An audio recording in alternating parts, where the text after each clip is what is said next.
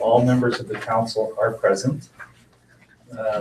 We're going to ask Ben Stanley to lead us in the pledge, and then Diana Anderson will offer opening remarks. Please rise and join me for the pledge of allegiance.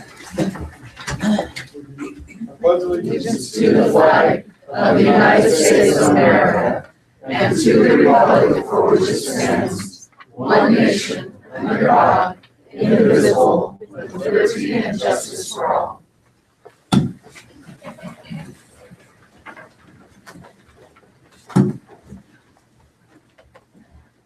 Our dear Father in heaven, we are very grateful for this opportunity that we have to gather as citizens of Pleasant Grove. We are also grateful for this town. We're grateful for the passion and the spirit of it and the citizens that make it work. And we ask that as we begin this meeting, that thy spirit will be with us, that we will make decisions that will be the best for Pleasant Grove in the long run. And we say this in the name of Jesus Christ. Amen. Amen.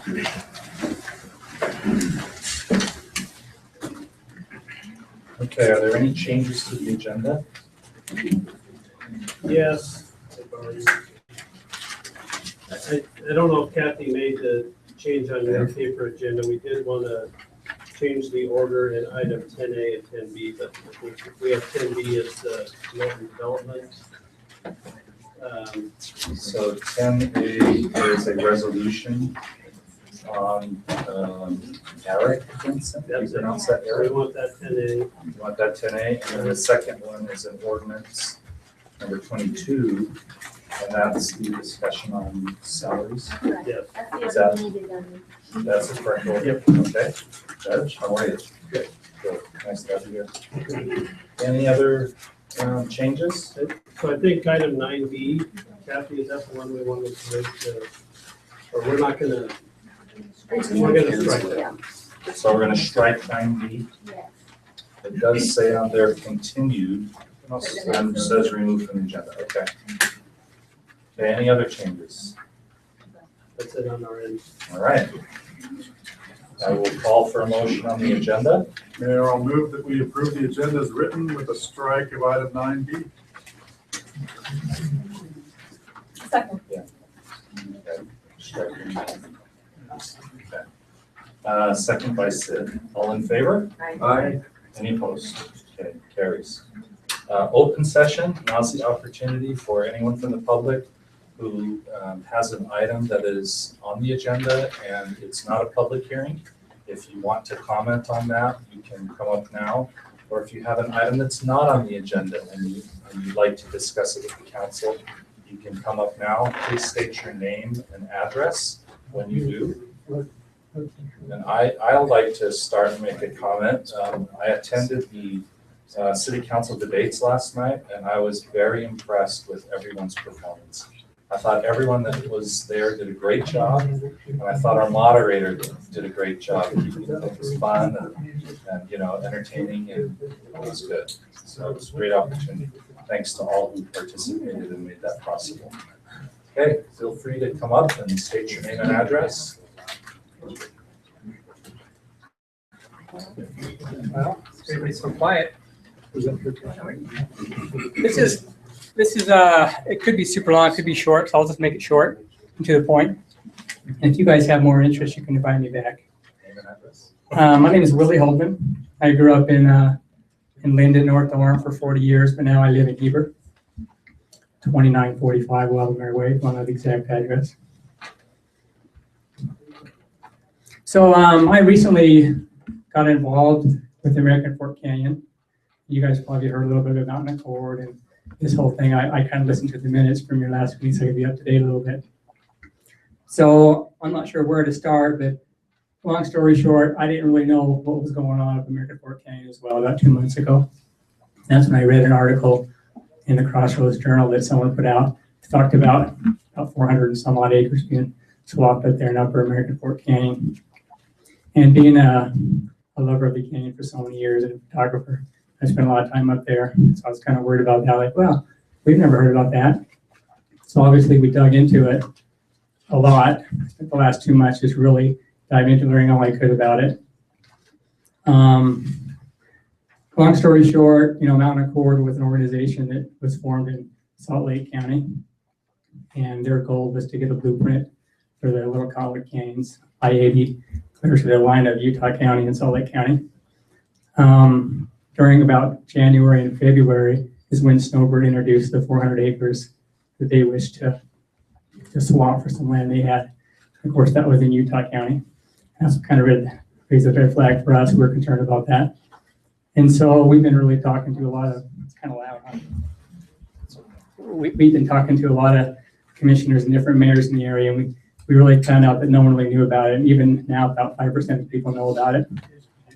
I spent the last 2 months in the canyon, personally myself, just doing interviews with my iPhone. It's just really been an awakening experience for me. And everybody I've talked to is really concerned about it. Number one, they don't know anything about it. And number two, they really don't want any development or commercial happenings in there. I know a lot of people are saying there's a lot of miscommunication and false information out there. But really, I don't think too much of this false that I've heard and I've come across. A lot of it's come to fruition. Now, to kind of bring up to speed, Mountain Accord did take the lands off the swap for now, which was a big plus for what we were doing on our cause.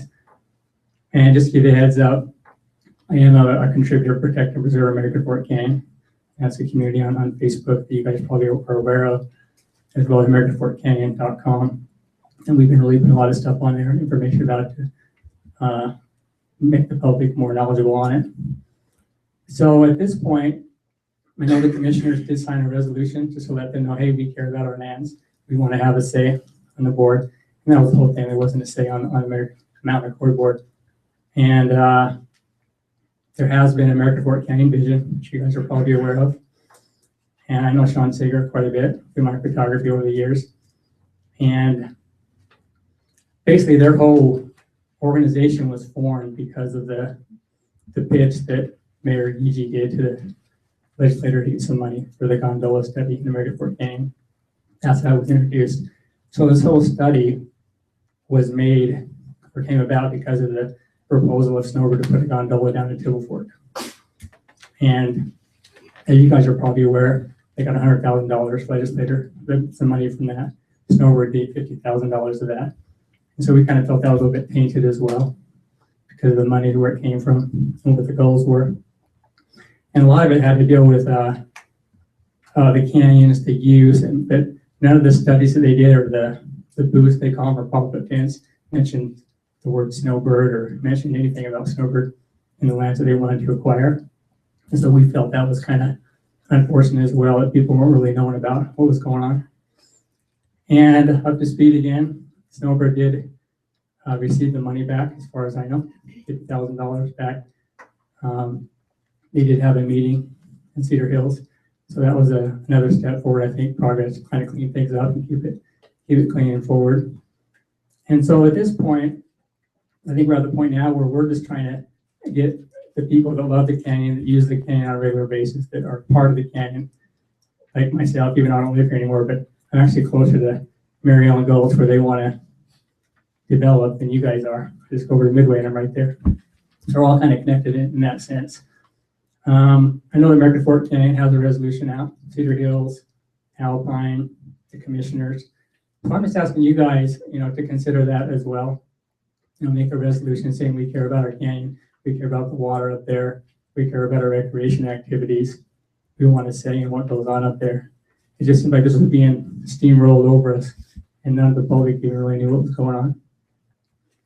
So that's kind of my spiel. I got tons of more information on it. If you guys are interested in hearing more what I know, I'm not an official agency, I'm not an official group. That's what's cool about it. I'm just the public. I use the canyon probably 2 or 3 times a week at least.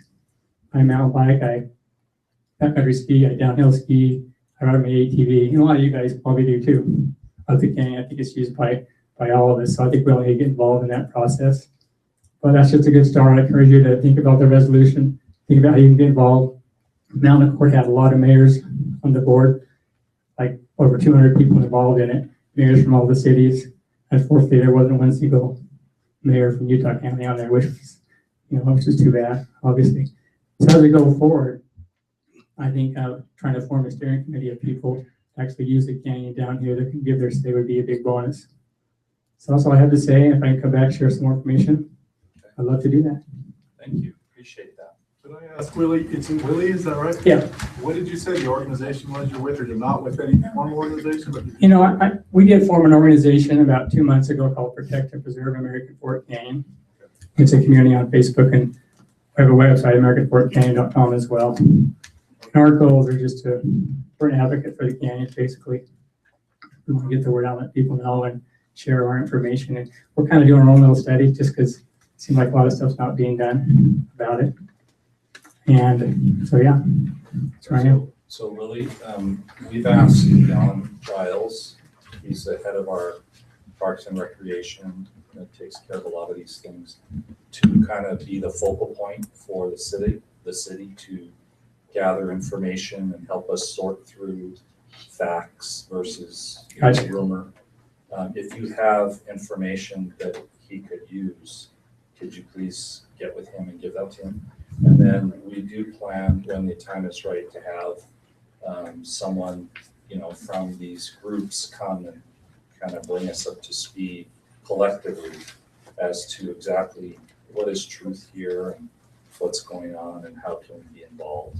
Yeah, it's a great idea. I think getting Snowbird to come down, Mountain Accord, these key players in there, and everyone's at the table together, so there's no miscommunication. Right. And we'd love to be invited to that too.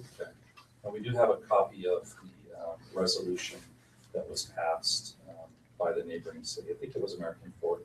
Probably American Forks. Yeah. And we haven't acted on it at this point unless you guys took action while I was away. No. We were trying to, but you came back too soon. I know. Hey, It's thank you okay. very much. Appreciate Thank you. Time. You gonna show us a picture Just real quickly, or? And by the way, this is the Willie Holdman. I don't know if everybody The has photos. a photo Yeah. of Willie Holdman in your Yeah. home, but I have 3.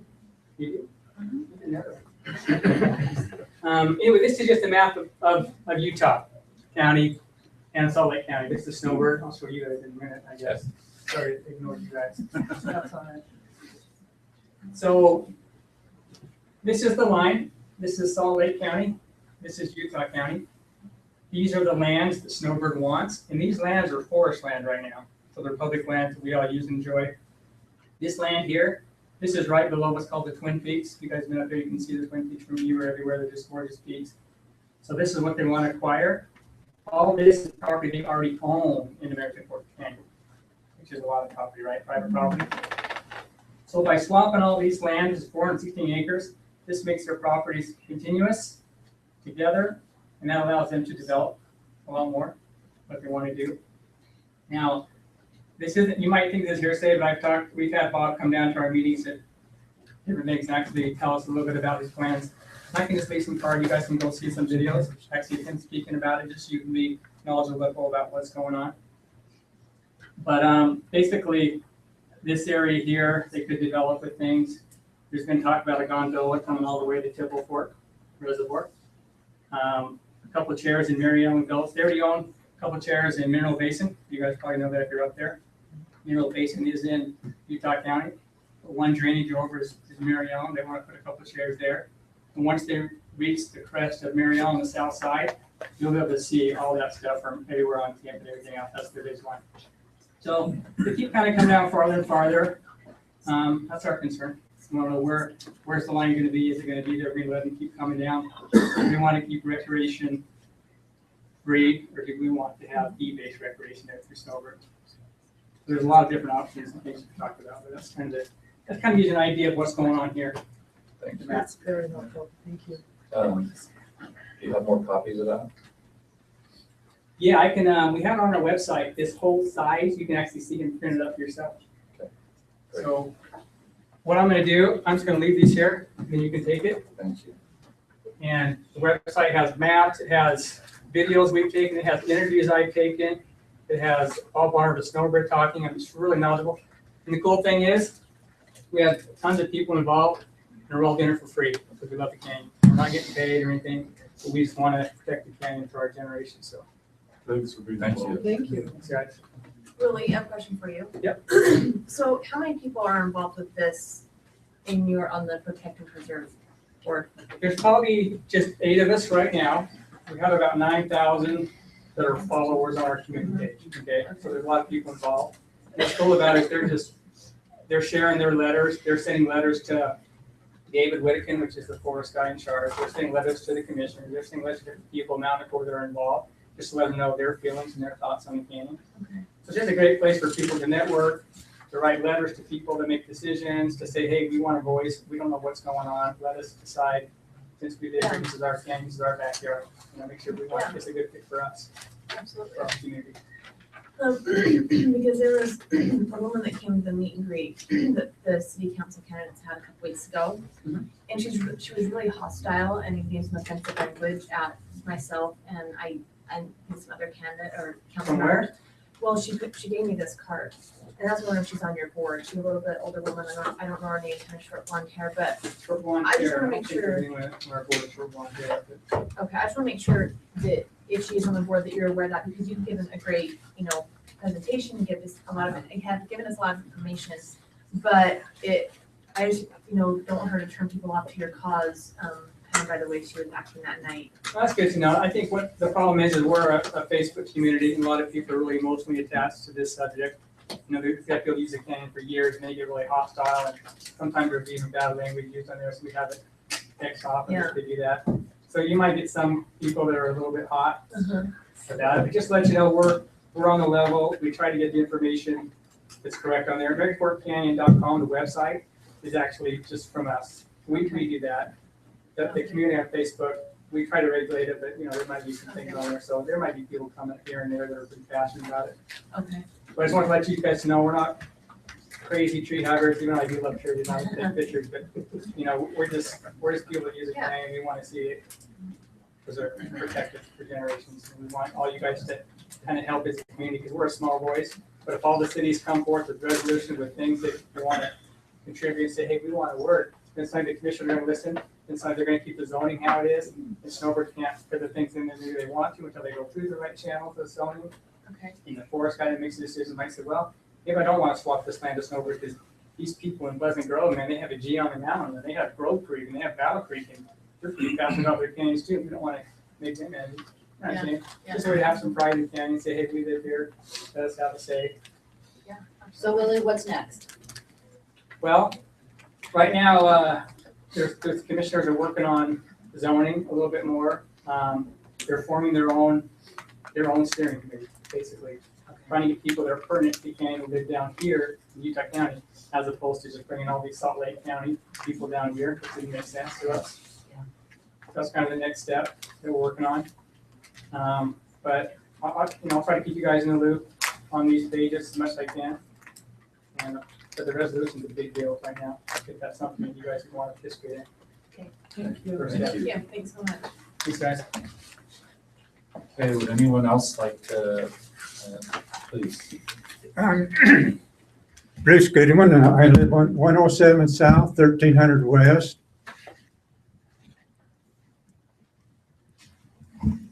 I got a waste ditch in front of my place. It's supposed to be owned by the city. I got flooded.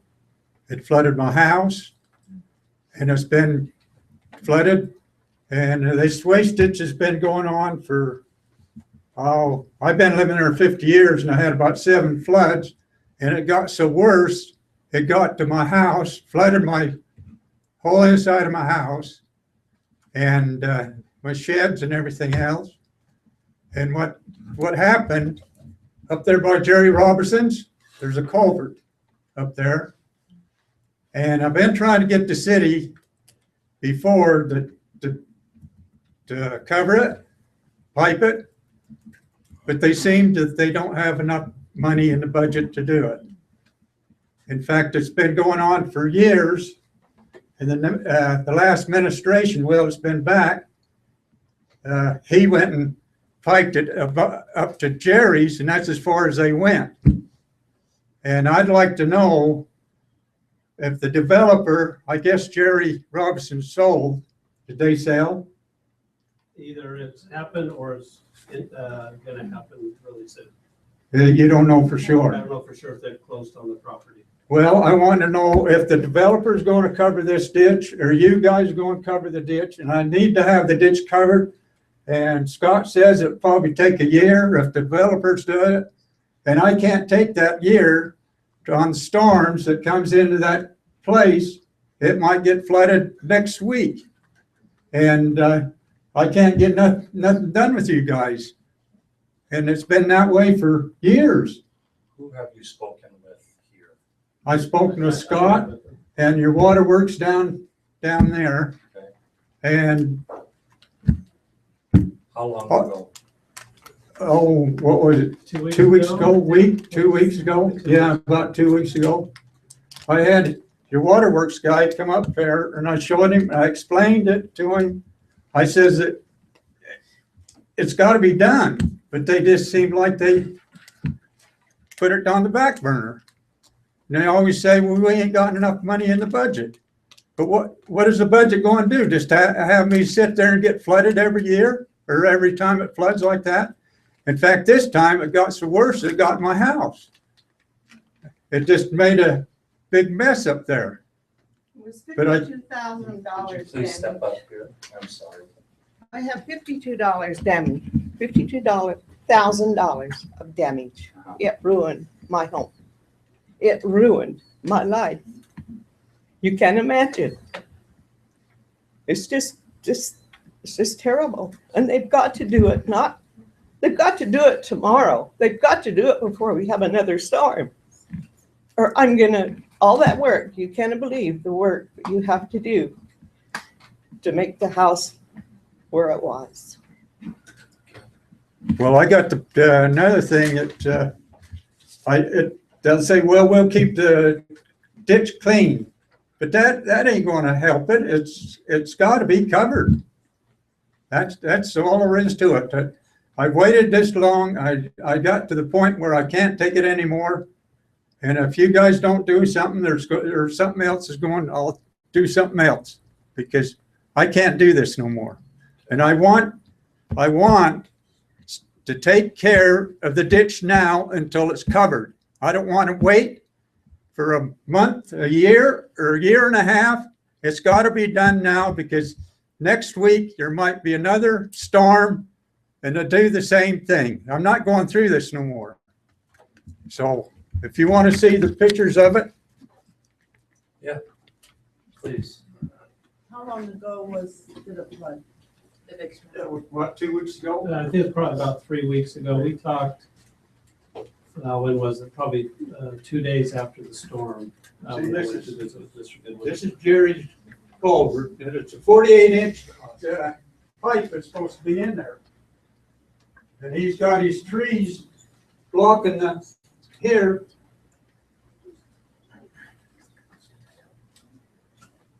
All right. Well, it didn't have to happen. That's the main thing. It never had to happen. They should have solved this years ago. But it seemed like they just don't. Then that next time, this is the worst part. It might happen, it's going to happen again. So where am I? I could respond a little bit, Would Mayor. you please? So we did meet with the Goodwins, John Goodwin and I met with Mr. Goodwin. Just after this, I was gone at the time that happened, but then I came back and we met. So the culvert that's just past Jerry Robinson's property that he's referred to is actually our storm drain pipe that runs down 13th West. It's a 42-inch pipe. It was piped up to the south end of the Robinson property, essentially. And there's a grate there, and we had a fairly good storm event that came down and washed some of the watercress that had grown into the ditch up a screen that then plugged off the pipe and went on Mr. Goodwin's property at that point. And so we were working on some other storm drain issues at the same time and went and got there when we found that it was flooding and pulled the weeds off of this grate. And it operates properly when there's nothing plugging it. We've since then went up and cleaned out the ditch. So we are anticipating the ditch will be piped with the new development that was just approved last week. there on the Robinson property. So right now they're doing phase 1. We're looking at trying to, some of this cost will be coming from the city to be able to pipe that ditch because we're oversizing it from what they might need, which might be an 18-inch up to a 42-inch. So we're planning on trying to get that ditch piped as soon as we can with that phase 1 project. So the problem will be taken care of at that point, not in the time frame that they're looking to do that. In the interim time, what we've talked with the Goodwins about, which they don't seem to be happy with the concept, but John Goodman has indicated to me that we will have somebody going there. We have people on call for this reason, that if there is a storm, we'll be going there to watch the grate to make sure nothing gets plugged in it. We've cleaned out the ditch, so the problem before was the watercress flowed down onto this grate, plugged it, and it flooded. We shouldn't have that issue anymore. We don't have watercress in the ditch. We've cleaned that all the way out for the unpiped section of the ditch. And so we should be able to manage that a lot better. I'm not sure if we have other points that could potentially get debris or something into the ditch, but we've got a plan for the interim time to try to maintain that. We don't believe that the pipe can't handle the flows. It's just if the grate gets plugged, it can't handle the flows. And so we're trying to come up with a plan for the interim time until we can get the development to do that. If the development for some reason falls through, then we need to have in our calculations another discussion about how we get that ditch taken care of. But right now the plan was to try to have them do the ditch as part of the development and us participate in our responsibility for that too. So I want a time period. I can't, just like I kept telling you, it could be that way next week or next 4 days, 5, 6 days. It could happen again. That ain't guarantee me that I won't get flooded again. And that watercress problem, that should have been handled in the spring of the year, and it was waited till I got flooded, and then they decided to go clean the watercress out. I mean, that's what you guys are supposed to do. You're supposed to maintain them culverts or them ditches. In fact, Jerry had to go out there and maintain the damn thing because you guys wouldn't. I don't know. That don't make sense to me. Why should I get flooded and then turn right around and then you guys go up there and take the watercress out? Does that make sense to you? But I want a guarantee of something to saying that they'll take care of that water so I won't get flooded. That's all I ask. Until you cover that ditch, I want a guarantee that it'll happen. You'll fix it some way so it won't hit my property anymore. It just don't make sense. When they come to do the ditch, when we were flooded, they only had 6 sandbags. 6. We called in. And then they brought 2 pumps. 1 pump wouldn't work. And you can't believe how fast that water. I called 911 and it was starting to come through my sliding door, my house. And then I hung up. It was clear in my front room. It was horse shit and cow shit. My house is contaminated. You've got to do something with that ditch now. You've got to, or it's going to do it again. I mean, all these homes up here, all this blacktop, all that water's coming down into my ditch. It can't handle it. You've got to do something soon. Did you have anything else? we do have some sandbags that are there as well now. So there's supposed to be a pallet of sandbags that we place there. So if there are more issues, we can try to correct it. But again, we think we've kind of tried to cover the cause of the problem right now, which is debris getting on the grate. What is the liability here? We've already, the insurance company has already settled the claim to the claim. Not enough. Did you have another comment, Scott? I just want to say, I don't think tonight we could give a guarantee. I think we do need to go back to the developer and see what their timeline is on putting this in so we can have a response for the good ones. And if it's a time that is going to be somewhat here in the near future that we can live with, then we would prefer we go that route and do that project at once, at one time instead of figuring out a different way to do that. If their timeline is too far away, then we could have a consideration of the city potentially putting it in and then recouping some of the costs later from the developer. You know, Is this piping on the city's master plan for the storm drain? I believe so, Yes. When? whenever the funding becomes available. How much are we looking at? I don't know that off the top of my head. I have not calculated that. I can look and see if it's in here specifically. Did you look that up? That's what, I prefer that we get time to research all this and present something back to you. I know Mr. Goodwin probably wants something tonight, but I don't know if there's a way we can give them anything solid tonight, because there is a little bit more work on our end before we can do that. What kind of time frame are you looking at, I Scott? mean, I'm hoping next Tuesday we could have Okay. numbers and answers and, timelines and things like that. And Scott will be in touch with you. It sounds like we've got some assurances that they can at least make sure debris doesn't accumulate in a storm. Marty, you said you'd have people go out and clear the debris that accumulates in the grade. So hopefully that's some assurance that it's gonna be not the same kind of problem in the immediate future, but we've got people working on. I hope so. But another thing, he says he'll clean out that gravel, and then he put some sandbags by Jerry's up, so it'll go it'll go in the ditch straight away.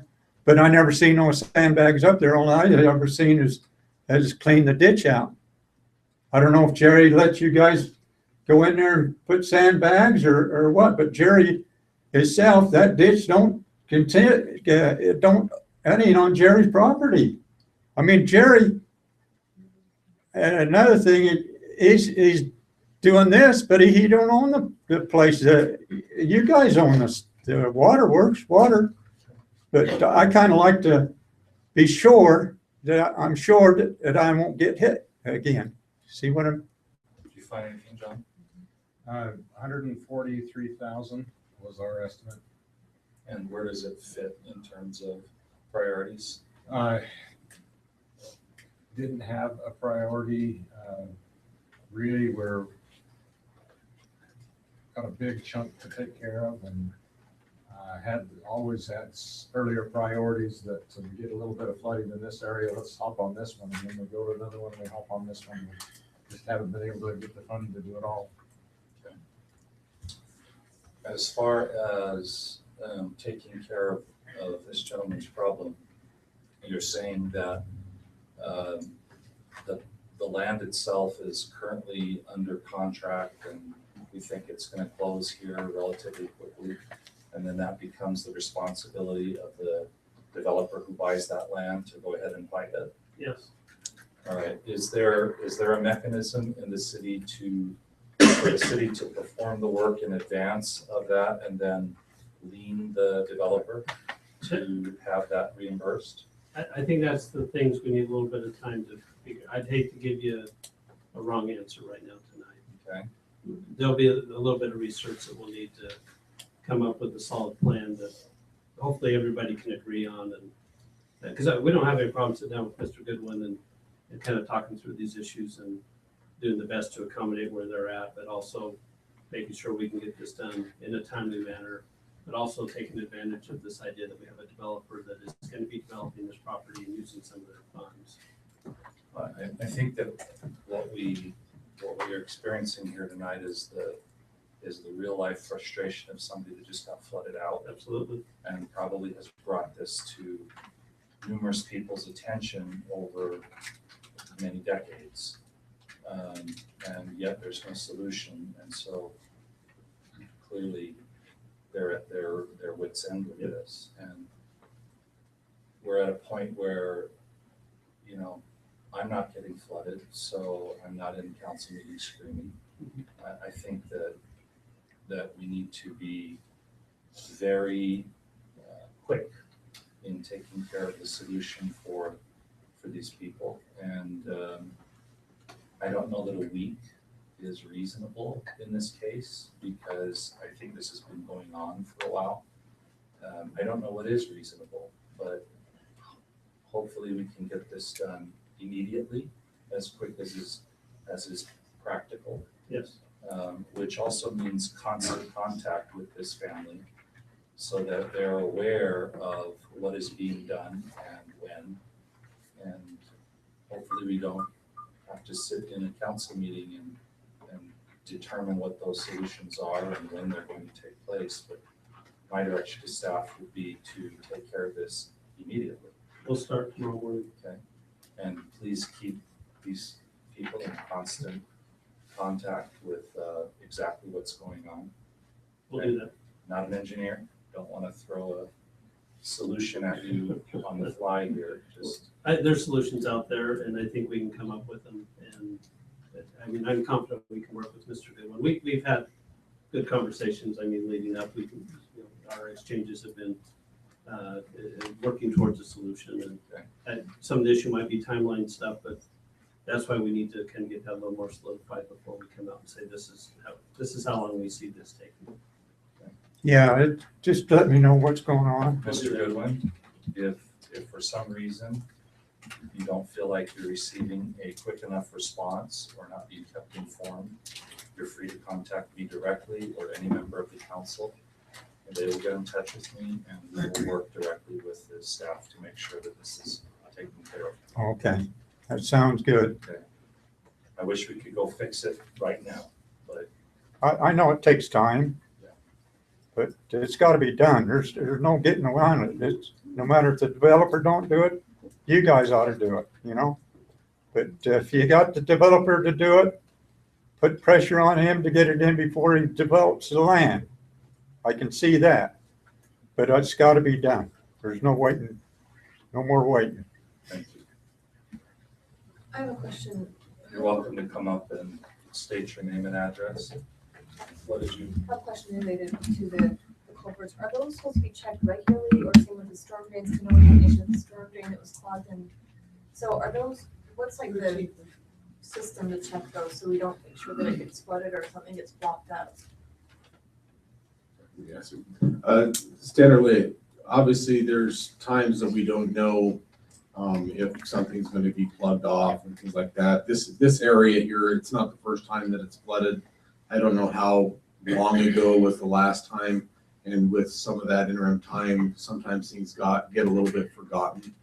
In this event, we weren't aware. It was one of our standard places to go look and to make sure the grade was clean.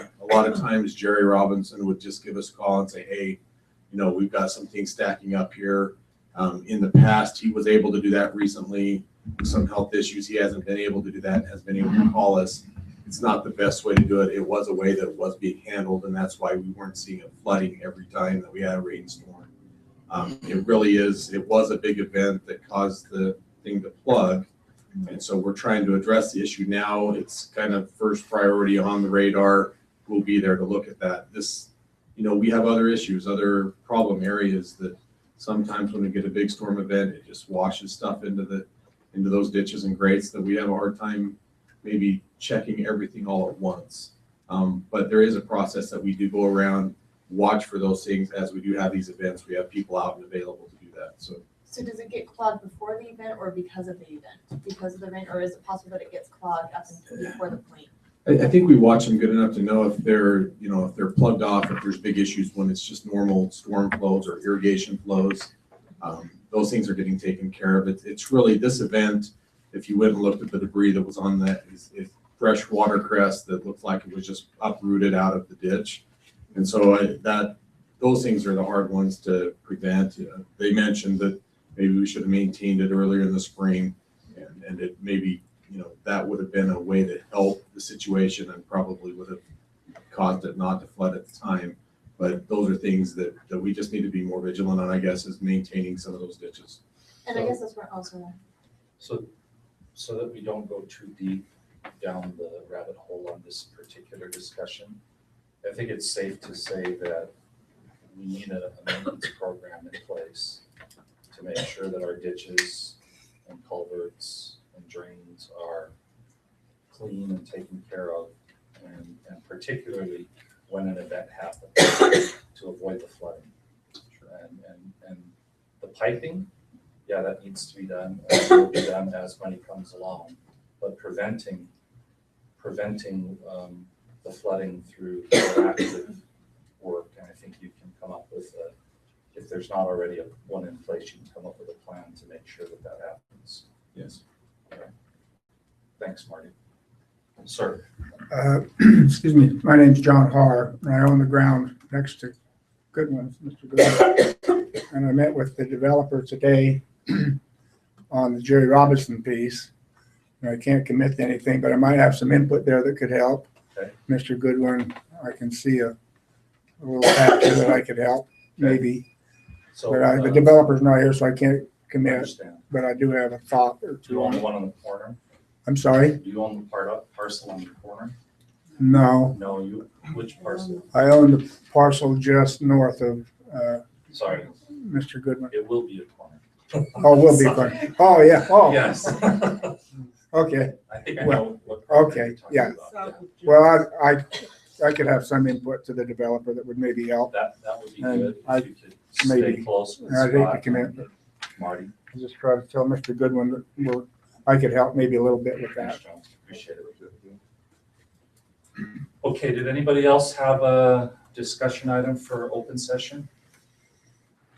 We'll take our bio break now. All right.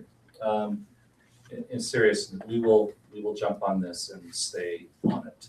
Make sure it gets taken care of. I mean, there've been promises before and they never come through, so, Well, I can give you my phone number and you can just call me directly. yeah. Well, I tried to call you, but you was out of town. That's okay. I have a cell phone. It works wherever I go. I need to talk to you in person, man. And you just call me on the phone if you're not getting what you need and you're worried about the progress, call me. Okay. I have Scott's cell phone. Yes. Things can happen rather quick. Yeah, I got Scott. Thank you very much.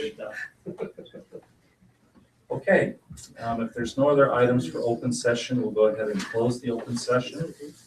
Move to item number 6, consent items. Are there any questions or discussions? If not, I'll entertain a motion. Mayor, I move that we approve the consent items. Okay, motion by Eric, second by Diana. All in favor? Okay, it's unanimous. All right, we're going to go ahead to item 7. I don't think we have anything down for boards and commissions. And then number 8, Judge Bullock is going to come and address the council regarding the full-time prosecutor position.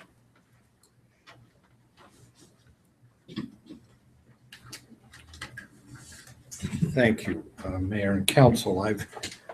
There should be there in front of you some summary report relative to the caseload of the court, starting with the year 2012. And I also have, if anybody's interested, they can come to my office and I can give them the report that has names of all these people, and so you can see them and see if they're your neighbors or people you go to church with. And but the purpose of why I wanted to address really came about as a conversation which I had with Tina regarding an issue that seems to come up with great frequency in the courts, and that is a prosecutor, part-time, is hired to come to court, and I believe that it's 20 hours, 25 hours, and they're there. We get them familiarized with the court processes and how I handle things in court, and they then announce that they're leaving. And I can tell you that in, I think, 23 years of me being a judge, I've probably gone through at least 30 part-time prosecutors. And it becomes a real problem because there's a learning curve when they first come which results in continuances of a lot of cases. Now, back in the old days when I first started this job, we did not have a lot of misdemeanors. Most of it was traffic, a few DUIs, once in a while the shoplifter, and that was about it. But we have graduated to the big city, and I see cases here, domestic violence and drugs, alcohol, driving under the influence. These cases take time, and I'm sure Mr. Stanley can attest to that. So, for your information, and it will be released, I serve on the Justice Court Board. We supervise, there's 100 and some odd Justice Court judges in the state. And at our last meeting, actually it was 2 weeks ago, the discussion came up regarding a Sixth Amendment study. Now, the Sixth Amendment is the amendment that deals with courts, right to counsel, trials, things of that nature. There is a national group that came to the Administrative Office of the Court and actually came initially to the Judicial Council. In Utah, we have as a result of an amendment to Utah Constitution, we created what is called the Judicial Council that oversees the operations of the courts statewide. It's chaired by the Chief Justice of the Utah Supreme Court. They came and asked if they could do a study on the Sixth Amendment. And specifically, they were concerned about whether or not courts were affording the right to counsel of individuals who appeared in their courts. And they went around the state surreptitiously. They didn't announce themselves to the judges or to the court clerks and watched and observed how judges, and they did this in the juvenile court, they did it in the district court and in the justice courts. And they came back with some recommendations. Now, those recommendations have not yet been released to the public. And I think, and this is only me speaking, but I believe that part of the reason why it is not is that the Judicial Council is attempting to kind of address this thing in an appropriate manner. I understand it will come out sometime in October. It will drastically affect the justice courts. There are some cases, and I won't bore you with these cases, but there are cases out of the United States Supreme Court that gives instructions as to when a party is entitled to counsel. Now, I've had some discussions about the cost for indigent defense. That is appointed counsel. Now, I don't have any control over that because if a party comes in and, for example, a driving under the influence charge has mandatory jail sentence or 48 hours of community service.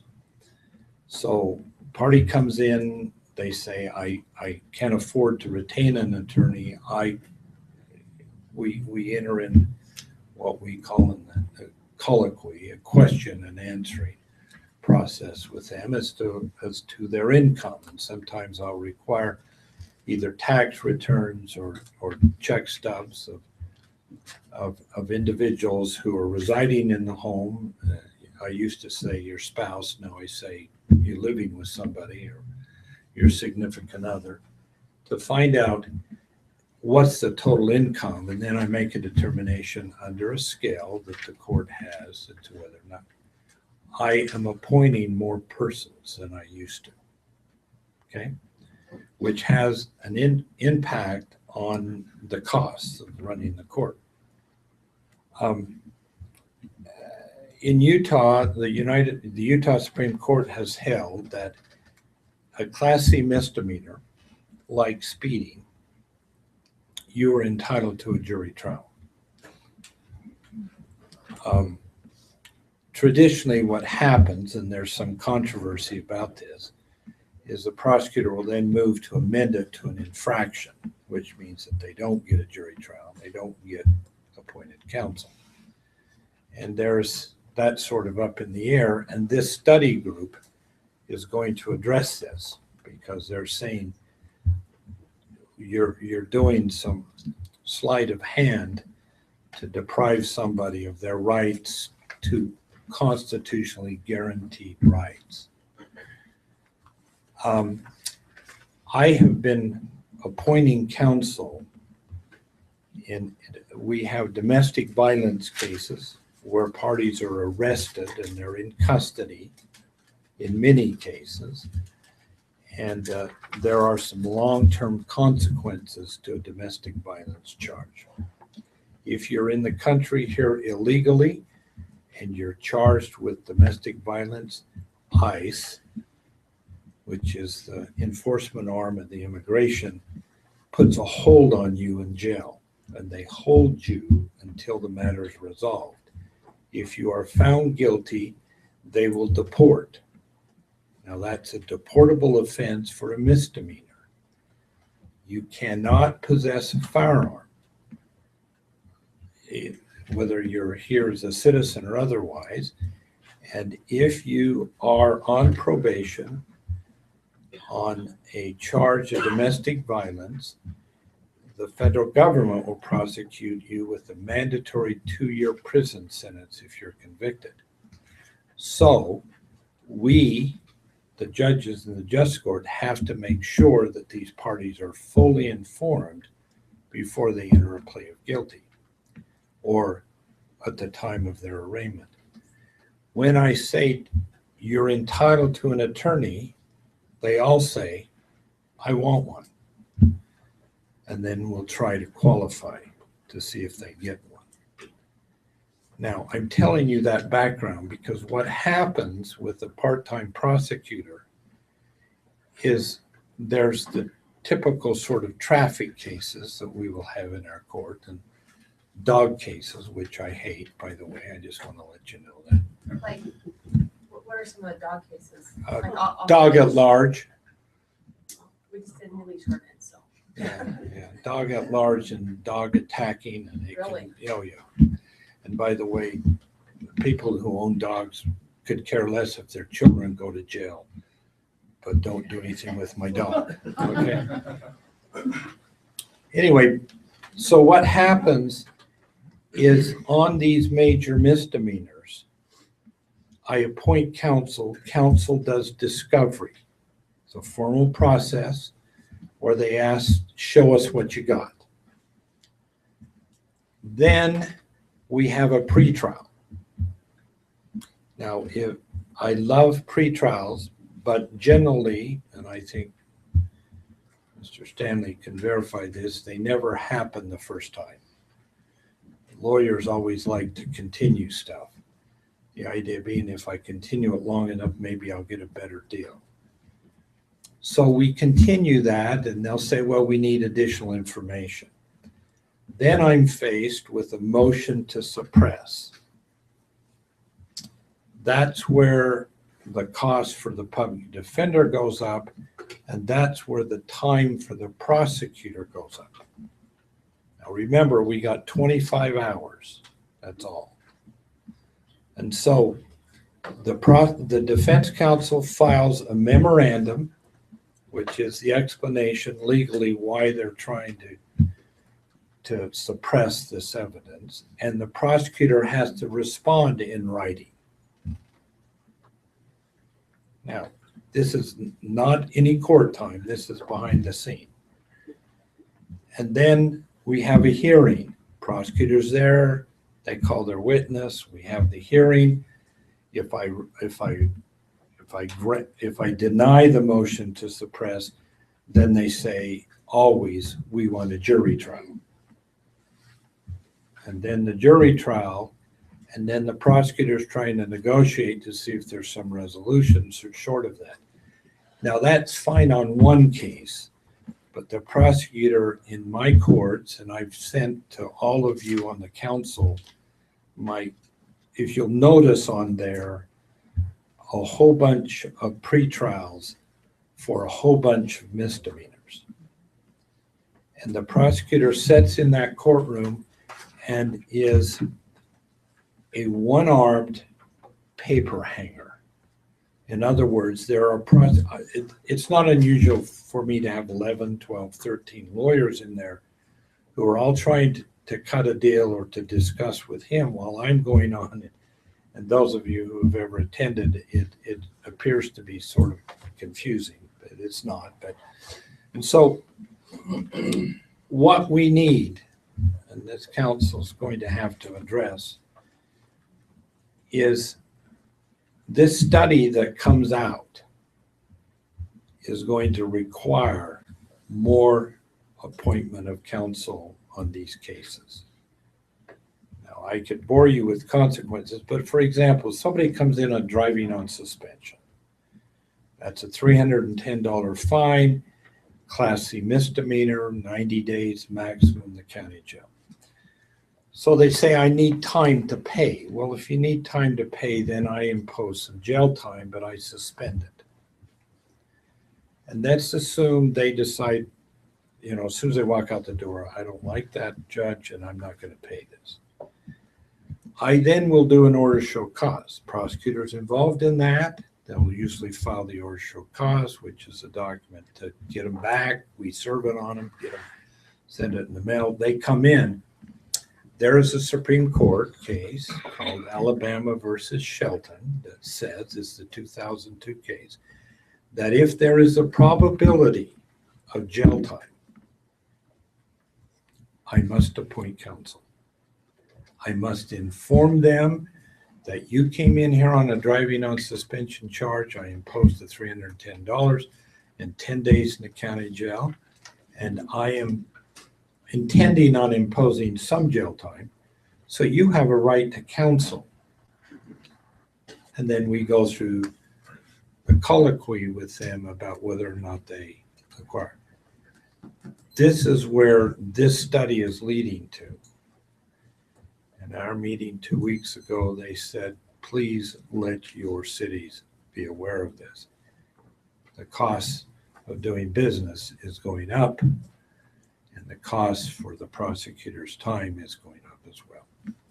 We need to consider that the city needs to address this issue, because this prosecutor we have now has indicated that he's looking. And I can just see what's going to happen. I mean, they'll take the job and they find out, 25 hours, that's okay. But to do a job and do it adequate, they cannot do it in 25 hours. You cannot do it in 25 hours. Judge, is it because of the volume of cases that they can't do it, the complexity of individual cases? But it's a combination of both of those things. And the cases are getting more complex. And along for the old days. I really wish, quite frankly, on a shoplifting case, the people were just stealing because they were thieves. I don't see that now. 99% of the shoplifting cases that I get in Pleasant Grove City are drug related. They're stealing to get something to trade it for drugs, and it's heroin because it's so cheap. And so the combination, if I know that, and they come in on that, I'm going to impose a 180-day jail sentence and put them on probation for 12 months, and the fine $680. And I may stay that to see, but I'll get a drug evaluation on a shoplifting case. And I have never not had that evaluation come back that said, oh, they don't use drugs. There is a recommendation for drugs. And so if my job is to try and affect people's lives positively, then I need to stay with that person on numerous reviews and get them in here. And then when they don't do well, immediate, you're taken into custody, you're going to go to jail for a few days. And then we're going to start this all over again. Well, that affects Tina's office dramatically. Reviews and reviews. And there are some of these people that I get to see more than I do anybody else in the city, because I see these people. In fact, I had somebody the other day who said to me, the first day you were on the bench, I saw you seen me and you seen my brothers and you seen my father. And I said, yeah, I'm fully aware of that. And I'm seeing you again. And he says, well, I'm going to prison now. And I said, congratulations, you made the big time. This needs to be addressed. And it's not something that can be put off. And I know the city's finances are not in the best of shape. We need more commercial and less multi-housing, quite frankly. Because Less crime. Well, People would obey the law, we wouldn't have this problem. That's true. But we do have a number of individuals in those places who are in my court. We're going to start keeping track on this. Be able to give you a report in about 6 months this time. Addresses. Anyway, any questions? I'll be happy to answer them. Yes.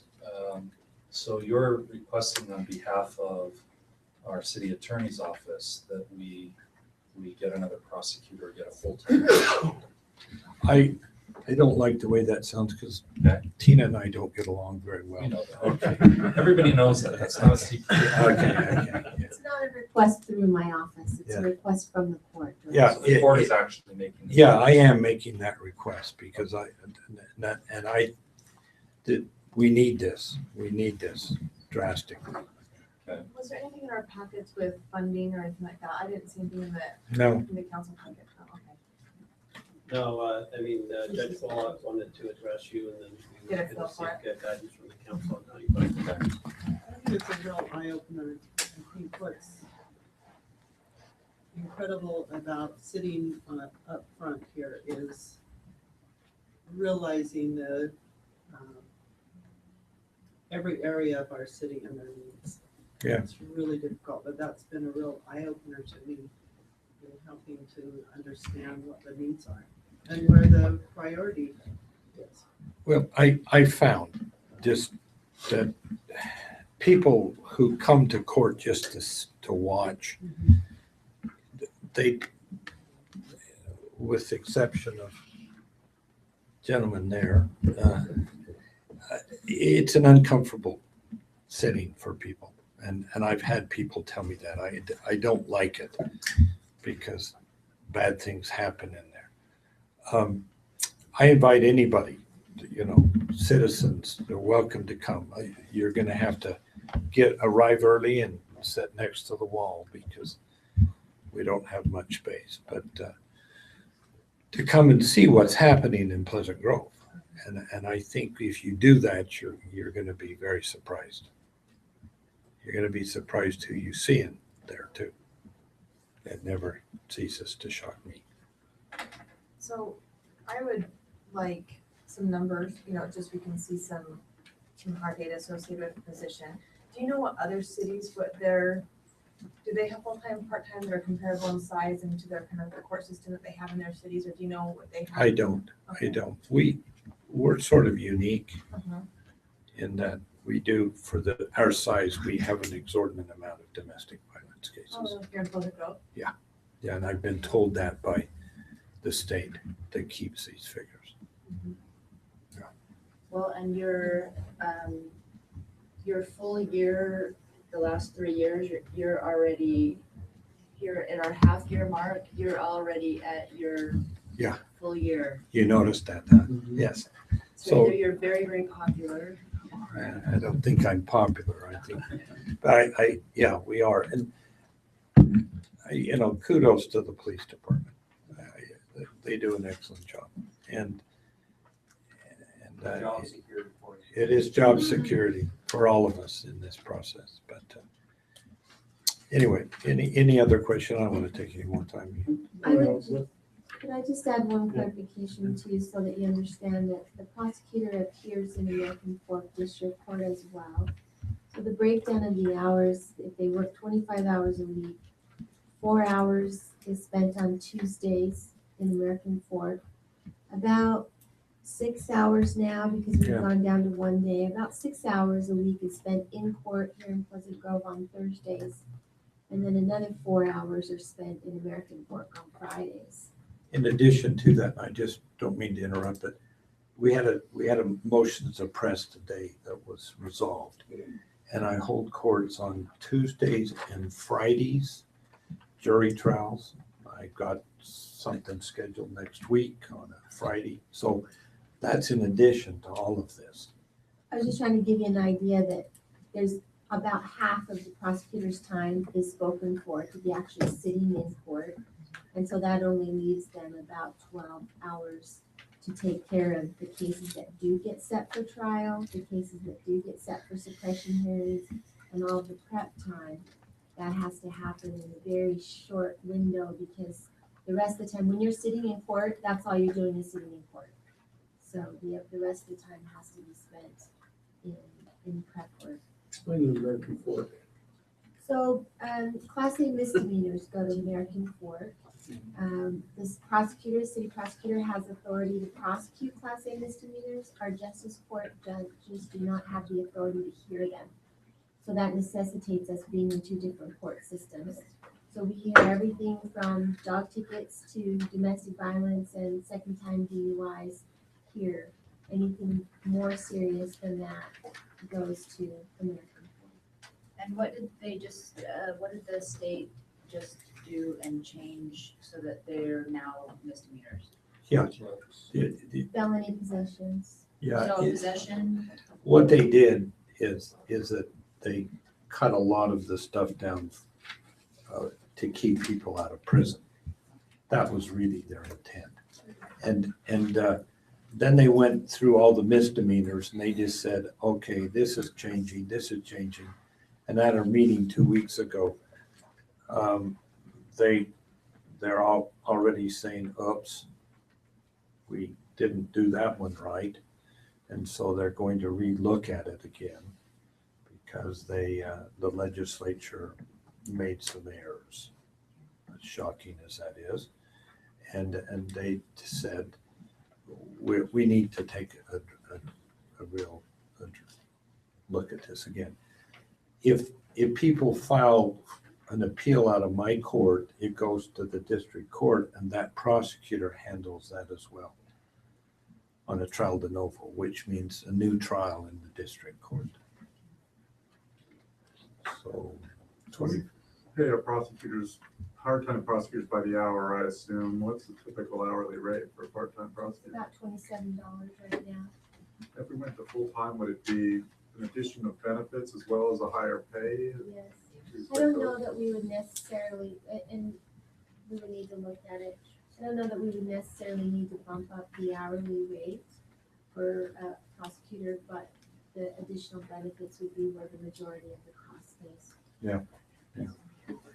And to last budget year, the budget year before, I think it was just last budget year, the 2014 budget. Dean did have a number early on of about $33,000 to $34,000 of additional cost to make a full-time prosecutor. And at that point, it was decided that there were other needs that had more priority, so that request was dropped. If that gives you some ballpark. Just to follow up on that, we have talked about this before, and it is a priority issue. We have personnel needs throughout the whole city. And so we can put the numbers for you and get it in front of you, just with an understanding that this is the latest one that's in front of you. There might be some other things that the council wants to consider. How soon, Yeah. how long would it take? That's something we could have next Tuesday. But we can't approve it until the next. No, you can Budget? approve it. Okay. It's just a budget amendment. Okay. It's saying, okay, we're gonna now add whatever that X amount of dollars into the budget. Is So the the, council has that ability. is our attorney now interested? I have no idea. I've never spoken to him about it.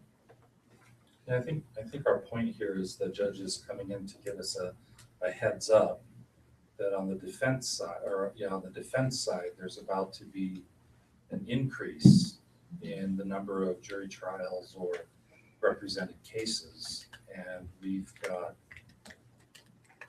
one guy, part-time. Yeah. Workload's about to double. So you'll know in October. We'll know in October. I'm going to a conference this Friday again, down in Cedar City, and they said they would try and give us sort of a narrow window about when this report's going to be released, because the Chief Justice came down to our conference when this was discussed and said, basically, be prepared. Some of the added caseload, I think you're gonna start to see immediately. It doesn't come into effect until October, but our county attorney's office has taken a stance at this point that what's happening is it's retro to what's in the system right now. So all the defense attorneys are just postponing all their court dates till after October.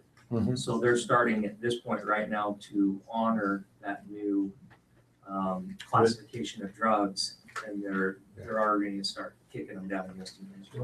Wasn't Jeff just here last week giving you guys an award? So we're gonna get hammered big time. It comes with a new workload too. Well, yeah, so October will get hammered, but instead of them having this windfall of cases that are now all being postponed to October, they're telling the defense attorneys will honor the changes at this point and start. They're gonna be charging them since they're still in their system, but it's gonna kill us. So are they gonna get pushed to AF or are they gonna get pushed to PG? Well, the drug-free Both. zones that are right now Class A misdemeanors that we hear in American Fork, basically no more drug-free zones. So those will all get pushed down to Judge Bullock's court as Class B misdemeanors. And all the third-degree felony, simple possession cases, heroin, meth, that type of thing, they're going to be pushed down from the felony to the Class A misdemeanors. So we'll have an increased caseload in both Good. areas. To give Are you you, still handling Linden? Yeah. And so what does it look like over there for your workload? same. Same? It's gonna double in both Oh, yes, places? yeah. To show you the legislature's problem, on possession of marijuana cases, you could be charged with a Class B misdemeanor for possession of marijuana up to 99 pounds. Now, according to my figure, how much does a bale of hay weigh?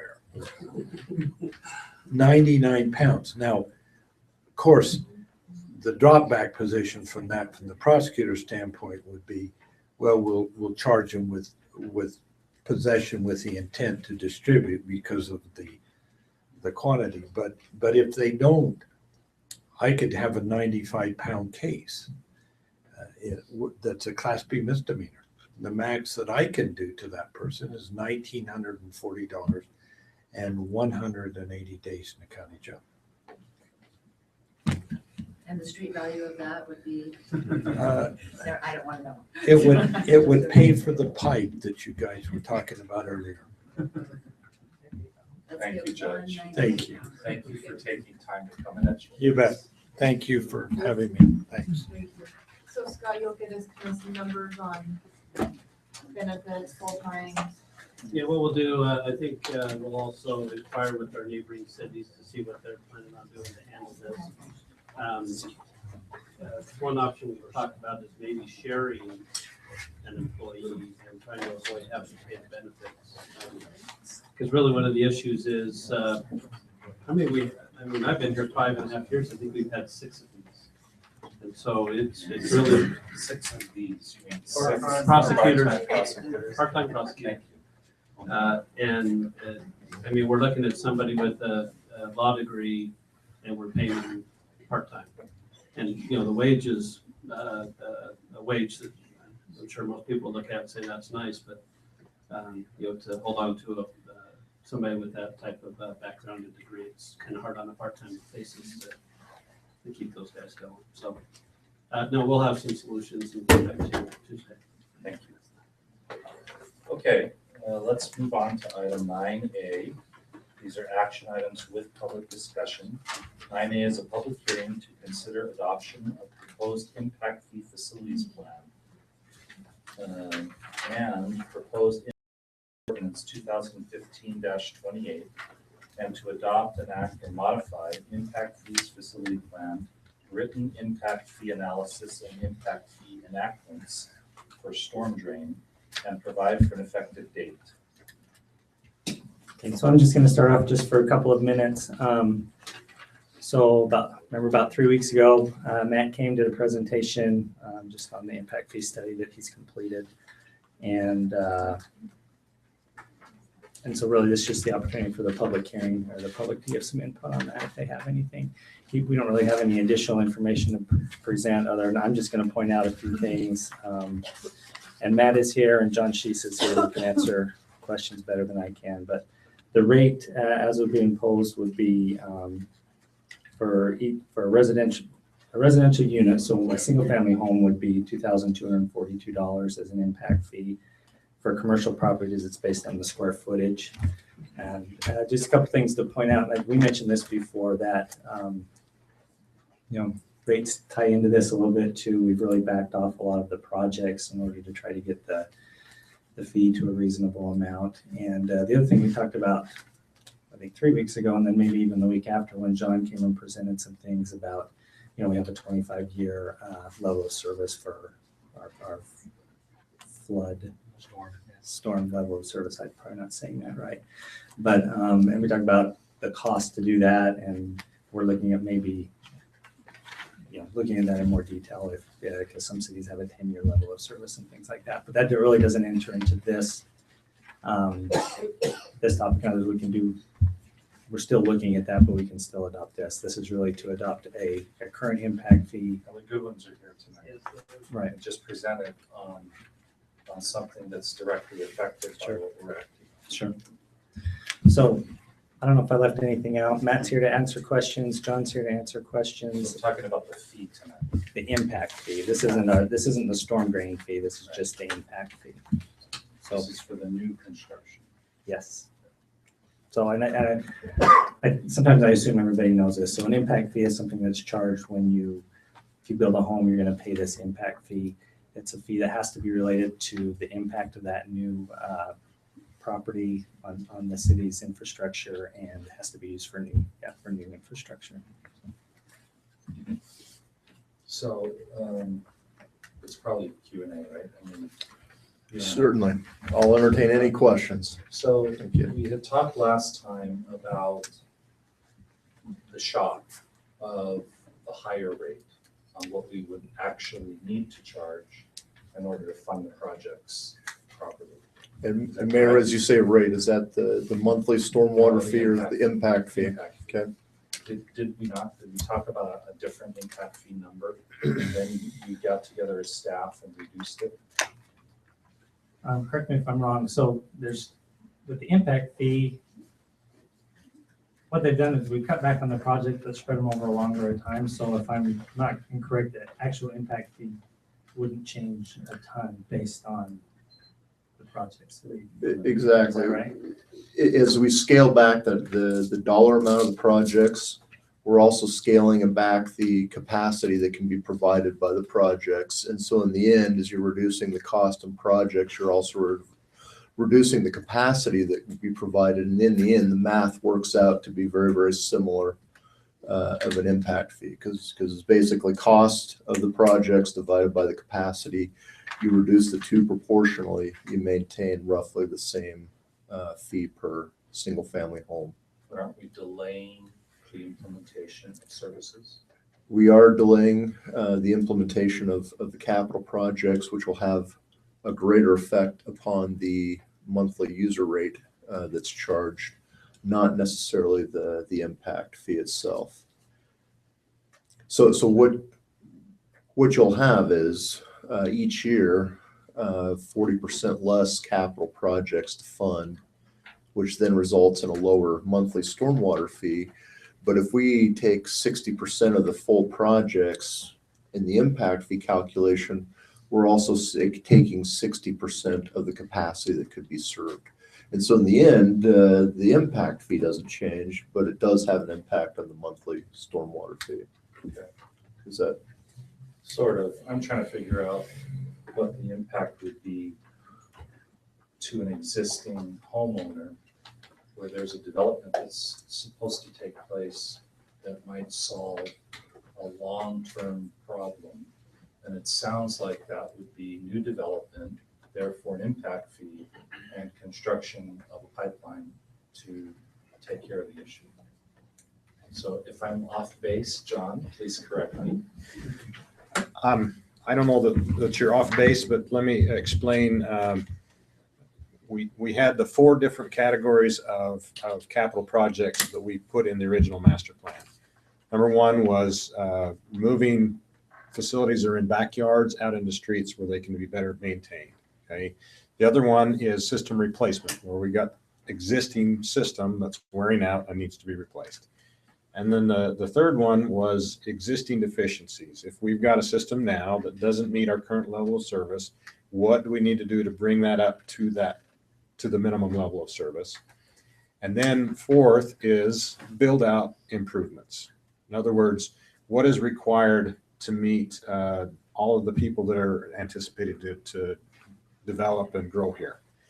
And so those 4 different categories. And what we've done in the impact fee analysis, it says, well, the first 3 need to be funded by existing people.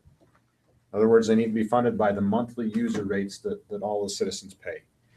And that user rate really needs to skyrocket to be able to fund everything that's in the plan here. And so what we did is we came back and says, okay, what can we reasonably expect to raise the monthly user rates to at least get something going? Maybe we can't fund everything, but how can we raise the rates to do some of these high priority projects? And what we settled on was we were going to drop the system replacement, we're going to drop the backyard replacement, and we're going to decrease the system deficiencies and the build out projects by 40%. And that was based on what the user rate was going to be, not necessarily the impact fee. The impact fee will probably not change very much if we could fund everything else. If we had a user rate that could fund everything else, then the impact fee probably wouldn't change very much. And so that's the dilemma there is how much can we fund? What priorities do we fund first? How do we obtain the funding to do that? That's kind of where we're at. What of the 4 buckets does the pipe that the Goodwins are dealing with, where does that fall? That particular segment is kind of a hybrid between 3 and 4. It's an existing system deficiency, but if we go and build and take care of an existing deficiency, we're not going to just build it for now, we're going to build it for the future as well. And so there's a component of impact fee associated and a component of existing people need to pay for that. User rates pay for that. So 140 grand. Yes. Go ahead, John. 140, how does that break down? I will need to open the, Thanks. actually, I'm not sure if I've got that in here.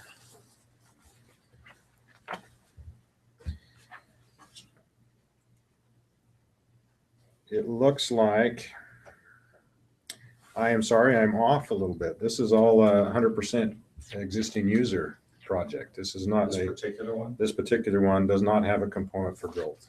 So it has nothing to do with impact. That's correct. Now, what about the development? They're only going to take care of the part for their own growth.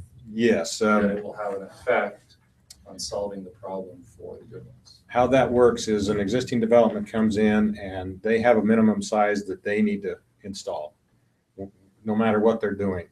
And so they install that a minimum amount, and the city comes in and pays any upsize for areas outside of their development. So their portion would be the minimum size, and the city portion would be the upsize to the 42-inch.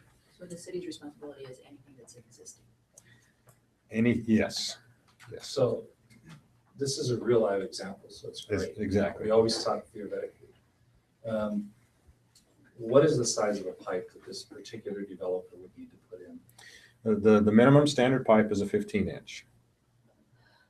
Is that what this particular developer would have to install, a 15-inch? That's what they would have to do if there was nothing else in front of them. Right. Yes. They would put in at least a 15-inch to support the water coming out of their top. And then the city would upsize that to the 48 and pay the difference. Correct. Yes. So isn't the majority of the cost the city's? Yes. Like, how much? Well, In dealing with water, I know it's not just, you add an inch, I mean, it's exponential, right? it is. So we haven't looked at, I've let the developer know, and so they're moving forward to construction. And I said, we need to have this discussion about this particular item, because the vast majority of that cost is ours. We need it to go in, and I've expressed the desire to have the entire pipe put in with the first phase, and so we haven't sat down and really analyzed what his bids are from this contractor to see what the total cost will be and what the breakdown will be.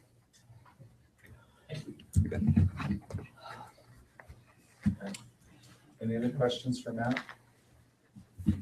Is that something though, the data that we can find out by, as we're doing the research? That's all the stuff we're That's gonna part do of it, tomorrow okay. morning. There's a little bit of analysis. 7 a.m. 7 a.m. We can come up with a number, even though it may be a little bit different. Okay. What is the pipe size to the property to the north? 40. It is 42. Oh, you in front of the existing homes? Right. So it's 36, it needs to be upsized. Yes. John Terry's house.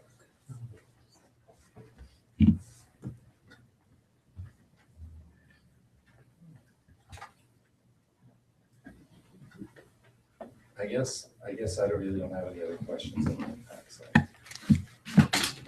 I have more questions about user fees than I do impact. With that, we'll wrap up then. Thank you very much. Appreciate it, Mayor, I do have Council. one question. Is that impact fee comparable with cities that are near us? So generally, we don't do it out, I mean, our needs are our needs. Okay. So I don't know if you know.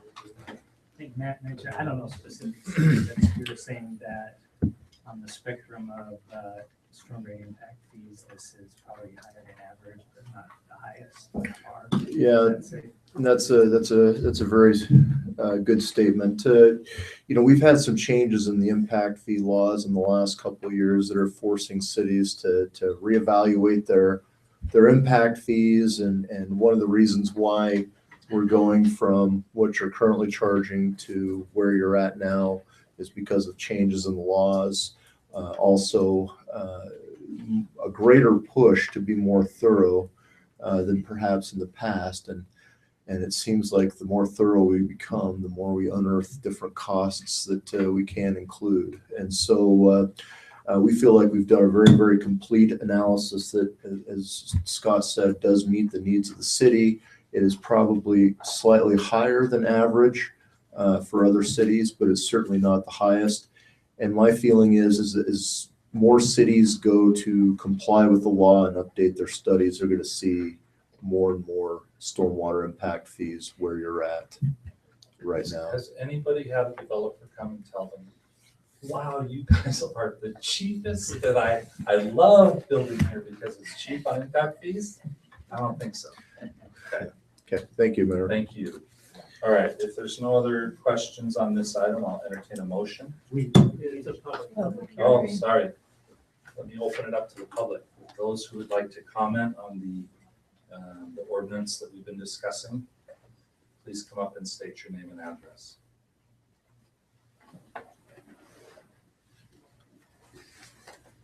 I just want to ask an explanation. Molly Andrew, 1125 Sage Drive. And John or Marty can do this. So when I went home and was talking about this with my husband, who's an engineer, and I'm like 25-year flood, 100-year flood, he broke it down for me in percentages so that I could really understand that it's not going to happen once every 5 years, but there's a percentage that it could happen this much of a year. Does that make sense to you guys? Did you understand that? No, I was just the blonde in the corner. Well, I thought it was how many inches of rain fell, how fast. Anyway, it's because I live with the plaid that I had to ask that. But you guys don't have plaid on, so you totally negate that engineering theory. Anyway, I didn't have a tie that went with plaid, so I. they never do. Okay. Anybody else from the public want to comment or question on this item? I was wondering on that storm drain you're talking about, that raises our storm drain fees? No. The part that we're talking about right now is an impact fee for new construction. Okay. The user fee that they mentioned, which is not part of this, that's the one that would raise Okay. raise or lower the rate. Because we're paying now, we're paying for storm drain, you know, everybody in Pleasant Grove pays it. Everybody pays. So- I pay, you pay. That's the reason I was just asking. Right. Okay, anyone else?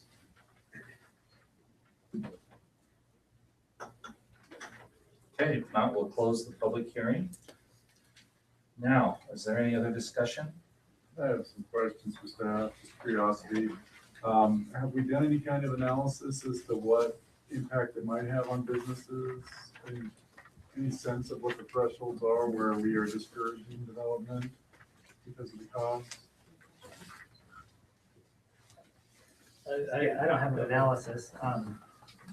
My experience is it's more based on, in times of high demand and high construction, the impact fees are less important than in slower times. But I don't have an exact analysis on.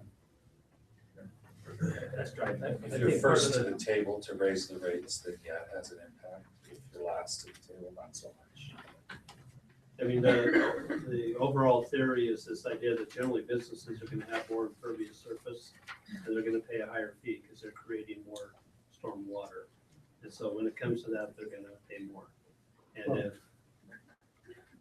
sorry. No, I was just gonna say, and I don't think we pointed out that if you're down in the Grove area, they have that 100-year detention, so they're doing that already, so their impact fee is much less than this. Is that saying that right, John? If you remember our discussions from a couple weeks ago, you have 3 different categories. You have residential, which will pay the rate as shown, and you have commercial, which they provide some of their own detention under current ordinance.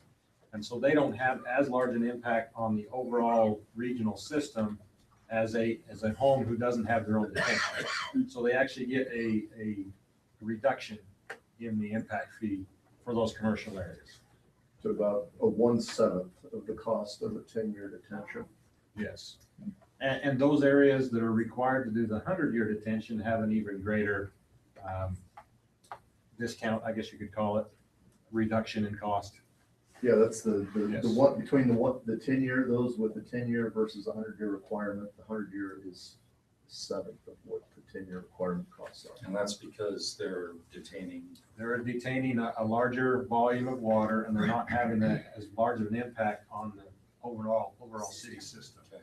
So the impact on the commercial users, I don't see it being really huge. I haven't done an analysis either, but. So single family homes. Yeah. By the way, just out of curiosity, when does one pay their impact fees? Is that at the beginning of construction or at the end when it closes? With the building. With the building. Yes. Okay, any other questions? Ben? I'm good. All right. Anybody else? No. I'll entertain a motion. I'll make the motion that we adopt the proposed impact fee facilities plan and proposed impact fee ordinance 2015-28 and to adopt and enact modifying impact fees facility plan, written impact fee analysis and impact fee enactments for storm drain and provide for an effective date. And I'll second it. Okay, motion by Cindy and a second by Diana. Ben? Yes. Sid? Yes. Eric? Yes. Cindy? Yes. Diana? Yeah. Motion carries. Thank you. Thank you.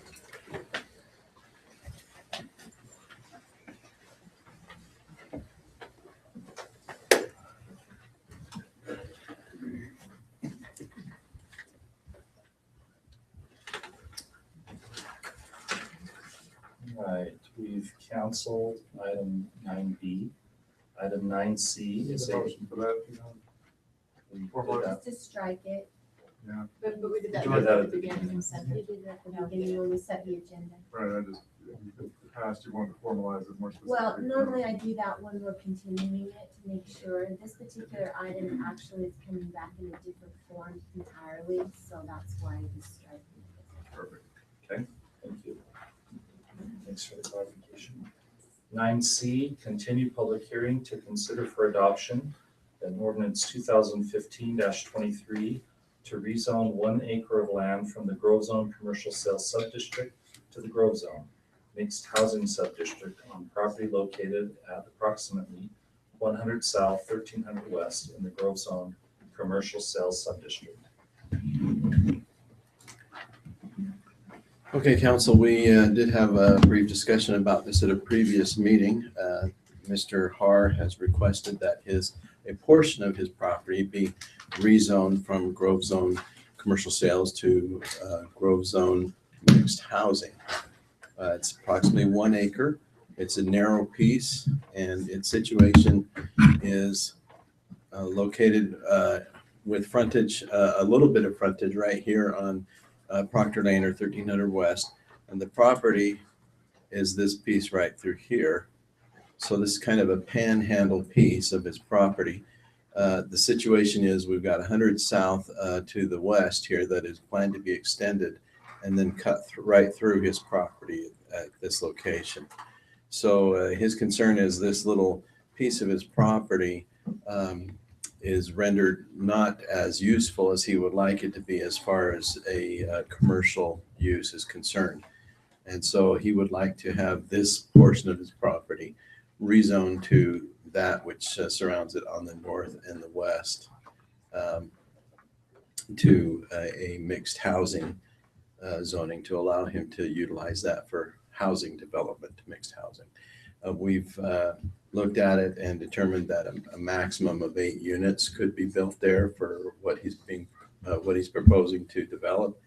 Of course, that would depend on a lot of different factors, the size of the units and such, but the condominium style townhomes that he's proposing, a maximum of 8, 6 to 8 is what most likely could occur there. So Mr. Hart is here tonight. See if there was anything else we had. Yeah, there's the aerial that shows that same property. I think our concern, if I remember from the last time we discussed this, was there's currently a hard line where 100 South is that delineates mixed-use housing from commercial sales. Is that correct? Right. And that this property is to the south of that. It's inside this commercial sales. Right. And the concern also was by developing did you say 1 acre? Approximately 1 acre. Approximately 1 acre. We then end up with another 1 acre just adjacent to it, which seems like, okay, how does that get developed? Yeah. That's Mr. Goodwin's home right there. That's my home. Okay. And so if he's changing these zones, how come you just don't change mine too? Because it's all commercial. So And I this was a concern that the council raised, is that you've got 1 acre to the north, another acre to the south, and it's currently all zoned commercial sales. Why are we doing something different with 2 parcels? Then in the future, it might be better to do the same thing with both. Okay. I think that was the question. So since Mr. Har, the applicant, is here, perhaps he can best address his. I think that's great. Okay. We just cut right to the chase on that one. Okay. Mr. Hart? Yeah, in meeting with the city prior to these meetings, they looked at the parking wasn't sufficient for commercial for my piece. And so I had approached the Goodwins with the idea of maybe buying theirs and doing something, but there's no interest there, they said. And so it kind of tied me up, and so I couldn't do anything. And so I've got a 1 acre piece of ground that I can't do anything with. And it's next to the development that's going in, just south of the one that we've been talking about a little bit. The Jerry Robinson piece is being developed, and so I could kind of marry that in, I thought, and have it look like that, the design would be similar to theirs. It would look like a continuation of theirs. That's the answer. God, I can't do anything with it. You're a real estate gentleman and also a land developer yourself. You have many, many years of experience in this. I've got a lot of years. A lot more than I have. So I guess the question came up is when you, from a city planning perspective, when you have commercial sales all through here currently, the way this is designated. Not across 1300 West, is that commercial? I'd have to look at. I was told today that it was. Well, this right here is mixed housing. This is Proctor Farm. Yeah. And what is here? Besides Mr. Proctor, what is it selling for? Is that mixed housing? Mixed housing. Okay. We're looking at rezoning that, is that correct? Correct. So this parcel here is being looked at to put into this commercial sales. All of this up to that where the 100 south would go, and I think it clips the corner here of your 1 acre. It does. And then comes down and bifurcates your land. So you'd end up with two parcels there for development. We've already got this development in place. If you're in a commercial sales zone, why does it make sense to peel off 1 acre and develop it as residential and then leave a narrow strip that's now landlocked as commercial sales? I mean, if you had Well, frontage. because there was no interest in selling that other piece. So what do I do with the acre? I understand. While I don't know what's going to happen to the Goodwin piece. I don't know whatever is going to happen to that. Ever. I don't know. So I was trying to do something now is all. It would, I explained, I think, to Mr. Goodwin that it would be better financially to him. And the developer of the Jerry Robinson piece today was saying the same thing. But they've been there a long time and they enjoy the area, I guess. So they have no interest. They've talked to me about selling. So why hold me hostage until I don't know what's going to happen to that piece? There's no time frame at all as to what can happen there. Maybe it's Mr. Her or Ken. Give me the limitations again. I just want to know the limitations on retail again. That's what I was. I think what's being told is that you can't meet parking requirements with the size land he has for any sort of commercial development. So I think what Mr. Har is saying is, if that stays commercial sales, I can't develop that property. So I'm asking the city to change it. You can't develop it today. Today. Yes, today. Thank you for saying. Yes. And there's no time. There's no time frame that you can. Right. Well, unless other people change their minds. Yeah, I guess. Based Any other on. questions? Based on.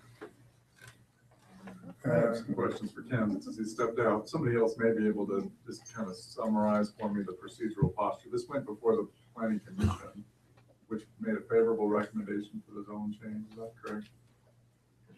Okay. That's right. Yeah. What was your question then? Sorry. Just procedurally, had this already been, my understanding was it had been before the planning commission and they favorably proposed and recommended the change. So I just wanted to understand that, make sure I had correct understanding of of the recommendations from our planning commission. I'd like to hear from the public. I have other thoughts, but probably after the public comment. Is the piece that's there mid-block across from the Proctors, is that it's the residential Right there. youth? Mhm. Okay. Facility, which is considered a commercial. Oh, It that, is are you commercial. talking that? It is. It is considered a commercial. Is that the treatment facility Yeah. for alcohol? Okay. Yeah, and just to orientate you, this is the property that David Adams owns, this is the Carter's, and then the property we own is just right down here. This, at one time, was a proposed development of a commercial nature retail. My piece would utilize both sides of the new road you're proposing to go in. It would give use to both sides of the road instead of just the north side of the road. There's a point where there should be a laser pointer right there. Here? No, the blue. Oh, If you point at what you're talking about, we could. well, we're putting it there, they are putting a road in here that goes in and down. Correct.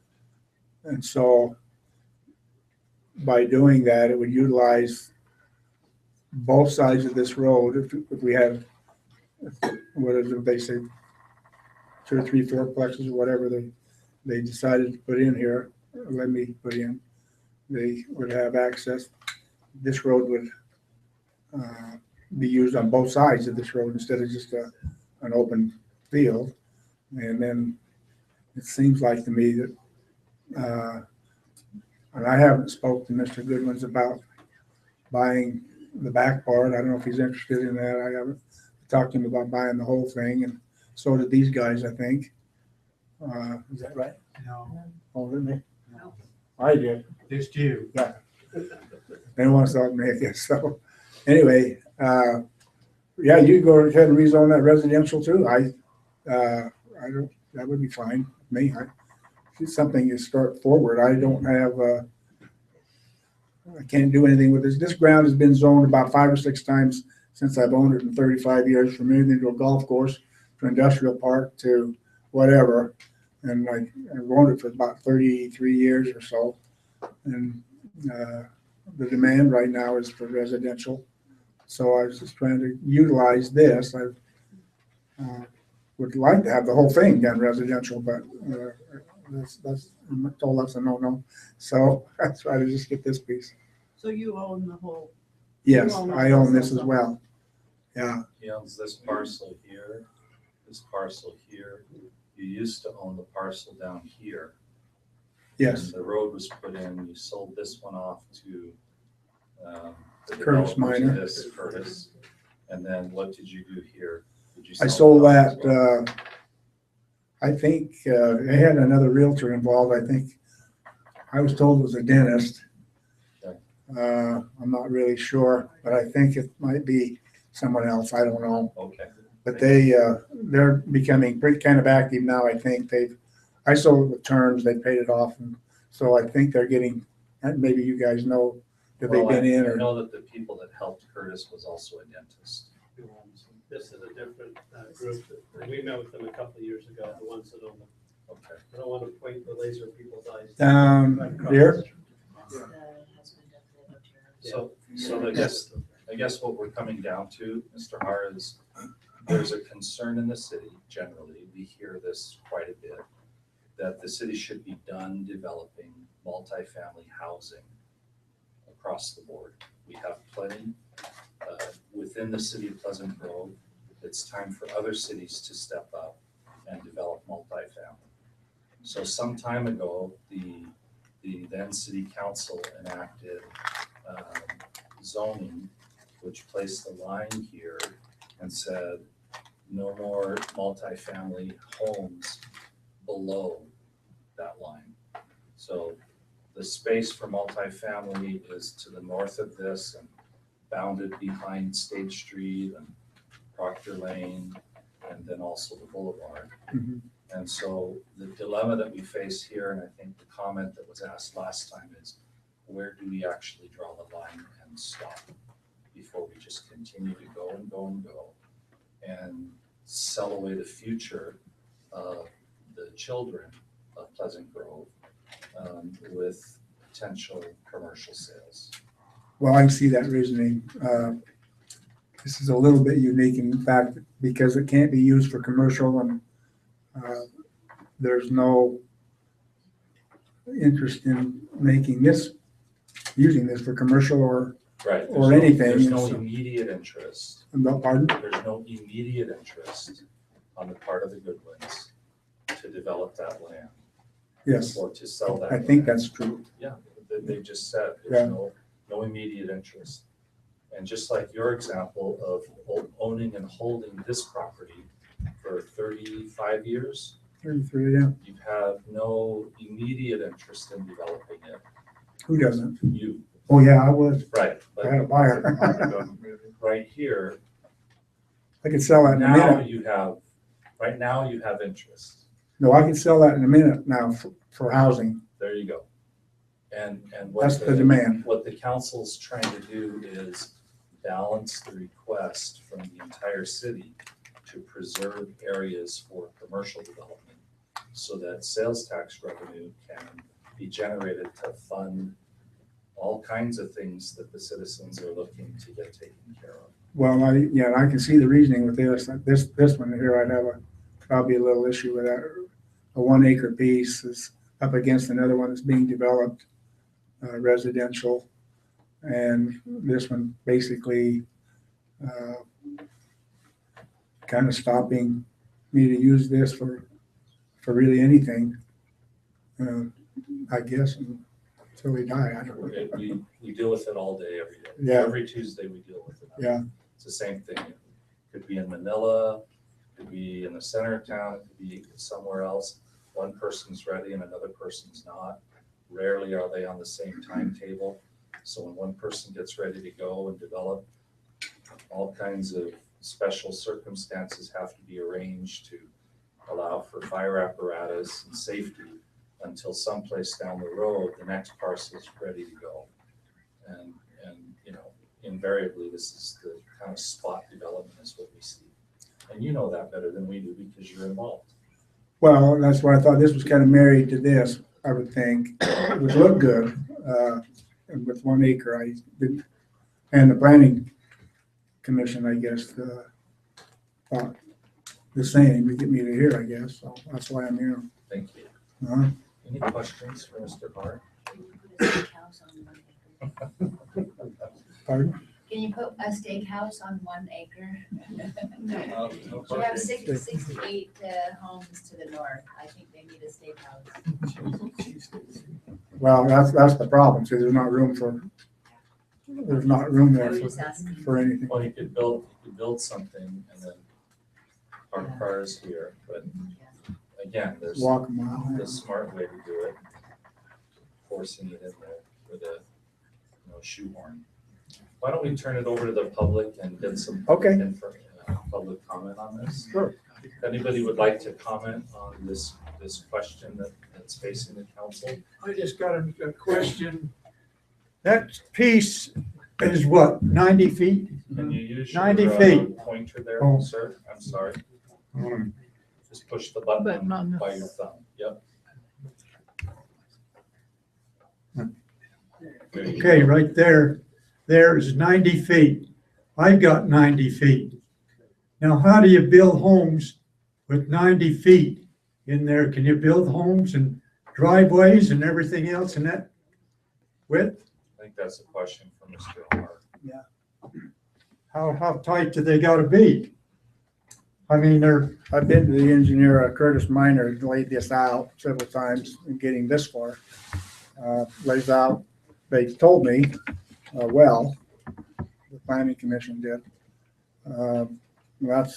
They would probably do away with, there's 3 fourplexes, they call them fourplexes, but they're kind of condo things. They would match, like I say, the units to the north.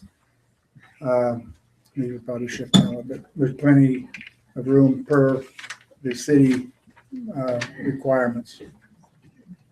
As far as So footage what goes. he's talking about is developing 3 fourplexes on that property next to it. Well, what I'm talking about too, that what's the limit on space, like it this way?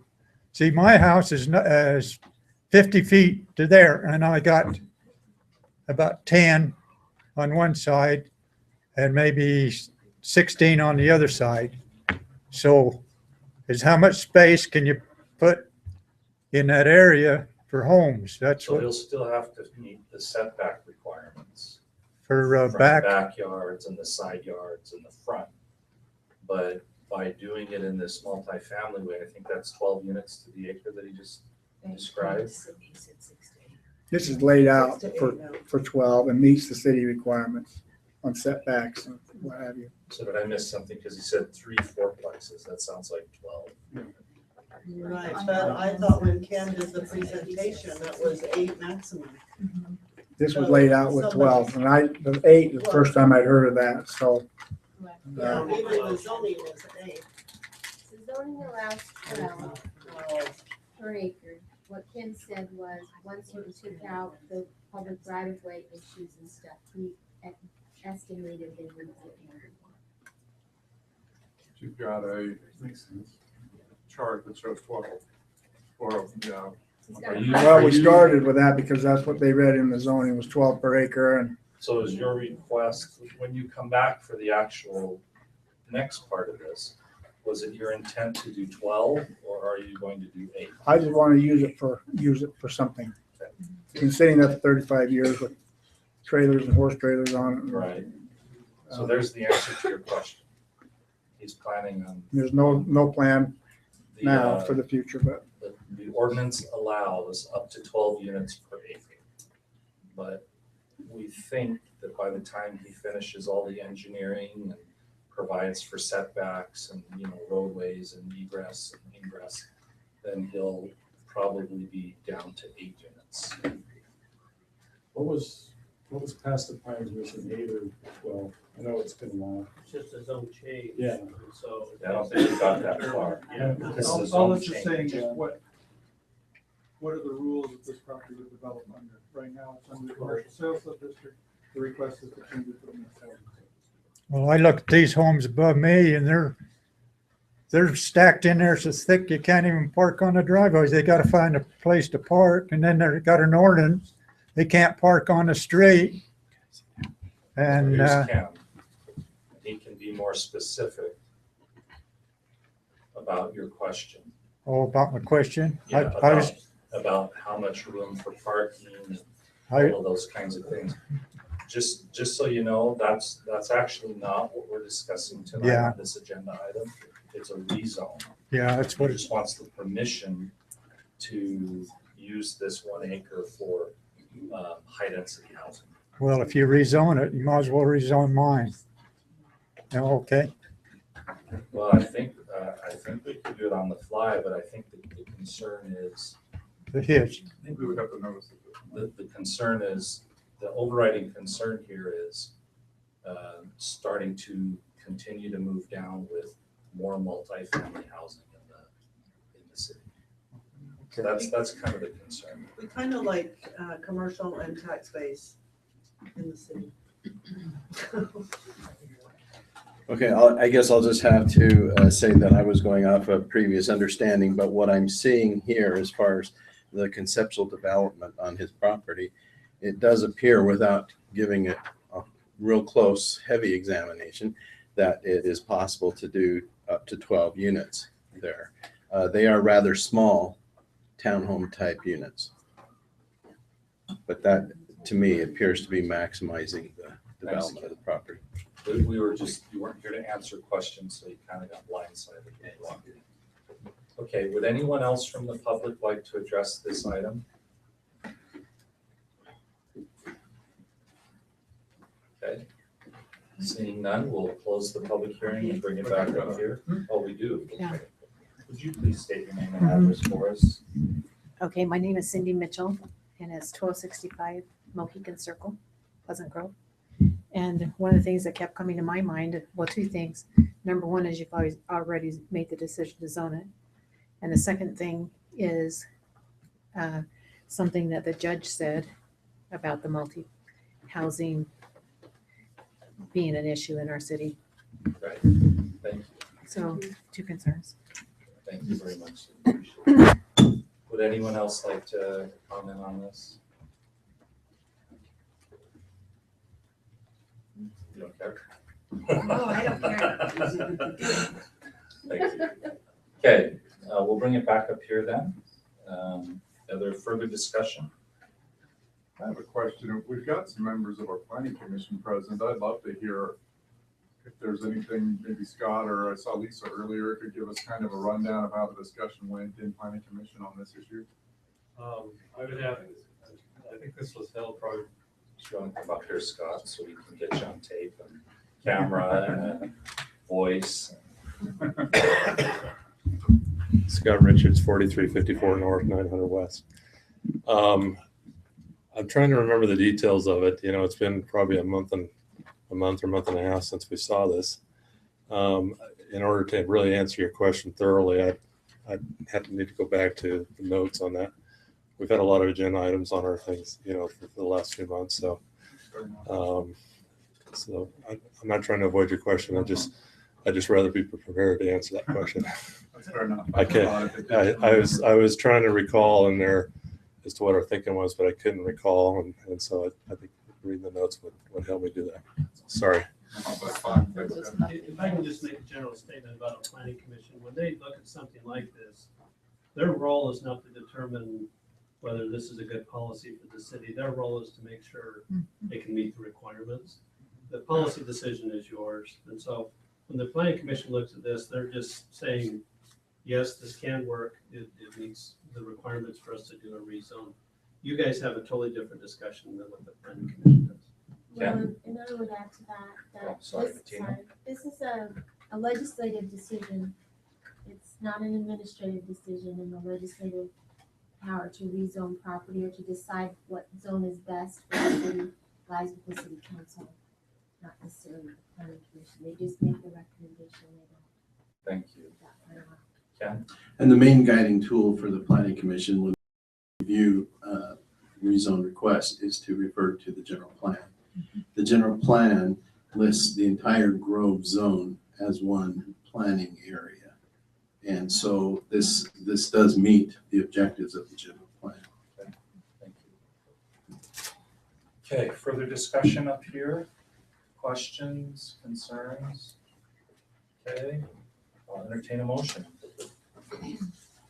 I make the motion to deny the ordinance 2015-23 to rezone 1 acre of land from the Grove Zone Commercial Sales Subdistrict to the Grove Zone Mixed Housing Subdistrict on property located at approximately 100 South, 1300 West in the Grove Zone. Second. Finding that the zone is currently for commercial sales use only and should not be rezoned to a mixed housing subdistrict. Okay. Second. We have a motion by Sid and a second by Cindy, by voice Diana. Yes.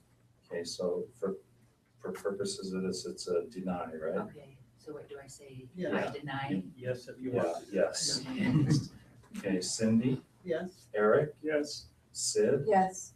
Yes. Ben. Okay, it's unanimous. It's denied. We have a little break. Sure.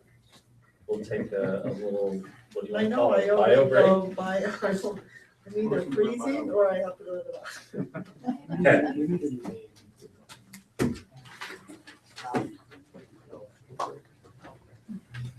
So, Mr. Hart, did you understand the decision? Right, so. Okay, sorry. Thank you.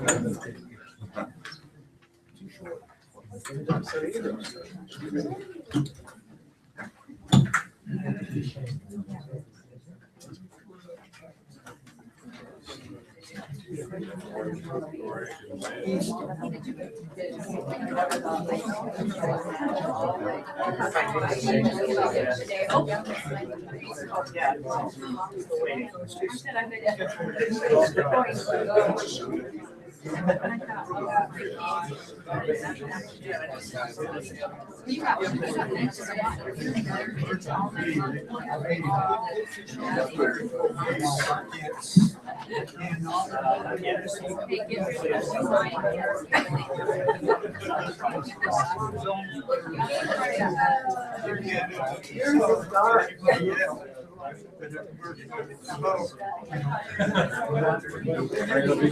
good, trying to see my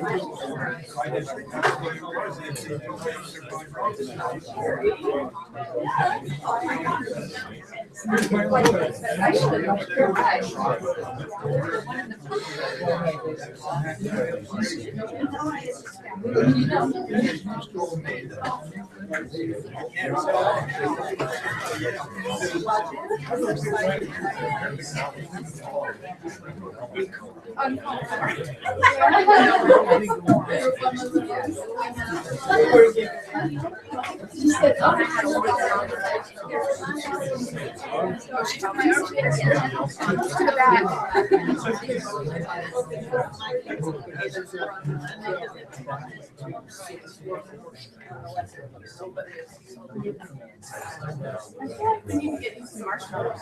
You know, I really need to. You want me just to? Because sometimes when I'm down,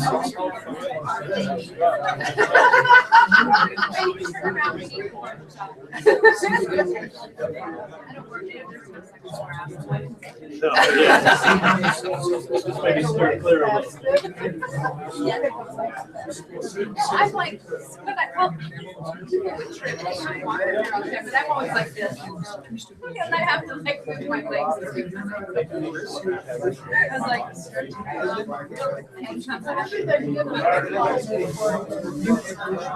This is the same as me, but I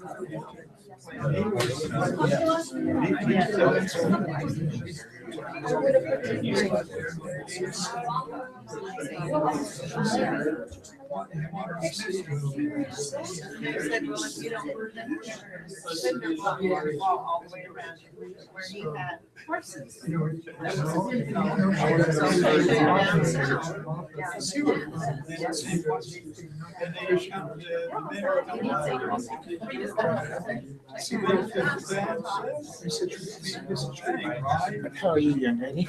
Oh, staying out of trouble. I'm staying out of trouble. Staying in. Staying out of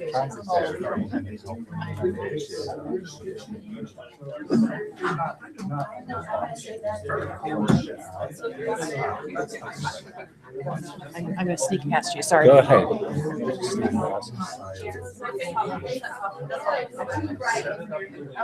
We went to the meet the candidates last night. Did you go? No.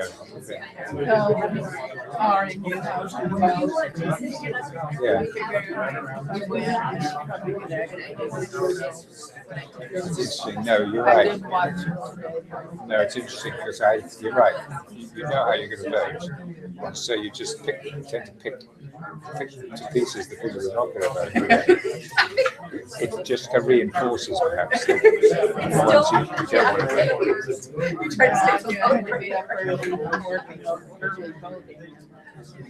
Now, Salt Lake's gone to voting just by mail. Oral has two. So the advantage is that they think they're going to get more people to vote because But I get, a lot of people will throw it away and forget about it. I think they'll maybe get a better. is it a prepaid? I don't know, I Right. wondered about that. I think it probably have to be. I think it almost Do has to be. one of those cards you just tear open and put a stamp on it. Very interesting to see. In Australia, you have to vote. It's the law. You have to vote. It's compulsory. It's not. Yeah. Well, I say, we gotta go.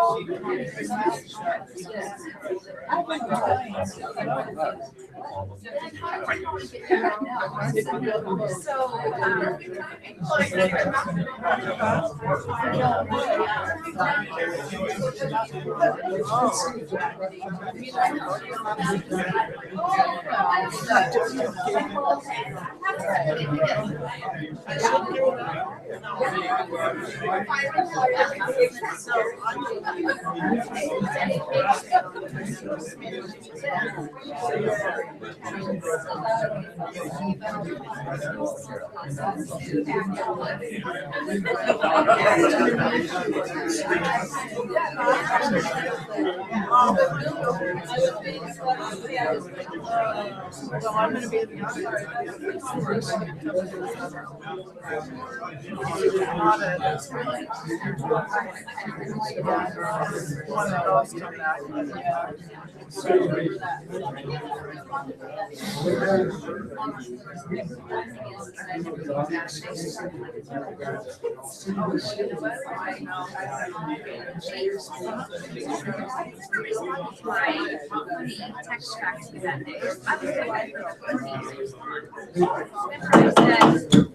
No, y'all like Marty.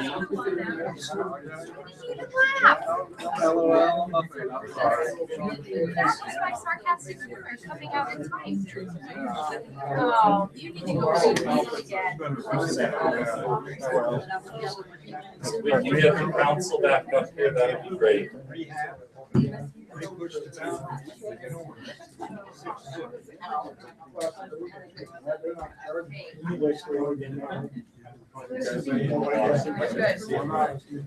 Cindy, you need another water?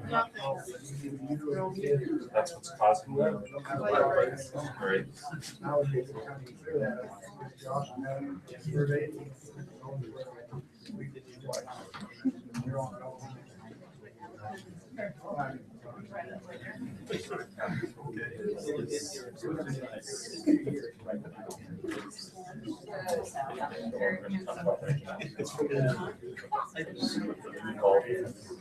At least today.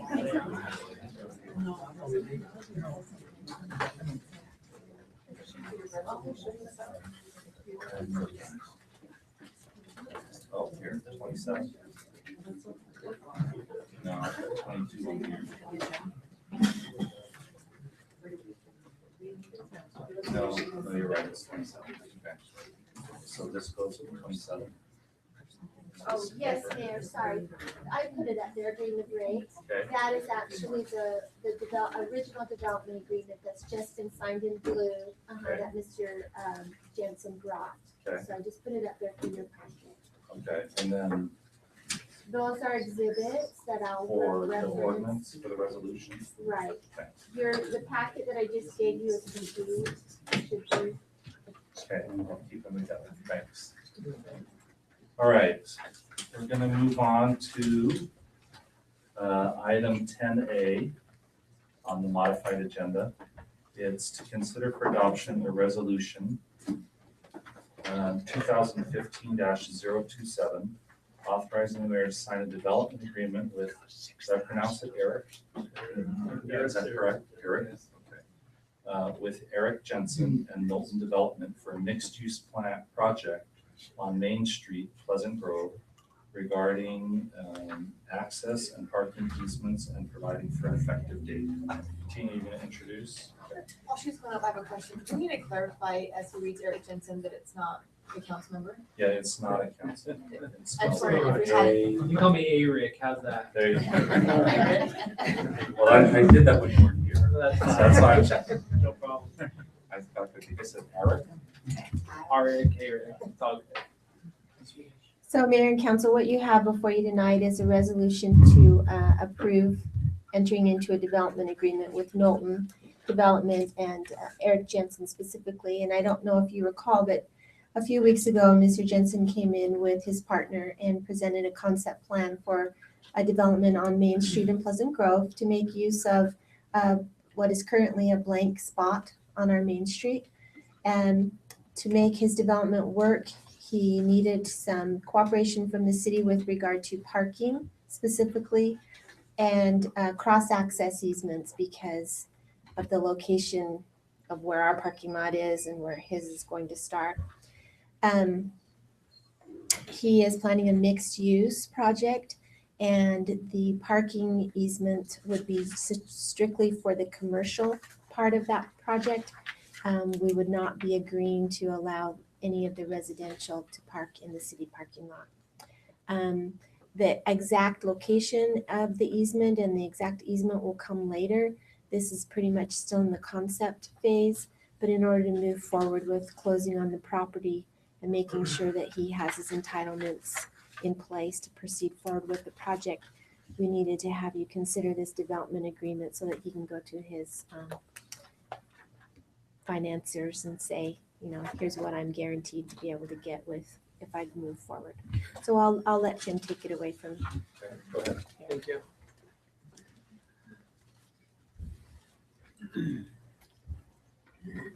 Mr. Mayor, members of the council, thank you for entertaining me this evening and entertaining in both senses. Thank you.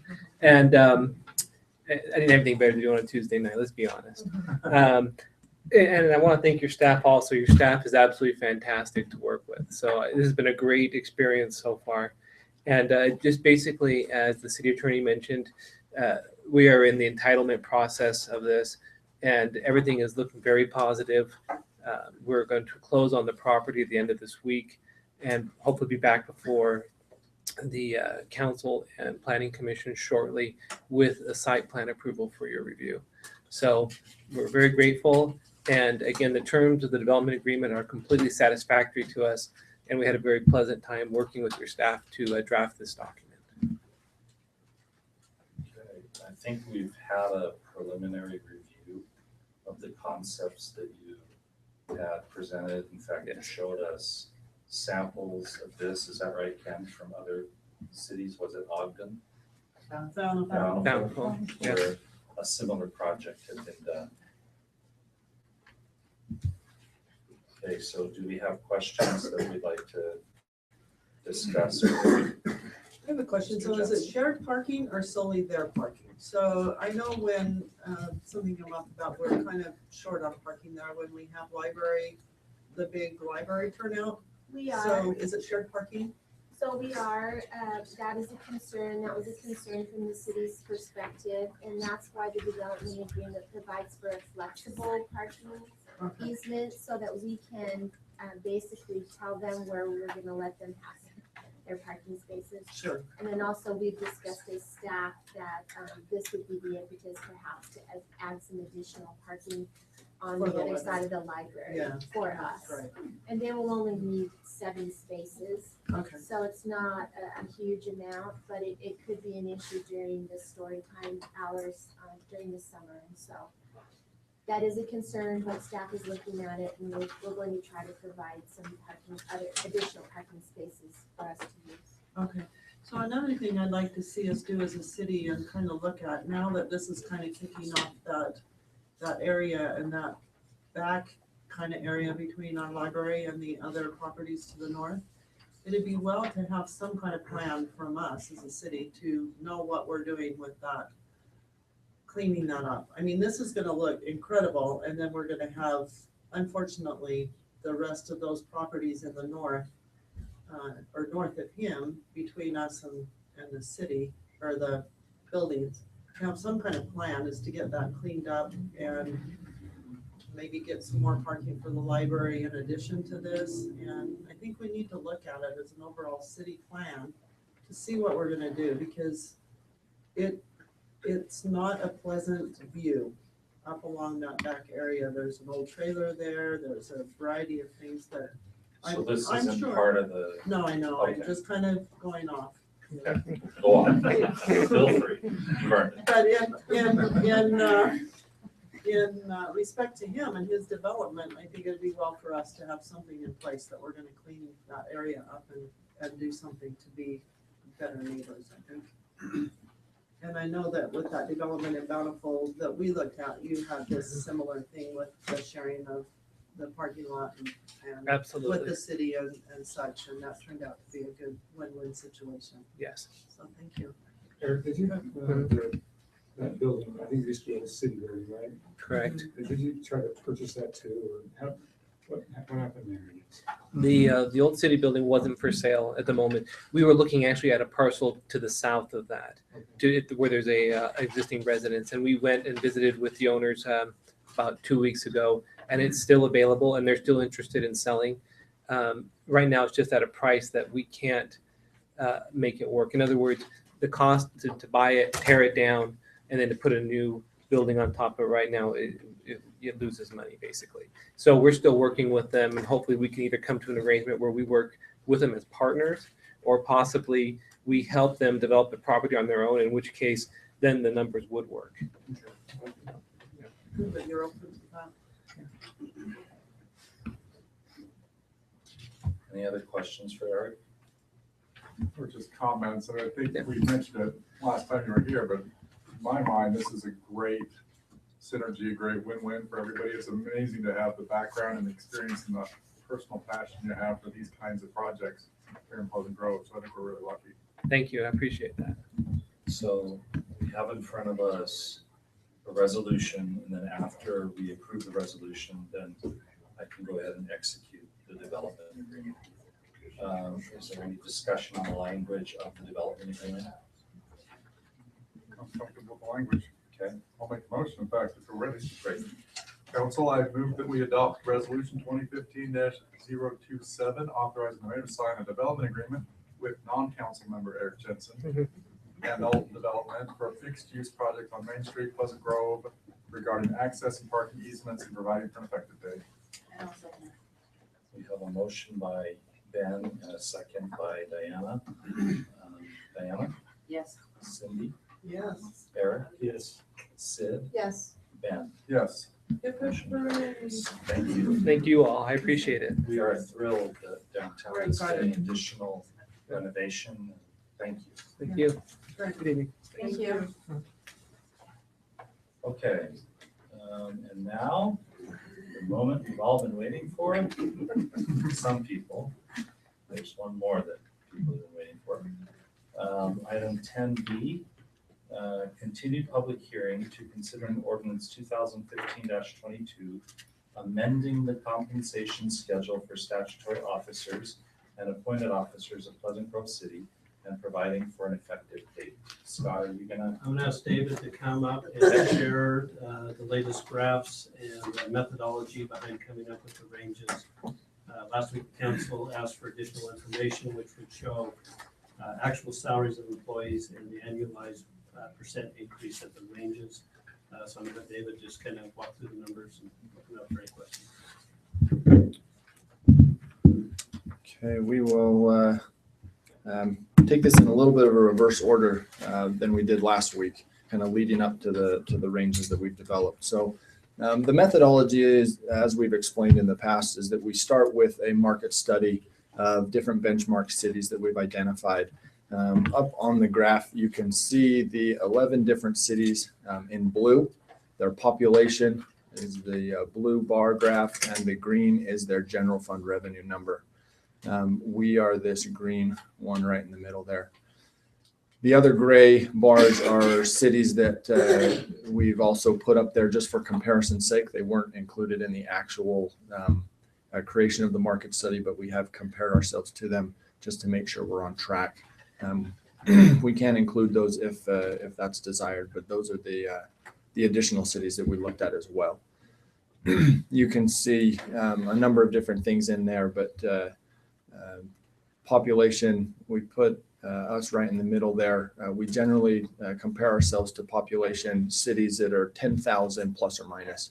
So between 45,000 and 25,000, because we sit right in the middle there. There are a couple of exceptions based on proximity or other things there that may factor into us needing to recognize that employees may consider going to those other cities or things like that. So we first take those comparison cities. We're able to pull, we're part of a database. This is just one example of some of the information that we're able to pull about the other cities and the salaries.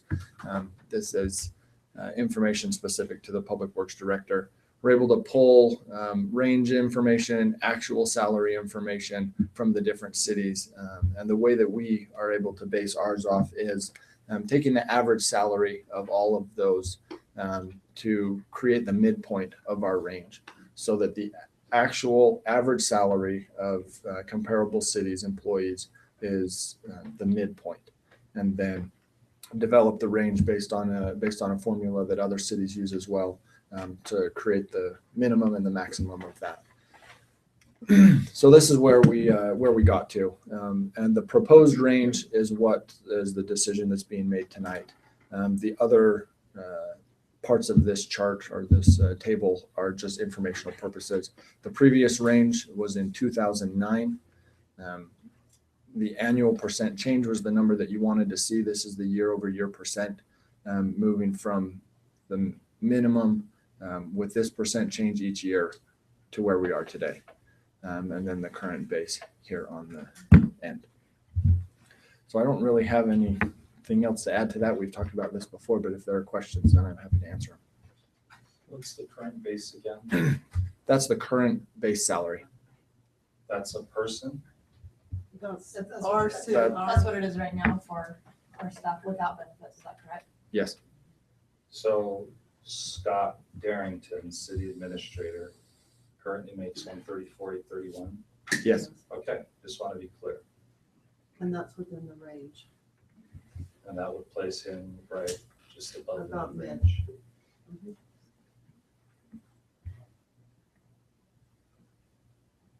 It's silent. Is it good or bad? Digesting.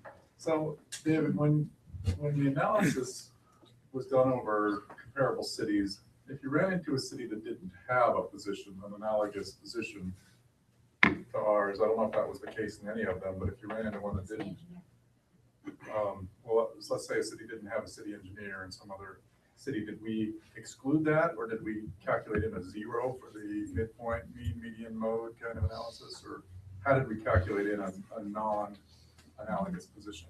The easy answer is that they just weren't included, right, in that average calculation. However, a lot of cases, the position is filled just in a different way. So for example, a couple of the cities, or at least one in particular, they didn't have a city community development director per se. That was part of the city engineer's responsibility. So there was one position that was trying to kind of fill both roles. And there were some differences there. Finding an apples to apples comparison was extremely difficult, even on some of the most basic positions. So we just kind of do the best we can with that and start with the average, and then make sure that we think a little bit critically about it and make sure that we're still on the right track. It gives us a starting point, but it definitely isn't the end all be all.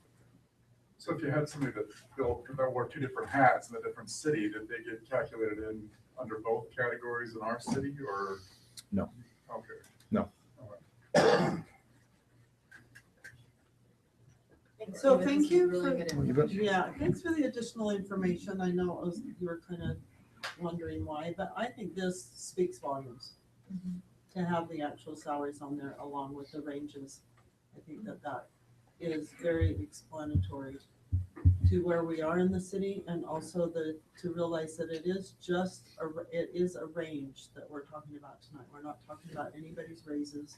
We're talking about a method or a range Yeah, we're talking about of the salaries. method of how we develop. And by looking at the real wide column there, I think it really, to me, speaks volumes. And thanks for and the this. need for having this. Can I just make one comment? We do have 2 employees that they don't, their current base do not meet the minimum. We would like to bump them to the minimum pending this being adopted. So I know we've intimated that nobody's base salary would change, but I think the appropriate thing for us to do as a city would to be make sure that these people are paid at least the minimum. We did that with a handful of employees last year. When we did that analysis, at that time, we did not include the department heads or the appointed staff here. So I just want to say that I think that's what we need to do. I agree. Okay, so that's not part of It's not. the discussion for this resolution, the ordinance, but we'll We can answer work on that. that, yes. Yeah, we'll answer that later. All right, any other discussion about the ranges? I'd like to have kind of a philosophical conversation. All of the public commentary that I've gotten this week has been opposed to this. Changed for a variety of different reasons, but suggesting that it's not the ideal time to tackle this topic. And to that end, my sense is that there is a perception maybe in the public that our city is becoming a little top-heavy in comparison to where it could be, where it's been in years past and other cities. And so I was hoping maybe we could speak to that. Maybe staff could give us some input. Maybe as a council, we could talk about that So it's a perception. continued public hearing, Yeah. and we will have an opportunity to hear directly from the public. So, Do you want to have the discussion first, or do you want to hear from the public? Either way, I'm not wedded to either approach, but I think it's worth having that discussion. so I think this is why we did the study, is so we could determine where we're actually at. We have the current base compared to the proposed range. So to say that we're top heavy, you can just compare those columns and see where we sit. So that should resolve that concern with the public. But not in a conversation about other cities, but in our own city. So for example, we have workers who, that are not department heads. But that's a whole different discussion, because right now this is just. I think, am I correct? No, I think Diana's right. In a sense, there's multiple layers of the discussion that could be had, but the commentary I get from the public regularly is this idea that maybe management layers are multiplying at a different pace than they should or could in comparison to other cities. And so we, while these ranges are reasonable and very thoroughly vetted and researched, and you've supplied the information that we've requested to supplement the methodology, that there's this broader concern about where we could be or should be. Have we added more positions than we needed? Have we added them in ways that have, in aggregate, created a top-heavy structure in our city that's out of proportion to where it's been in years past? So let me ask you, is that, it's a valid discussion to have. Is it pertinent to a comparison of ranges for the positions that exist?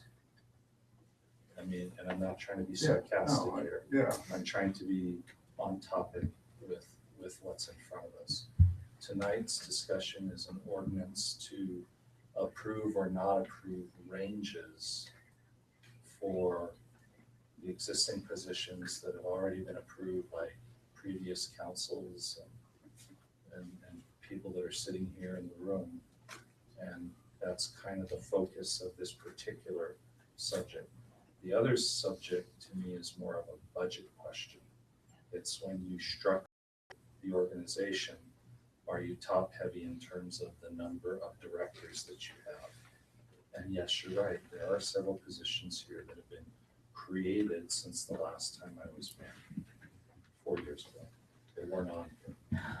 That's neither good nor bad, but it's a separate discussion about the size of our organization, level of services that are provided, numbers of people that need to be supervised, why people are tasked with what they have, why are they sitting at the table in terms of a director level or key staff. And I think that's a different discussion than if you have a city administrator of a city of this size, do they fit within the range? I mean, they're already here doing the work day to day. So I'm just respectfully asking if you want to go down that path or if you want to stick on this path. Some discussion of that, and I agree with the broad point that it's a budgetary analysis and discussion.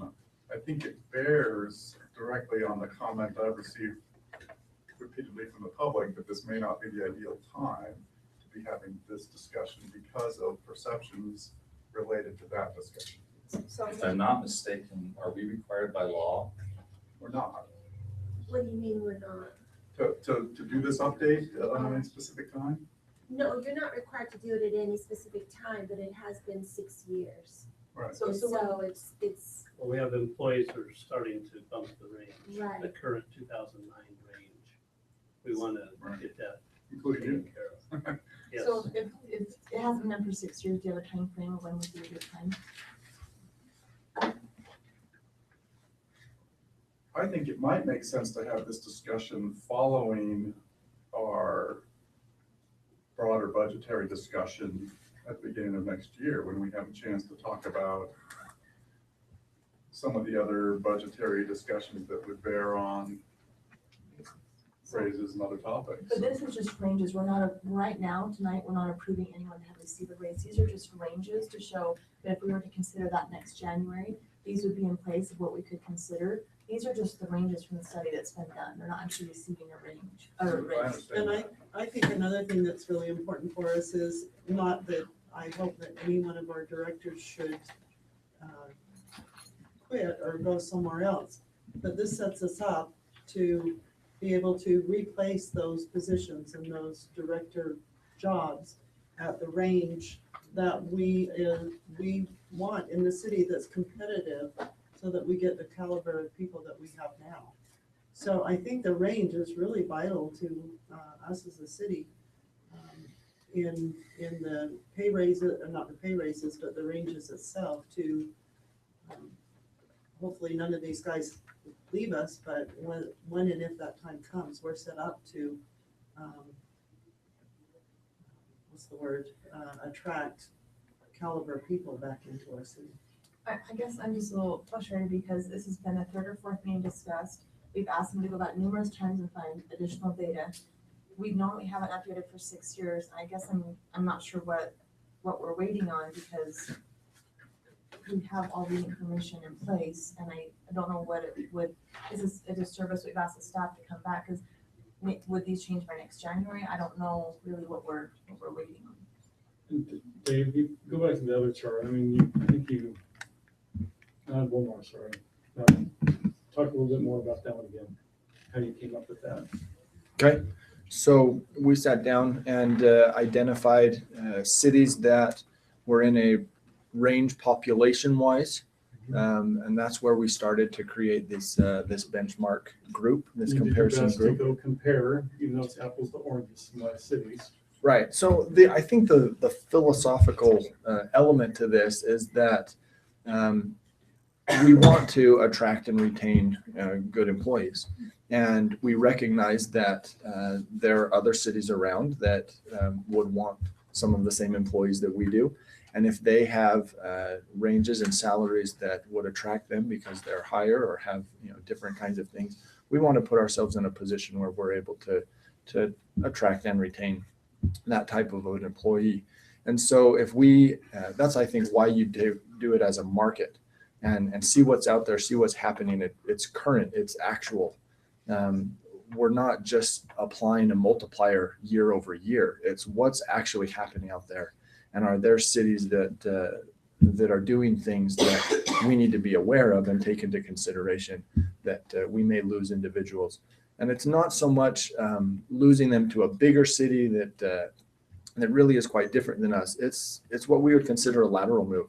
If they move laterally because they perceive that to be a better situation, that's really what we want to take into account. Well, that was evident when, how long have you been here, Scott? 6 years? 5.5 years. The caliber of people that we attracted at that stage to select that new city administrator, and luckily we got Scott. And the same with when we replaced Lynn and others, and it just, to me, gives us a quality of people that we want to attract in the city. And I guess my point to that end is when we hired Marty, we had 39 applicants. We didn't have any trouble attracting great applicants, and we hadn't updated the range for 6 years. We were attracting incredibly qualified, very good applicants. The concern I'm hearing from the public, and again, I'm trying to just be a representative and transparently reflect the kinds of comments I'm getting, but it's the concern that we are attracting remarkable people, and we have amazing directors, and we love them, and we'd love to give them everything we possibly can. But it's elsewhere within the system where we're having trouble attracting and retaining. It's at the rank and file level where we're seeing loyalty concerns perhaps, or other things. And so I am expressing the comments I have been hearing, in particular the last week, from residents across the spectrum, wondering if this is the right time to be having this discussion. And so I'm reflecting that. So go back to the last slide, then the very last one shows the, so what's not transparent about that, I guess? Oh, I think it's transparent. I think I understand what Ben is saying.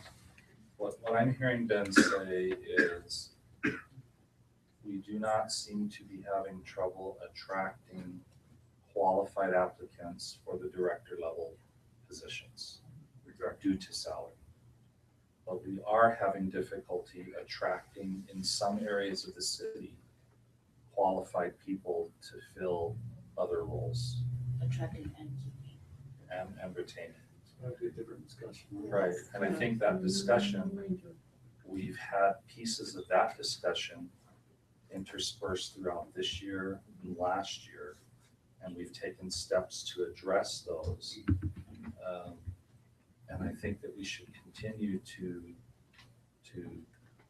monitor that and drill into it. In some cases, we've been hit with some urgent situations that have caused us to take action in the middle of a year. And that's been concerning and frustrating as well. That's an ongoing challenge. As far as having a public discussion about the actual people and the salaries, this is the only one that's required for us to do it in public. The others we've discussed more generally. We haven't gotten in a public discussion specifically where the person whose range and compensation we're discussing is.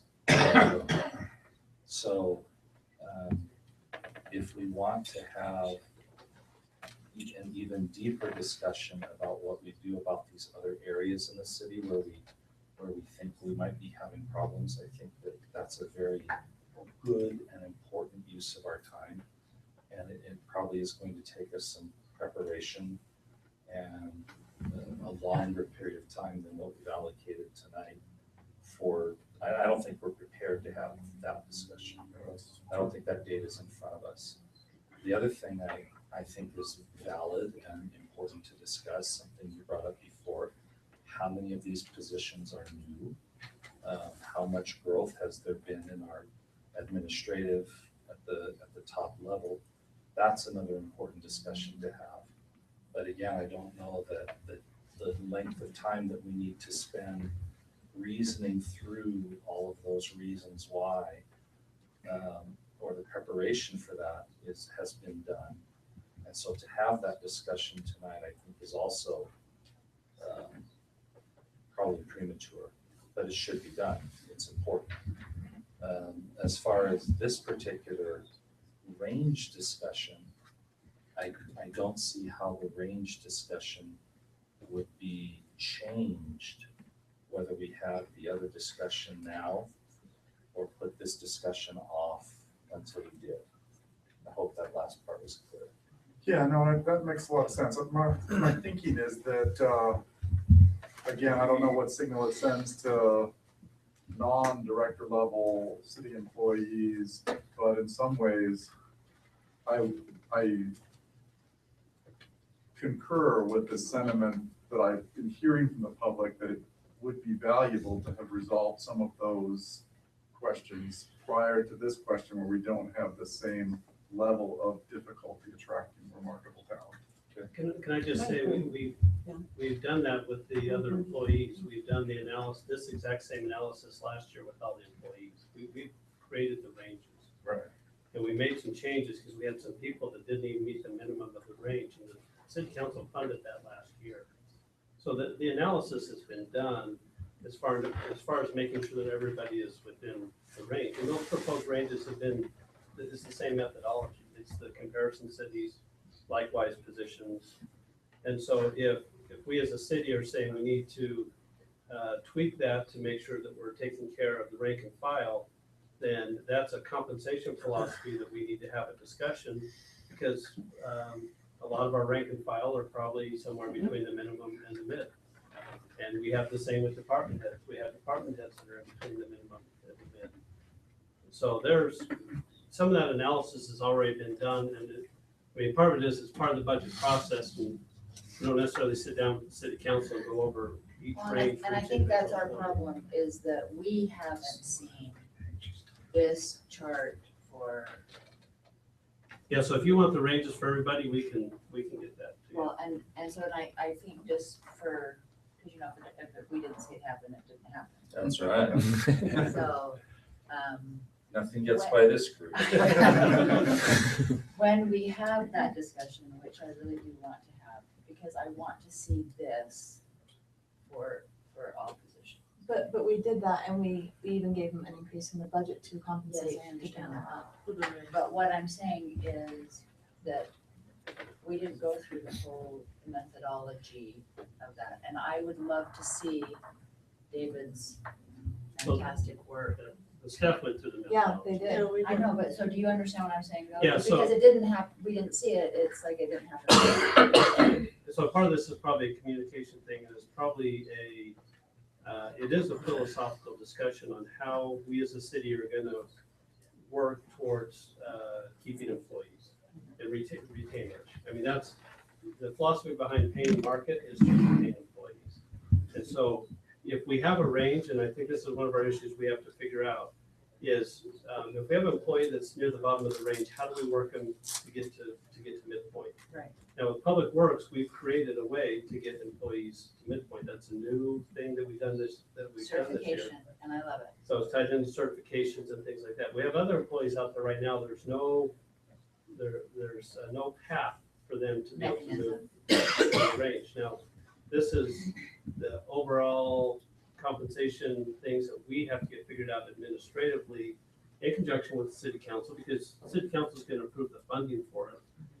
So that employees look at that and say, okay, if I do this, this, and this, here's what the city's asking me to do. If I meet these things, then I can move through the range.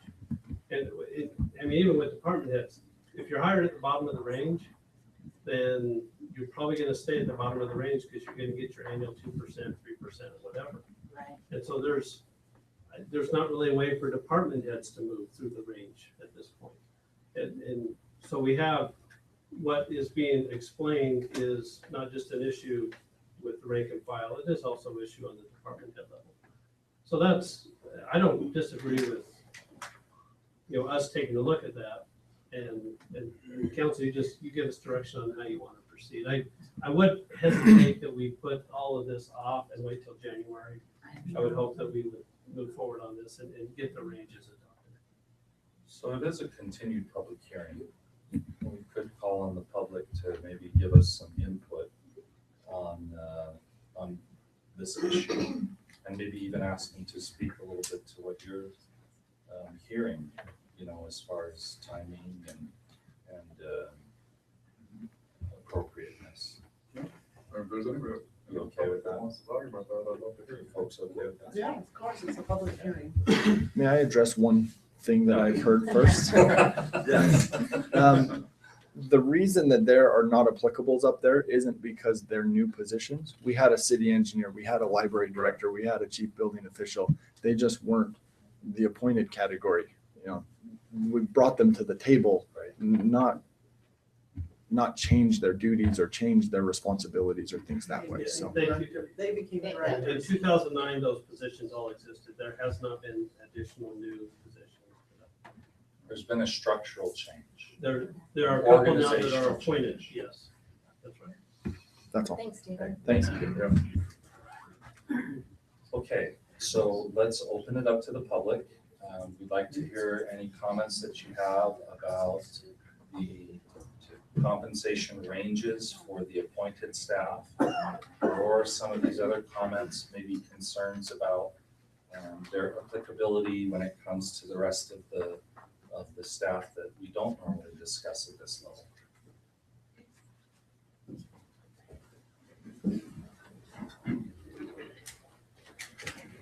Jason Hunter, 680 East, 300 North. Not to single Marty out, but if we look at the current base of the Public Works Director, it is above the previous max. So if we're not adjusting, and I don't know how that happened or anything, but if we're not adjusting, we're not getting good people. And it's my tax dollars. I want the best people that we can have for my tax dollars. I think most of us would agree.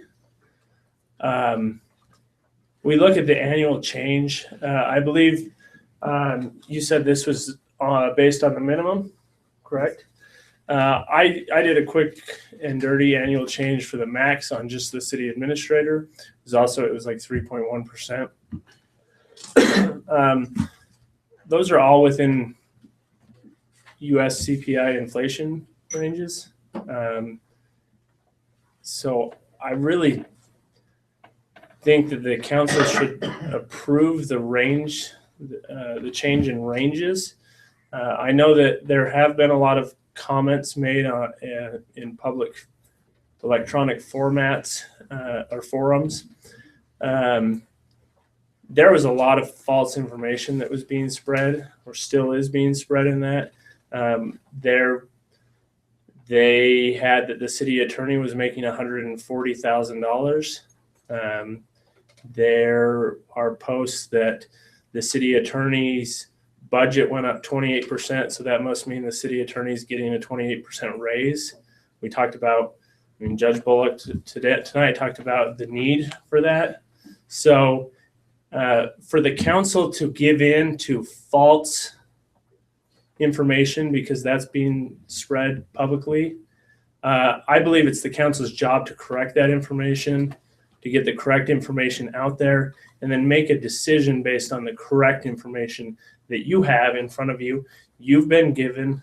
And I'm glad that our city staff did go through the process to explain this to not only the council, but to the public. And I commend our staff for the work they do and the council for the decisions you make. So thank you. Okay, would anyone else like to talk about this? Amy Lindstrom, 1160 East, 100 North. So I have a question about that because I think about what Ben was saying. So yes, I've seen online that Tina is going to get a raise to $180,000 a year, and those, which seriously, I'm coming to her for a loan after this. But when you see this, you see that her range is, she's not even up to mid-range. And so I think when I look at the ranges, it's a guideline for the city to make sure that they are being fair to the employees that they have. What I wonder, Ben, is if, as a city council member, if people are coming and asking you questions, it's your job to find a solution. So what is your solution? Do you give pay cuts? Do you start eliminating jobs so that you can get within the range that everybody feels is comfortable for them? That's what I'm wondering. I mean, if you want to not accept the proposed range, but everybody's, for the most part, in the range, by not approving the range, what do you do? Does that make sense? Yeah. And I think there are a lot of different solutions. I think it's a broader philosophical discussion, but it merits this body analyzing whether or not there's merit to some of the concerns being expressed by the public, and analyzing whether it involves whether we really have a risk of losing talent or not being able to attract talent. We had a lot of great applicants that I think we could have brought in for the public works director. Excuse me, that would have been within the existing range. Well, yeah, and you are in the range for that, just barely inside of the minimum. And you, Proposed. The The- proposed, but I mean, the We previous actually range. Oh, the proposed, advertised gotcha. So the yeah, let me job. clarify, when we advertised the job, the range was not the 2009 range, it was the newer range. It had not been adopted. This is something that I think, as I looked at this, I didn't know we needed to adopt ranges. In the previous city I was in, we didn't do this. So he was the one that informed me, hey, this is state law. We need to keep these ranges up to date. So when we advertised for Public Works Director, we did the market analysis and said, here's the range. That's, I think, what attracted the good applicant. If we're having an issue with some of our other jobs of what we're paying, because I think we might be proposing a range, or we're proposing a range, but we're saying we're only going to pay the minimum as an entry level. That's a philosophy that we need to work as a city to say, if we want a little more experience, we want somebody that we think we can hang on for a little longer, then maybe we need to pay a little bit higher in the range when we bring them on initially. And so those are things I think we got to work through as a city to say how are we going to attract the best, how are we going to retain the best we can within the given limitations and try to do that. Right. So that, I mean, that's just kind of what I'm wondering, like, what's your solution then? Because if they don't accept the range, then that means they don't also accept the current pay. And so what's the solution to that? So again, my proposal is that, or at least my consideration, this may be on some level still a very hypothetical discussion, but one possibility is for us to rearrange the order in which we're analyzing each of these steps along the way to better be responsive to the concerns being expressed by the residents of our city. But does that change their income level? Because that's the base problem. It could, in theory. Okay, so, I mean, because this is, I mean, Judge Bullock just stood here and said that they've lost 30 prosecutors. That's kind of a big deal. That's a lot. And so I know I've heard Tina in past meetings talk about a prosecutor they had that they loved and was so good and could not hold on to him because you're losing him to other cities. So there's a lot of things that come into play when somebody accepts a job. Sometimes it's environment and stuff like that. But I mean, we have really great staff. And so I think that right now there's a lot of people who are, and I've seen them and I'm pretty sure there's maybe more than, but a lot of the complaints that I've seen online, they're complaining about how much people are making. The range isn't their issue, it's how much people are making. And they don't think that that's fair or good. And they feel like we're a little heavy in the administrative end of our budget. So that's what I just keep coming back for anybody who has that opinion. Why? Like what's your solution to it? If you're not willing to approve the ranges, do you start giving pay cuts? In which case, I think that's when we start losing people. Or do you cut out positions entirely and absorb them into another account or into another position? You know what I mean? Yeah, good question. Because that's why I'm saying it's like the proposed range, it's like, minus the 2 people who are under the range, the proposed range is simply, do we accept this as a guideline that we could or could not fall within? This is research done within all the cities. Are we accepting that this research and these numbers that are factual from other cities are what they are? Yes. I mean, the minimum is the minimum and the maximum is the maximum and the minimum and the mid is the mid. So right now, if no money is being discussed in raising anybody or changing anybody, I don't see why we would continue to delay this. And I just think that if people are going to continue, or if you think that we shouldn't approve the proposed range, then bring a solution and see if that's something that's acceptable. Because continuing to push it off is kind of crazy based on the research that's been done. That's my opinion. Thank you. Okay, would anyone else like to comment?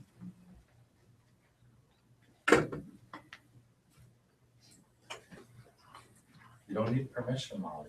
I know, I'm just not Jason, and I'm not Amy, so I don't really know what I want to say and how to put it in words. I should have given him my numbers. Molly Andrew, 1125 Sage Drive. So it frustrates me that we complain about this because Scott isn't even close to where he should be, like inflation-wise, at 2% a year from where Frank Mills ended. Tina isn't either. She's 1,000 behind.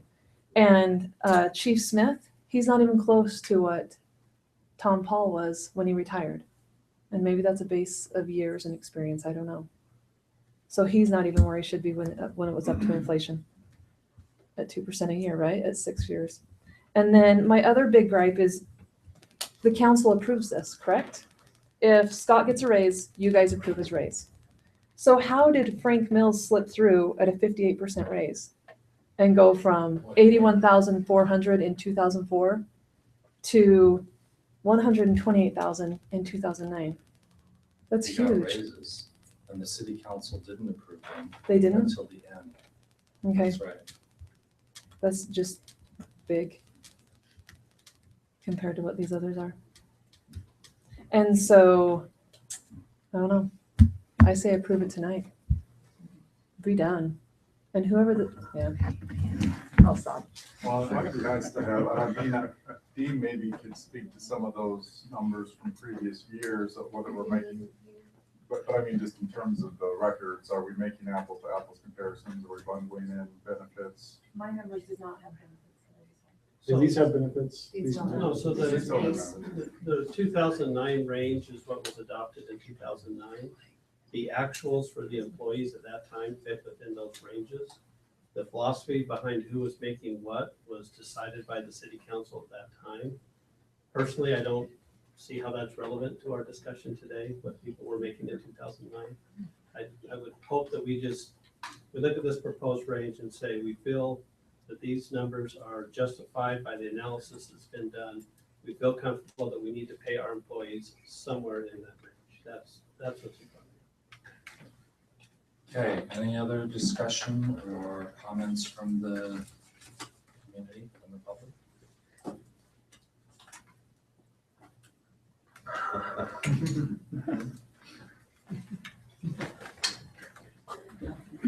Dennis Thane, 4087 Canyon Road, in Pleasant Grove. My thoughts are is that if this hasn't been looked at for 6 years, that probably it really ought to be done so that you can have some basis to work off of from now on or for the next period of time. If it takes 6 years to get somebody raised, I mean, that's pretty tough. Yeah, I don't think they haven't received raises. I know, not yet, all right. But I don't think the ranges have been Right. looked at and adjusted. But it does establish something so that you can go out and look for a new employee. The intent moving forward will be done this year at this point. Jason Hunter, 680 East, 300 North. Whatever people were making or whatever they increased from 2002 to 2009, the city has made huge changes since 2009 or since 2002. We've gone to a full-time fire department. Our police force has probably doubled in size. I don't know the numbers on that. So city administrator, we've got to, or any of these positions need to be able to take care of our city. And so if we want good people, like I said before, we need good people. Ben, you said that you've heard a lot of people complain about this, email you, whatever. I'm sure that other council members have as well as the mayor. This is a public session. They've known about this. This has been continued again and again. And I don't see anyone here. They're still open, so they can get up, I guess. But no one here is saying don't do it. So I would say, let's get it done. Let's move on. Right. No one who's gotten up to speak no one that's have said, gotten "Don't up to do it." speak Right. has said don't do it. So Thanks, Jason. Katrina Ross, 4583 North 900 West. I think this is, a lot of companies I've worked at have had something like this. It seems pretty common practice to me. It's a good way to make sure that somebody is also not suddenly paid 800,000 for some position. So it's a good guideline to make sure that things are done correctly. Where I work to, it does change as everything, goes up. So that's, I think, a normal thing. And where I've worked, they've always made sure everyone was in the range. So I think if this is approved, the two positions that are not in that range should be at least brought to the minimum. I think that's only fair for saying that's what, if all the research is correct and it's been done, then I think those changes should be made at the same time. Anyone else? I have a question.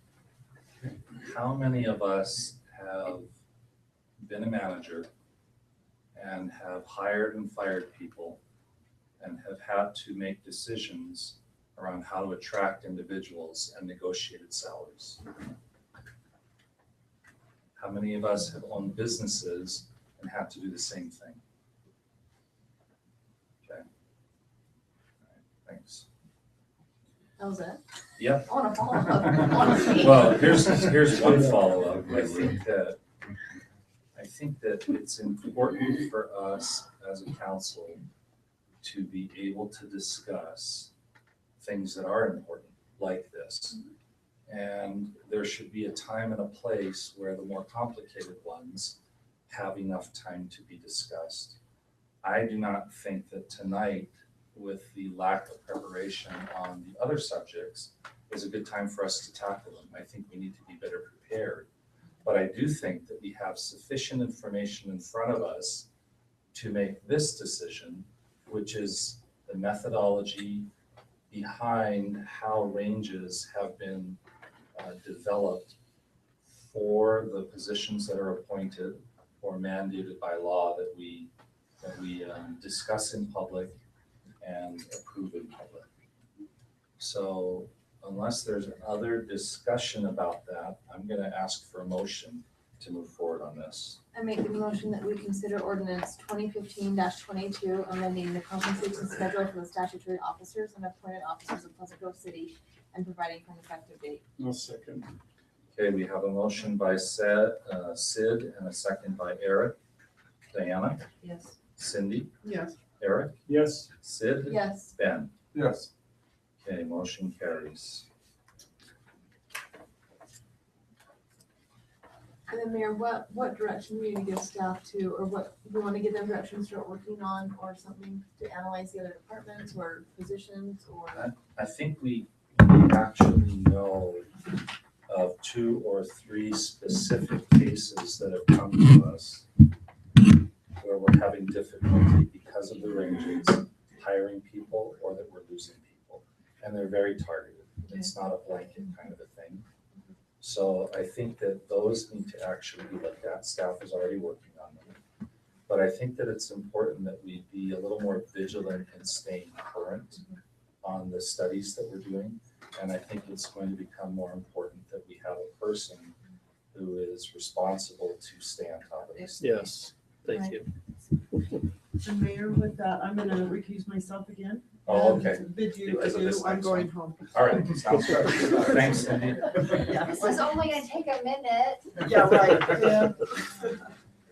I'll think about circling the wagons. Enjoy your evening. We have her come back for reviewing the calendar. Yeah, there we go. My man. You can watch the live stream. Okay, and now the moment you've all been waiting for.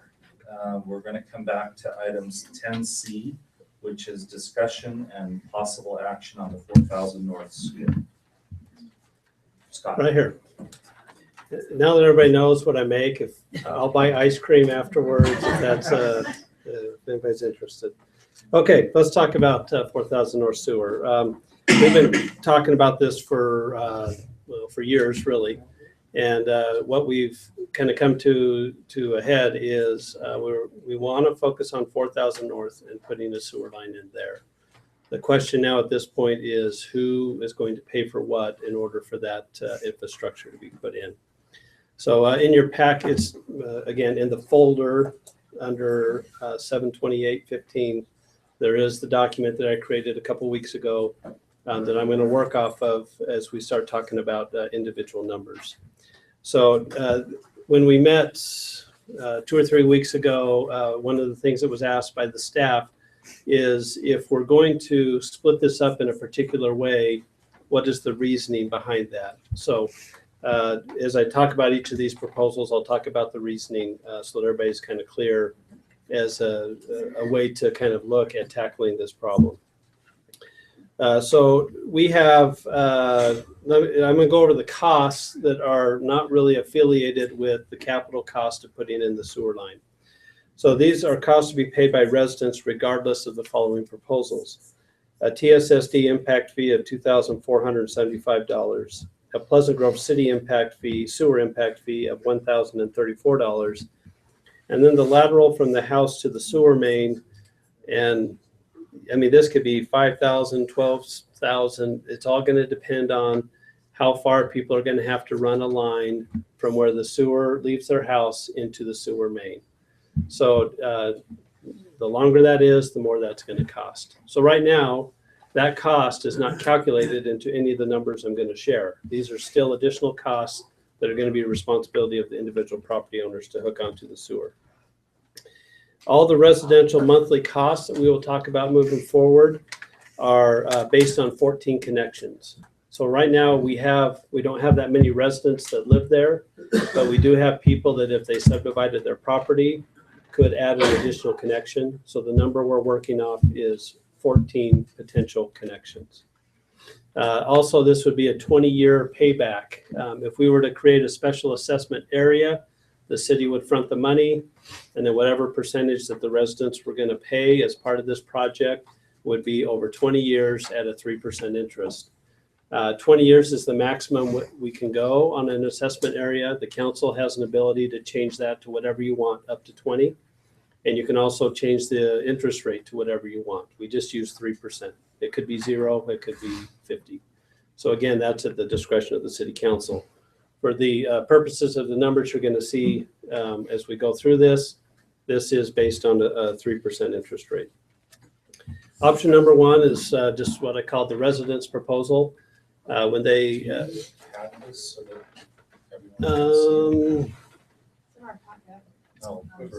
Yeah, to put it out there. Yeah. That's a good guess. Can you do that? I don't know. Okay. Yeah, that's a good idea. Which remote? So you This don't one? have to find it, We'll have our city engineer throw this up. But he's getting. No. Right now, this is 4,000. Yeah, let me clarify that. So, I just was asked a question. It was a good question. When we talked about this, as we've talked about over the years, we've always focused on 4,000 North. We had a time where we were talking about all of the area in the Manila area that does not have sewer, which we have a section 900 West. I think it breaks down to 4 different projects. So we do have residents on 900 West that are in a similar position to 4,000 North. As we've talked about the complications in 900 West, our focus has kind of come back to 4,000 North. The complications being we don't own the road. We don't own 900 West in front of these people's homes. We would have to seek Cedar Hills permission in order to put the sewer line in there. That's tends to be a different discussion than us owning the road and having the ability to put it in. Now, if the city council looks at this proposal and the residents want to approach that live on 900 West and approach the council for the city council to do further analysis on 900 West and look at putting that sewer line in, that is a road we can head down. But for what we're talking about tonight, it is just 4,000 North. So does that answer your question? We do I mean, we have a, How about the next road? I think the presentation tonight is on 4,000. Where the 4,000. old fishing boat. But I think I we don't should know. probably I have a don't know where discussion about 900 West.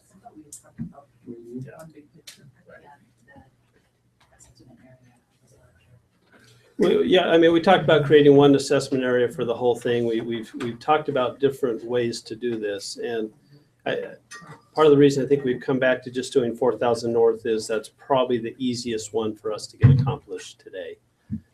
For us to do some of these others, we probably don't have as many residents, or we have complications, things outside of our control that could affect that. But again, I mean, for those that live on 900 West, if they want to make a proposal to the council to say, we want you to bring sewer up our road as well, then that's for the council to consider. That's not what's being considered tonight. But to that point, whatever we decide tonight will have an implication for other. Yes, and I think that's a fair point that what the council decides tonight, if we're going to break this up by a certain percentage, we're not bound to that as we do other projects, but the feeling would be that would probably be the guideline that we would use as we do other projects. And again, that's because who knows the timing of these things. If we do something on 4,000 West today or now, is 900 West next year, 5 years, 10 years, and at that point, things could change, philosophies could change, things like that. So Scott, underneath the option for it says total cost to residents, does that include the cost up above that said cost to be paid by residents regardless of the fund proposals? Does the total cost include that? It does not. Okay. Yeah, so that's what, and thank you for bringing that up. The costs that I have mentioned, the impact fees and the lateral, Megan's still working on this. We could potentially print it out and hand out hard copies if we can't get it figured out up here. Those costs are borne by the residents, and as we talk about any future numbers, they are not calculated into any But future. that's a one-time cost they would pay. Yes, Then- yes. Yeah, we talked a little bit at one point of possibly including the laterals as part of the special assessment area, which is something the city council could do to say, we'll put in the lateral as well. And we'll let you pay that over 20 years. And so that would add to the monthly cost, but we did not calculate it that way. That's something, if we choose to head down this road, we can have that discussion later. If the residents would rather just pay cash up front for the lateral, if they would want to pay that over time with a little bit of interest on top of it. But this is how it works with other residents in the city for the TSSD impact, the Pleasantville City impact, and the lateral from the house to the sewer. This is what we charge other residents in the city. Yeah, so generally speaking, a developer comes in and wants to do a 10-lot subdivision. Before they build anything, they get a building permit, and we charge the impact fees to them. And then generally they roll that into the cost of the lot when they sell it.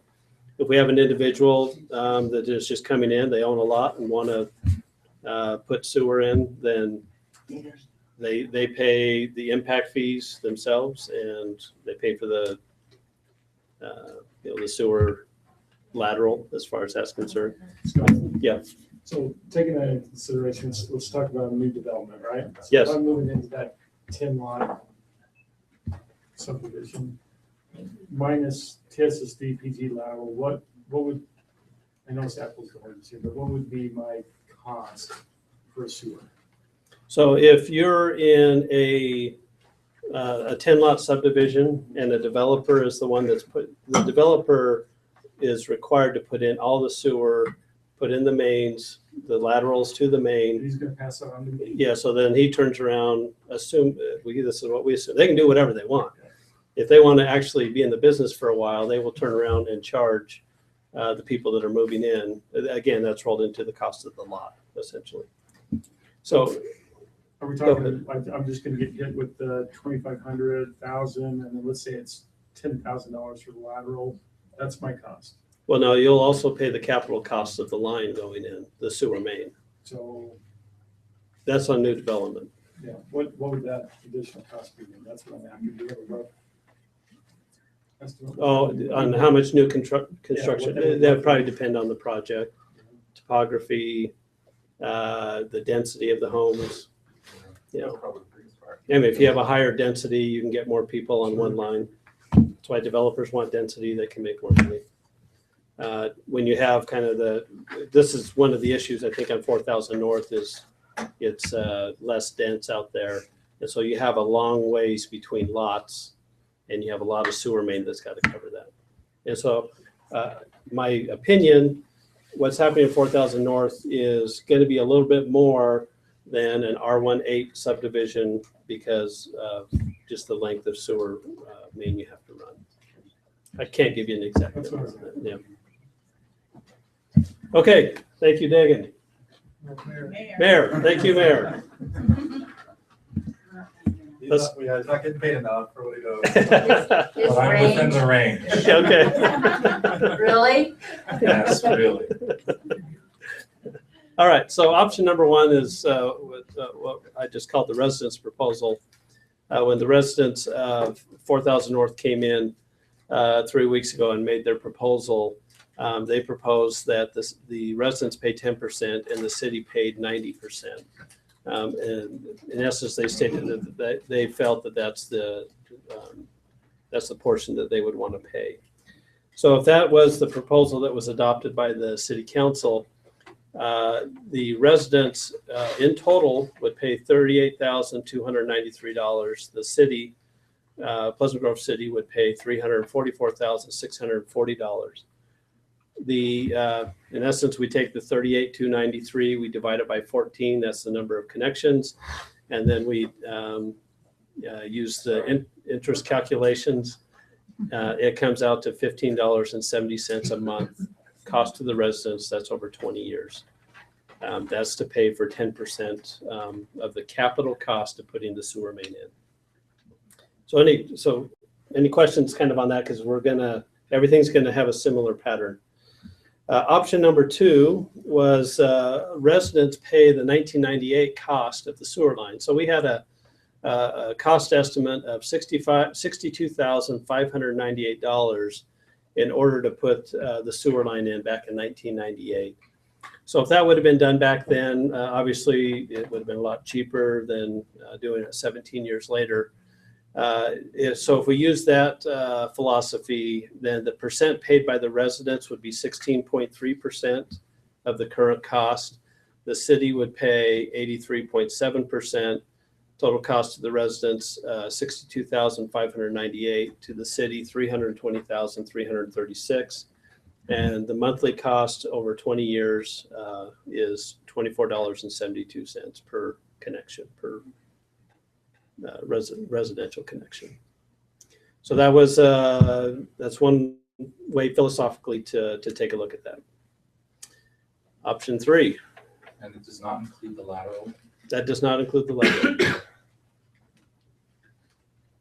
But the other streets that we're, have discussed before, they were not offered the same deal back in 1998, is that correct? So in 1998, what we have been able to gather is that the city put in sewer on 2600 North and 900 West up to a certain point. Mm-hmm. At the time, they said they were going to collect a front foot fee from the residents to help pay for future projects. Mm-hmm. In essence, front foot fee meaning your frontage is X amount of feet wide. We're going to charge you a dollar amount per foot. And then that's going to be your cost for the sewer main, the capital cost of the sewer main. That revenue was going to be taken and used for future sewer projects. I think that was the intent from what we read. To our knowledge, that fee wasn't collected. And so at that time, there was, I think the intent was to have residents have a buy-in. The actual application of that did not happen. Option three, city pays original price committed to Cedar Hills. So this was 2011. We made a proposal to Cedar Hills, that there is currently a sewer line owned by Cedar Hills in 4,000 North. We as a city offered Cedar Hills to use their line. And we, in essence, at the time, we had a cost estimate, which was 164,000, it was 328,000. That was our cost estimate in 2011. So we just chopped that in half and said, Cedar Hills, we're willing to pay 164 for ownership, part ownership of the sewer line, or a rental, or whatever we want to call it, so our residents can hook on. That was our proposal to them. At the time, I think somebody asked me a question, was there an official council action authorizing the 164? There was never a vote taken by the council. It was a discussion with the council to say, this is what the proposal is. We wrote up the proposal and sent that in. The intent of the city council in our discussions was that the city would pay this cost and not the residents. And so that was something that we were willing to pay at that time. And Cedar Hills never responded. Oh, they responded. They responded. And Well, conditions that weren't acceptable to yeah. our residents. In 2011, we eventually got to a point where they said, we'll take 250,000 and some other conditions. Then they had a change in leadership and that totally went away. Then we kind of brought it back, and then, that was our 2014-15 conversation with them. Was still the 250, right? I think it it was, roughly around yeah. We offered the 164 again. I think they countered with 250. Yeah.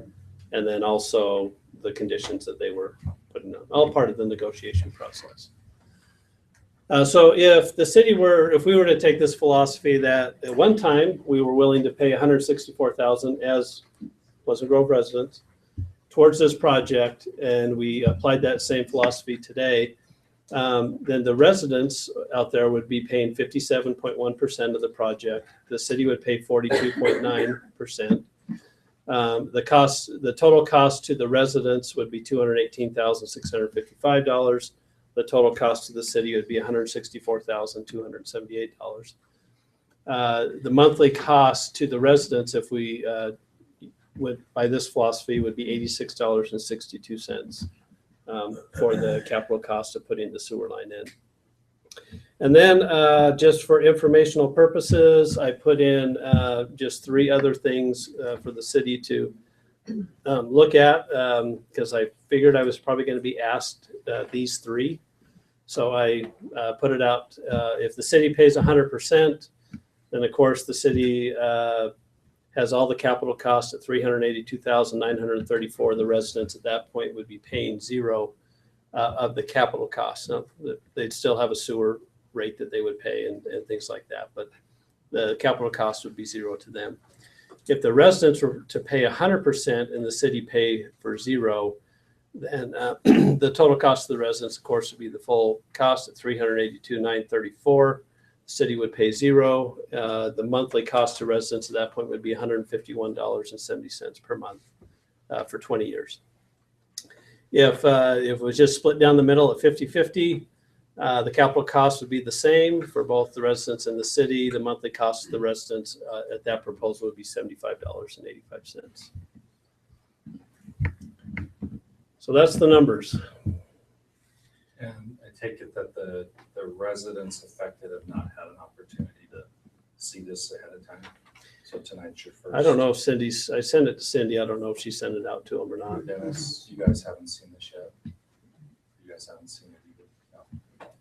So it'd probably be unfair to ask them to comment and make a decision on which one they'd be willing to accept without them having some time to digest this. So I think as I look at this, I think the city needs to decide where we're at. And if we want to do this in conjunction with the residents to say, okay, residents, what are you willing to pay? Then that's a different discussion.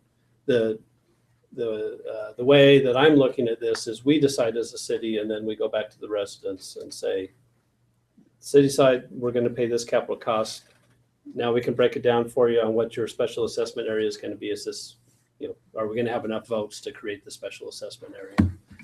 If the city is saying, take this back to the residents, and I mean, unless the residents are saying something different than the 10% they proposed 3 weeks ago, then that's a different discussion. Well, when I think I asked that question 3 weeks ago or so, whenever that was, the reason that we were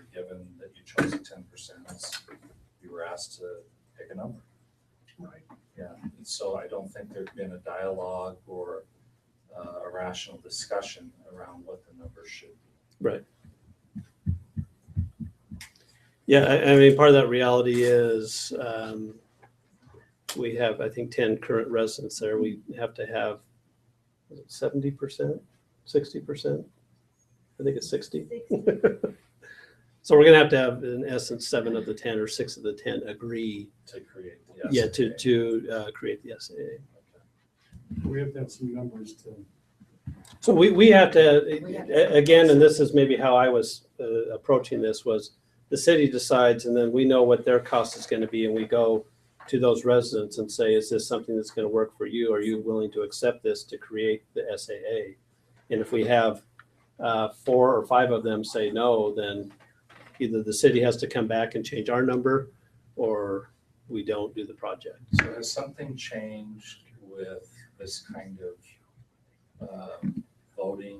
Like when we were talking about annexation, it was a certain percentage of property value or size? So it has changed. Okay. The percentages for annexation have always been different than to create an SID. They're 2 separate sections of the state code. In the past, the state code has had a lower threshold. It was what, 50? It used to be 50%. And they recently made that harder to form an SID by upping it to the 60. So it's almost a supermajority. We're looking for a clear decision on the part of the people that that's what they want to do. And the reason is if you get that 60% threshold and the people are voting no, they're now obligated whether they want to be in that or not. They are obligated to make that payment. Well, it also shows that you have a clear majority Yes. of the people who have had an opportunity to review it, and they agree with whatever that proposal is. That's exactly right. Right. And there's not a vote taken. The city, in essence, sets it up, and then there's a protest period. And if you get enough people to protest, then it kills it. But I mean, at that point, if we decide this is the direction we're going to go, we'll sit down with the residents and see where everybody's at before we ever create a proposal. I think we kind of want to know yes or no before we even head that direction. But. So arriving at the amount, you Yes. suggested that the city needs to come up with the proposed amount and then inform the residents as to what that proposal is. Yeah, that's kind of how I've been approaching this. If the city council says, you go back with the residents and get a number from them that they're willing to pay, and then I bring it back to the council and say, are you willing to do that? Right. Then And that's, I've then we seen can do that that. kind of negotiation Uh-huh. in business and other places. People take a position and then somehow over time. You kind of work towards the, with a lot of angst and whatever, you arrive at something. Yeah. I've also seen it where you kind of sit down together at the outset and say, okay, what's a good starting point here to Yeah. work together on? And usually the negotiated one where you're working with the party, everything's on the table. Yes. There's no secrets, there's no hidden agendas. It tends to come out not just with an agreement, but with good feelings. Yeah. Between the parties. Yeah, and the interesting part about negotiating something this on this level is, I mean, the council has decided in an open meeting where we're at. And so, I mean, I can't go to the table with them and they say, well, how about this? I mean, I have to come back to you guys and say, are you okay with this? Right. Unless the council wants to authorize me to set, if you set some parameters for me to negotiate with them, then we can do it that way too. Council, how do you folks want to approach this? Well, when you look at it from a business standpoint, we can give Scott the authorization to go and do. But I think we have citizens here. I think before we reach that, I'd like to hear from them. Me too. Yeah. I mean, they've been patiently waiting. For Been here a while. years. So should we give them an opportunity? No, that's great. to speak a little? And I can answer any questions once we get going. Any of you that are in that area, if you want to jump in. Dennis, are you the designated spokesperson? Reluctantly, think in the last meeting, Dennis Hollinger, 637 West, 4000 North. I think in the last meeting that we had discussed this, most of the residents, at least in that particular meeting, were okay with the 10%. That brought us more in line with what we'd be paying full price for back in 1989 or whenever it was. I think and of course this is my own opinion because I don't know what everyone else feels, but I think if we ended up paying more than the 10%, we'd have a hard time getting the majority of the signatures that we need. I mean, we'd all want to stay in Pleasant Grove as long as we could. But at some point, people will have to hook up to a sewer. Septic tanks fail. We all put in our own septic tanks at a big cost, which were similar to the impact fees that you're talking about. And there's monthly maintenance for septic tanks as well, and the cost to keep those running.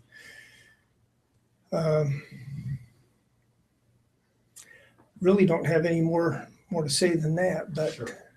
Can we ask you a question? You bet. If a septic tank were to fail Mm-hmm. and the option was available to repair it or replace it, whatever the term is for that, what would it cost? I really don't know the answer to that.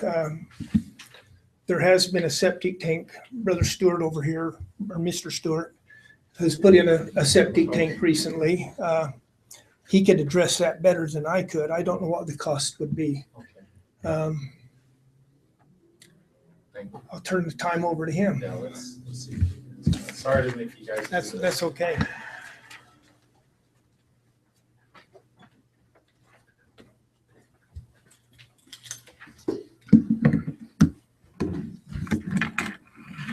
Dan Stewart, 4611 North, 900 West.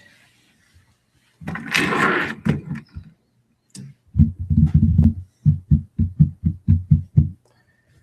think the safest thing for me to do is just answer that question directly. But no, you don't understand. When I tell you what I paid, it's because of the belligerent attitude taken by Frank Mills that forced me to make the decision I made. In spite of all the good feelings that have been generated by previous Pleasant Grove City Councils, Frank Mills individually took the attitude that to hell with anything north of downtown Pleasant Grove. I don't care what happens to Manila. We don't want their water. We don't need it. It's a big sore to us. We don't care if people just drive and blow away.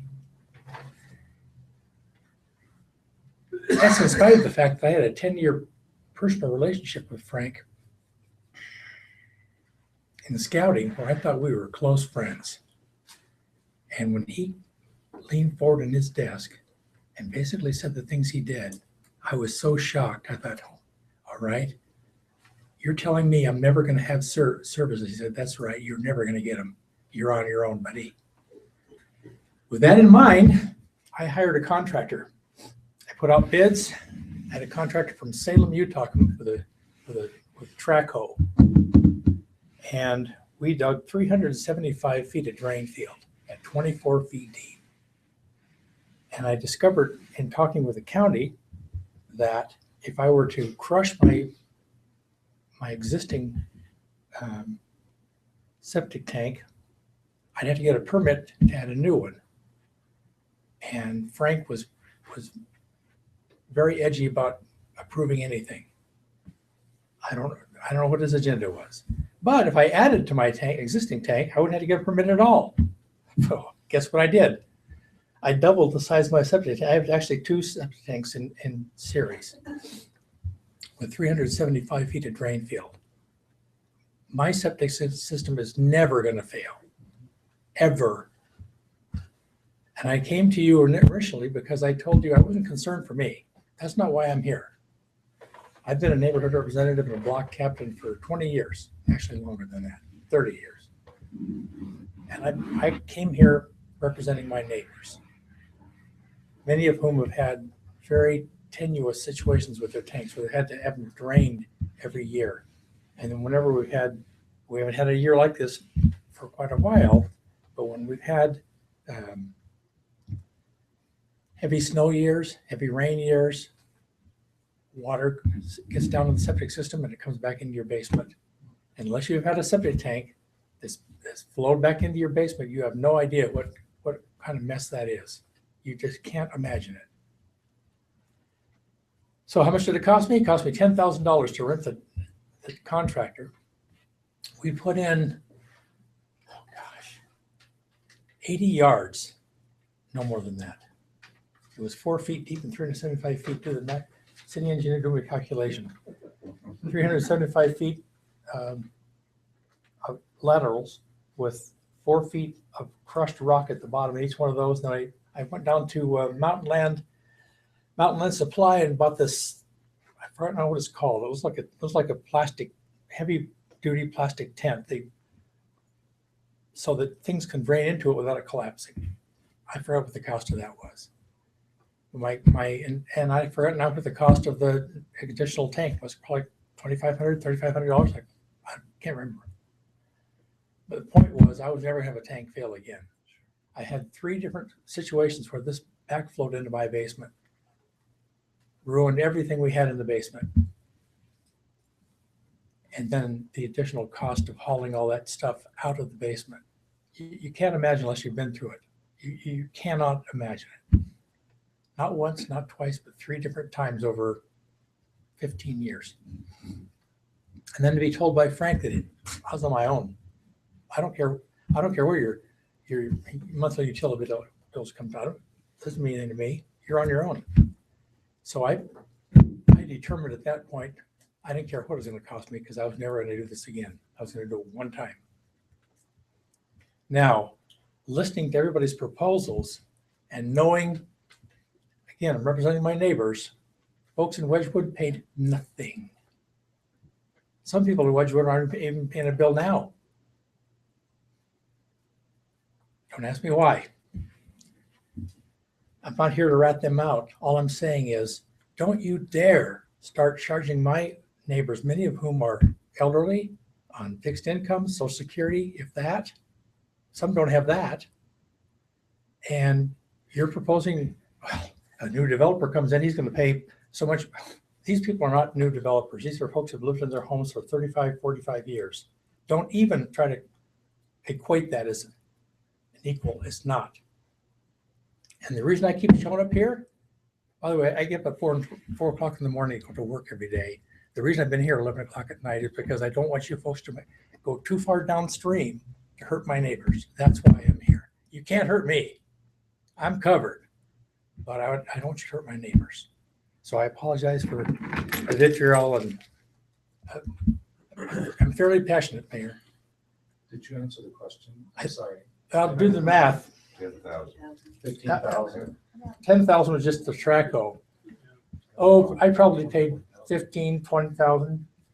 Is that a normal amount for a replacement of a septic tank? No, it's not. No. If I just had a tank alone, it probably would have cost me $3,500 max. That includes the transportation of it there and the setting in the ground. But So that 3,500 is what the. I assume so, yes. You can just. Is that back when you had to do it, or is that current? What year was that? Well, Frank Mills was still in charge, so can't remember what year it was. I have to look at my records. I can't remember now. But it's not a current number. Oh, no. Okay. That's just the cost of the tank. The Right. drain field has to be put in if a septic system. Yeah, fails. well, again, you know, the $10,000 was to dig the drain field. And then the guy who brought the tank in, I don't think the contractor charged me any extra to set the tank. Because he was already excavating 375 feet of drain field. But the drain field isn't normal, right? No, you have to have. Yeah, but you don't have to have that much. Yeah, I wanted like the super. I'm trying to get more like Okay, I know there was a specific cause for you to go to the. so the legislature. developer who originally built my home, Mackie Boley. Name should be familiar to everybody. If you've been in real estate any length of time, you should know the name of Mackie Boley. My home, Gordon Davies' home, and the home just north of me were model homes built by Mackie Boley back in 1978. 25 feet of drain field. And there was no state ordinance back then. And the crappy material they used, it's not even part of the state code anymore. Imagine a paper mache kind of material sprayed with some kind of wax, and they put the straw in the bottom. I'm telling you, that's what was in there. 25 feet of that. Primitive.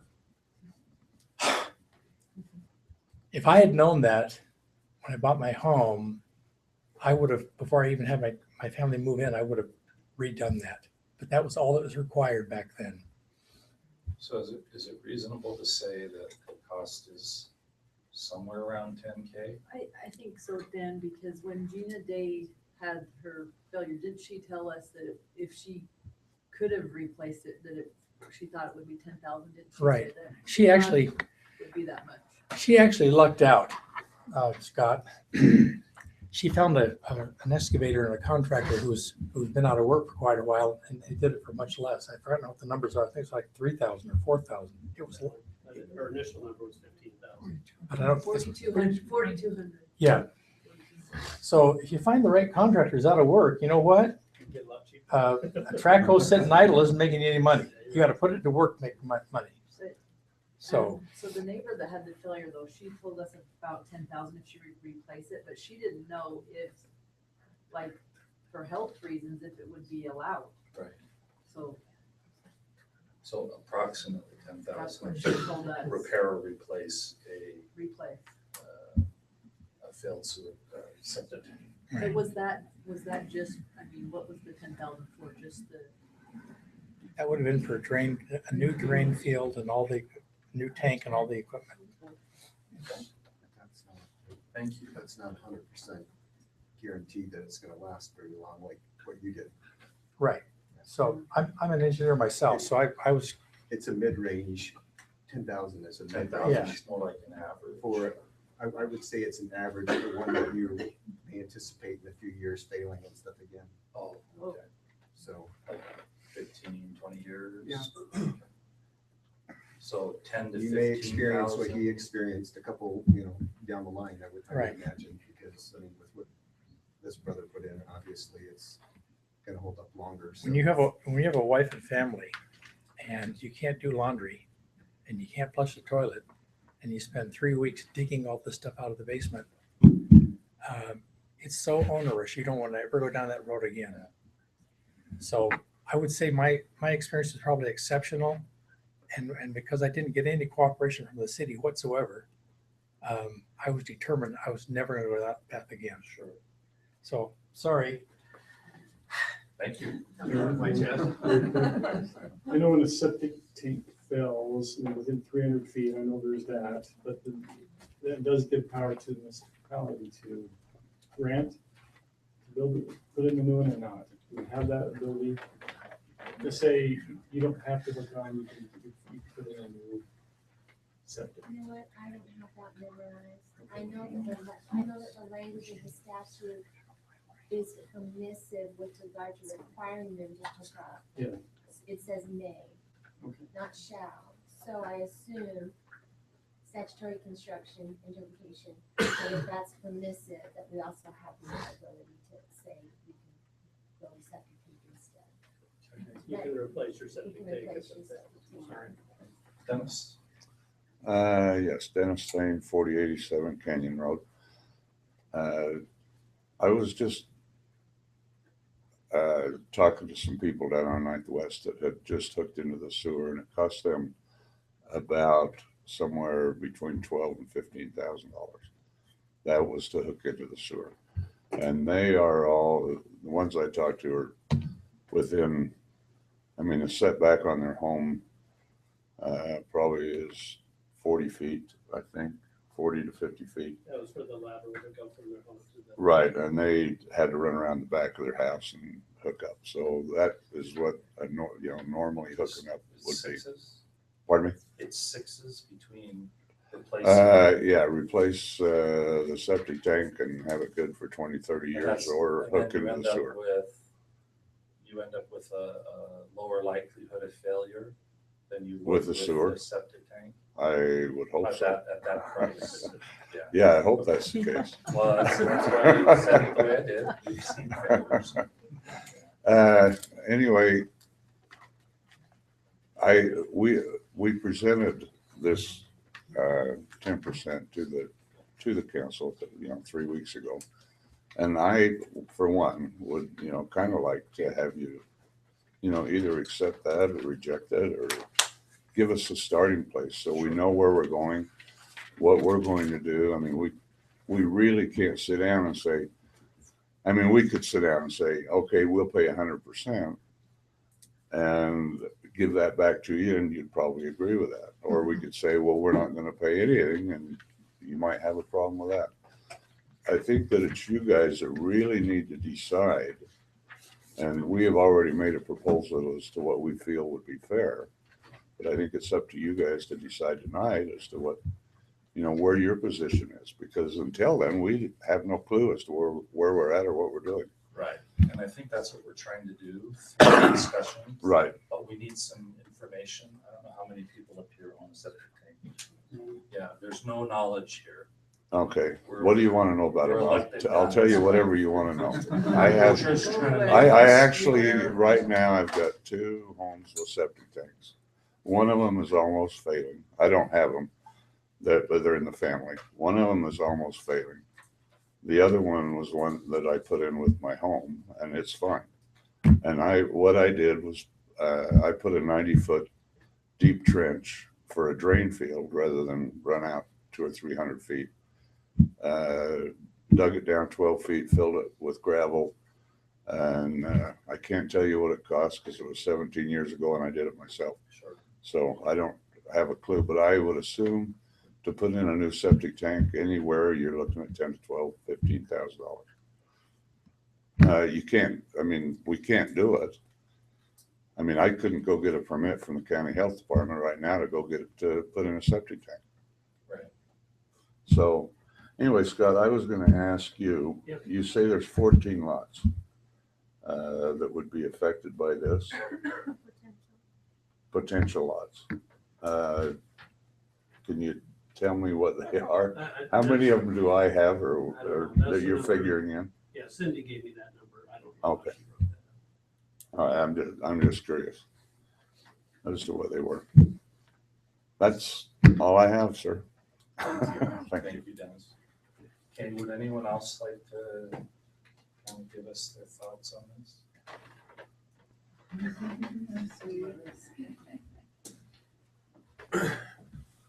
Scott Richards, 4354 North, 900 West. Seems like I was up here about 2 or 3 months ago, basically saying the same thing. Yeah. Yeah. And, or maybe in 2 or 3 years ago, I don't know. I'm also on a septic, but I am like Dan here. I have the luxury of the sewer line is right in front of my house, so I have an option. So hopefully my septic tank doesn't fail, although my house is 48 years old. So we'll see. I try and take care of it the best I can.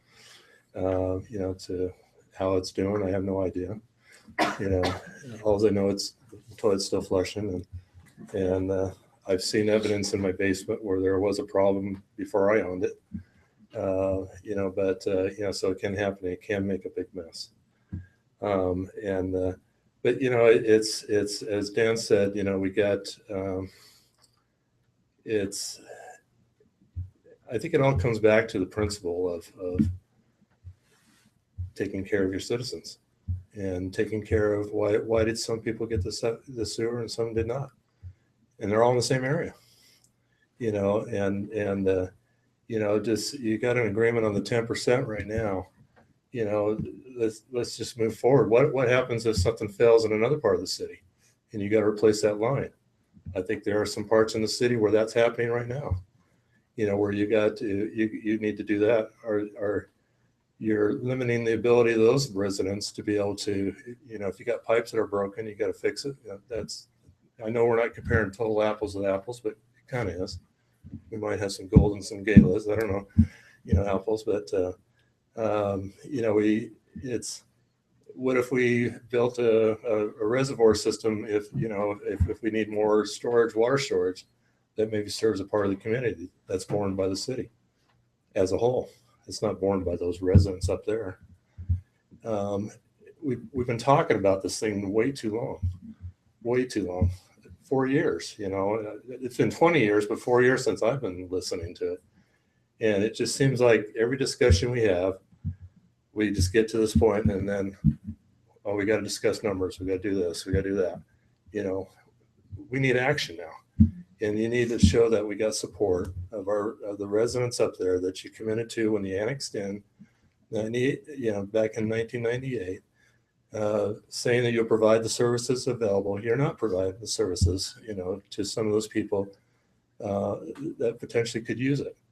And it leaves everybody else, if you choose not to move forward on and bringing this in here, then what kind of message does that send to your residents that you don't care about what's going on a previous commitment? Sure. Have we given you the impression that we don't want to solve this? 4 years. We've been talking about it for 4 years. Has this council given you the impression? No, I would say no, we don't want to solve this. But we're also not making a decision. Well, we're trying to come up with a number that we can actually act on. I know. I understand what we're trying to do tonight. I understand that. But it just seems like, okay, we need some new numbers. We need some new numbers, you know, and it just keeps going on and on and on. You know, when do we get the right numbers? I don't know. Well, we need to understand what it's going to cost. Right. Which but we have done, yeah, okay, we got some numbers there, exactly. Right. But I think, and we need to understand not just what it's going to cost to put in the sewer. We need to understand, is that the right thing to do because people are actually going to hook in, or are we just putting all that money into the ground and then nobody's going to hook in, either because they don't want to or can't afford it? There's still a $5,000 to $12,000 lateral fee here that we're looking at, and the proposal on the table was they pay for it themselves. Is that really what we want to do? I'm pretty open here right now, so no. To be told we need to get off the pot or whatnot, it's a little, you know. That's not really the spirit I intended. No, and I'm not, and it's not my intention to bring the spirit you're feeling. You know, because it's just frustrating, and it's frustrating for these residents. It's not, I guess, me personally, you know, I'm not affected by the installation of the sewer, but these are my neighbors. This is an area, and it does affect us as a whole, because we just, you know, as I mentioned a couple months ago when I shared my thoughts there, we are residents of Pleasant Grove, and since that discussion, we had a septic failure, you know, just 3 doors up from where I live, you know, in that sense. And so we had a pipe burst, or not burst, but overflow and flooded people's neighbors. It cost $52,000 plus.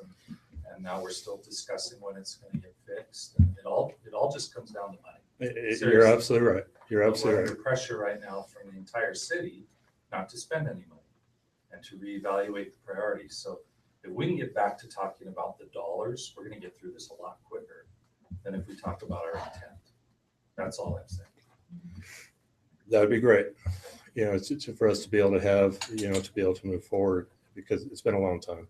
Okay. And that's what I'm saying. And that's the spirit of what I'm trying to present here, you know, to do it. But we'll go from there. Scott, really quick, what stinks, and I don't mean that, is that outside of your house and on the 4,000 sits a sewer line. But we have a city that won't cooperate with us on that. And that's literally what stinks about it, right? because then we would just be talking about certain costs here. Right. So, but it is what it is, they won't. Yeah, I think we kind of have to. Yeah, we have to move past that because it's not going anywhere, as we all The know. discussion that we're trying to say here is, yes, this council, the 6 people that sit here are willing to take the crap for the decisions or lack thereof. that have been No made pun since intended. 1998, Circle all of those. and take all the blame. We're fine with that. We're trying to figure out what is this gonna cost and what's fair and equitable, so we can make a decision to move beyond. That's good.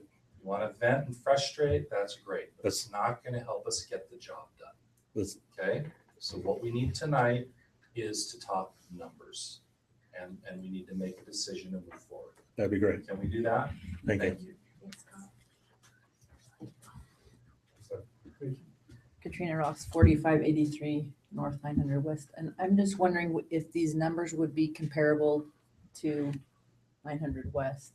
Would it be similar for us cost-wise, or is there nothing we can? So we haven't run the numbers on that to put the sewer line in. So I don't know.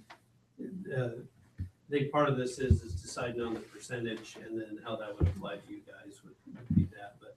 Because we, No, I'm just thinking it would be a lot more for us probably now, because we had 6 on our street. I don't know what's happened to the 2 that are trying to go to Cedar Hills, but now 1 already is on that sewer, so that puts us down to 5. So if it would be a lot more than this for us, I don't know. yeah, and it might not be as long of sewer main to run. Oh, okay. That's probably what determines it, is really just how many lateral feet that we'd have to go. Okay. And, you know, that's something we could probably kind of put some quick numbers to and say, here's roughly. In fact, you know, John, she's probably actually does have numbers. We do have numbers. Right? That would be good. Yeah. So we might need to reconnect later and we can go over those numbers with you. Thanks. Okay. Dennis? Mike, did I answer all your questions on Yes. septic tanks? No, you did. Is that all right? Thank you. Yeah. Did I give you a good number? I think septic tanks on the whole, long-term, they're on their way out. And so I'm trying to get us to what's on the way in or should have been in 1998. Thank you. All right. Okay, any other comments? So, anybody else? I have a wild-haired recommendation. It's 9 o'clock. Oh, Jacob, go ahead. Jacob Gosh, Such. I already closed it. You No. stand. Go ahead. I'm slow to get up. My legs are Okay. numb. I like it. A few things. I want the council to keep in mind that the reason these guys don't have sewer is because we didn't charge the first round that what should have been. And to keep that in mind. The other thing that I've heard quite a bit of is that, and from several residents, is that I'm not going to develop. Well, I might have a lot, but that's just a lot. This subsidy should only apply to existing homes. We shouldn't be subsidizing new development as a city. We just shouldn't. It's wrong. And I would encourage you to look at that. Absolutely. I think you guys have already decided that at some point you're going to work for a solution for these people. But we shouldn't be subsidizing undeveloped land. It's wrong. And then the other thing that's a little bit frustrating, and if I was one of these people, I would be quite frustrated. This is the 4th meeting I think we've had on this, and they're being asked to come up with numbers on stuff like how much a septic tank costs. We should have done enough research on this by now to know some of those things, and not be asking them out of the blue to come up with just a number. That's a little bit frustrating, I think, for them. That's all. Thank you. Appreciate it. Anybody want the gavel?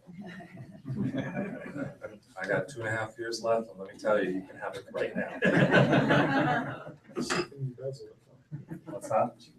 She can bedazzle it, that's fine. Okay, council, you want to hear the crazy idea? I think the city's responsible here.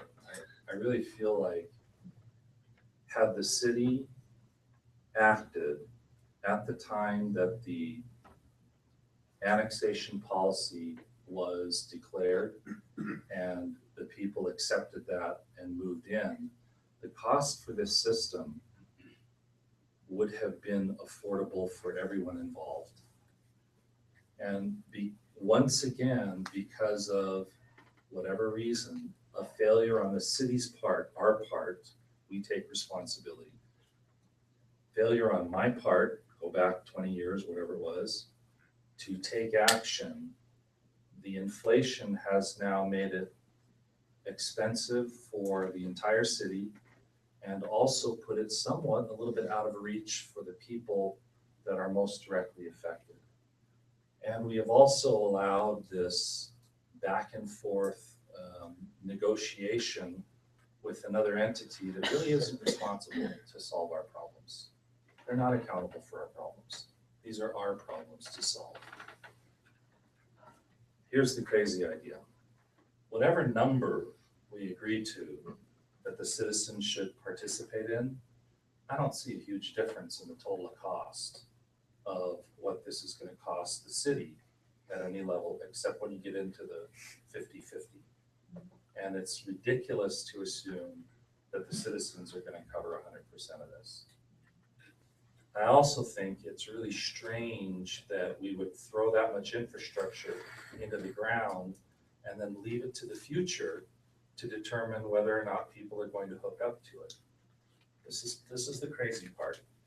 Shoot away, you're on camera, I don't care, everybody fire me, that's fine. I think we should get the job done and get the laterals in now and abandon all of these pipes and everything that are the septic tanks and finance it for them. And they can just pay it on a monthly basis. And then there's no worry about whether or not it is or isn't going to get done and when or whether that thing fails. You do it for the existing homes that are in place. It's not going to cost you that much more to finance it.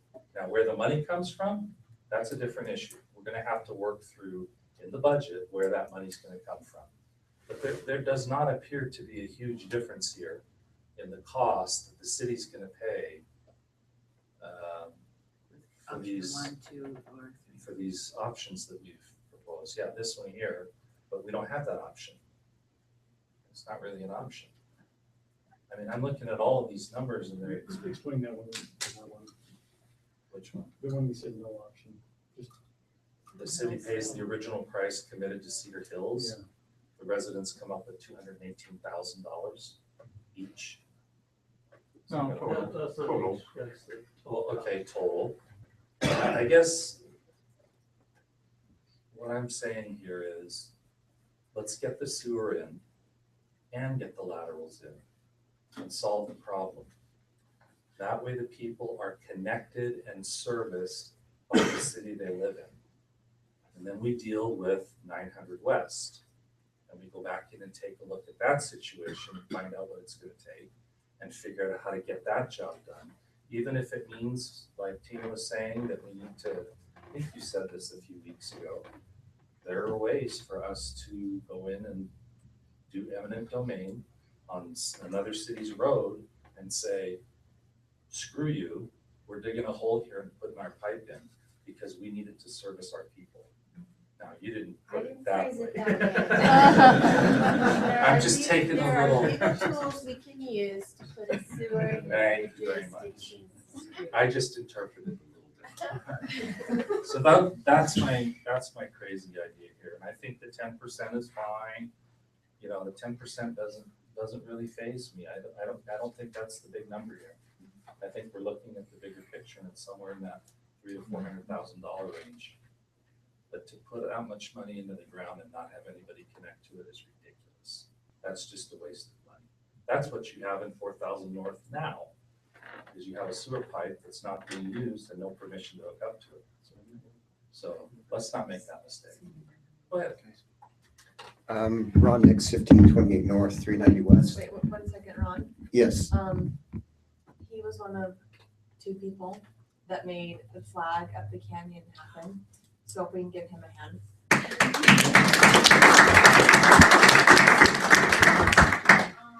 I didn't expect that, but Kyle's a good friend. He brought up the idea. And I was the one that basically executed the rigging and made it You also happen. shied away from the camera a lot that day. I did. But Sid was up there with us, with her son, putting in the first anchors to be able to do that. And we look forward to maybe continuing that in the future with the city, so. And maybe on a surprise special day coming up soon. So anyways, just real quick, I'll just keep it short. I've been here for 23 years, love the city. And these wonderful people over here, probably, they said, what, 35 years that they've been taking care of and paying their taxes and doing this. I'm really impressed with you, Mayor Daniels, and the comments that you just made. I'm glad that I waited to say, you know, what I was wanting to say in relation to that. They're on fixed incomes. A lot of them, it's difficult for them to make that. They agreed on 10%. I think that it's fair.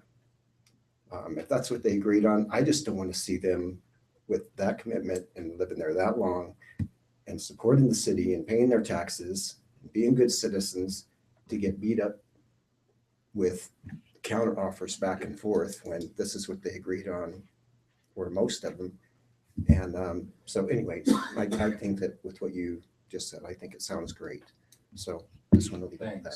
Thanks. I don't know. It's up to these guys. Yeah. I'm a citizen. I see it. Since you opened it back up. Mayor, will you just scroll up and show option 2 and 1 and 2? I'll try.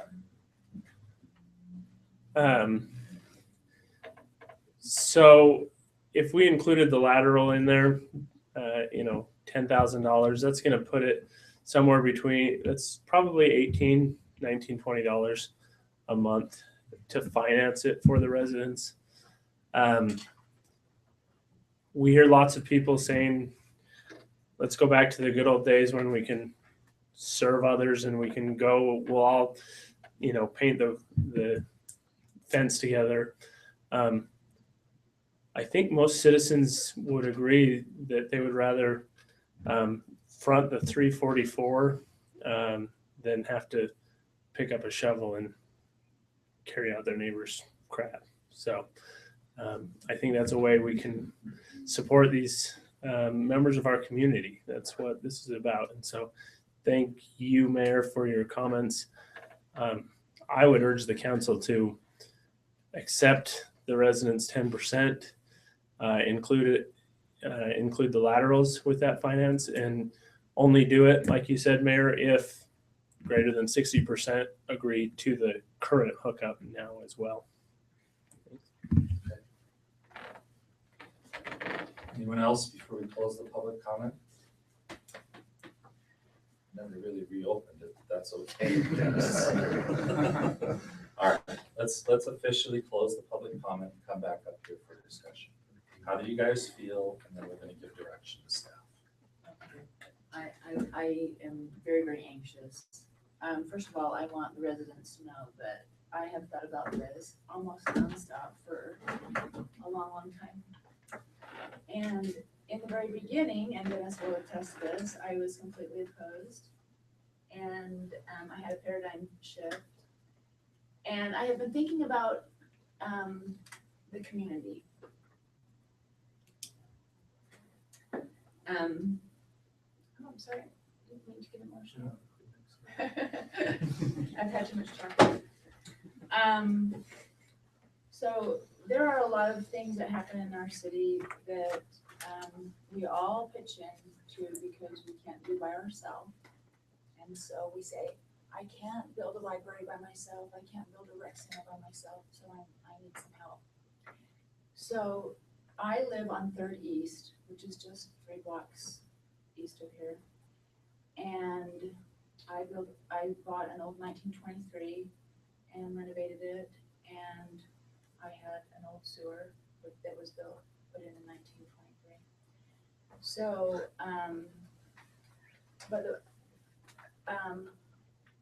this is the point I want to make.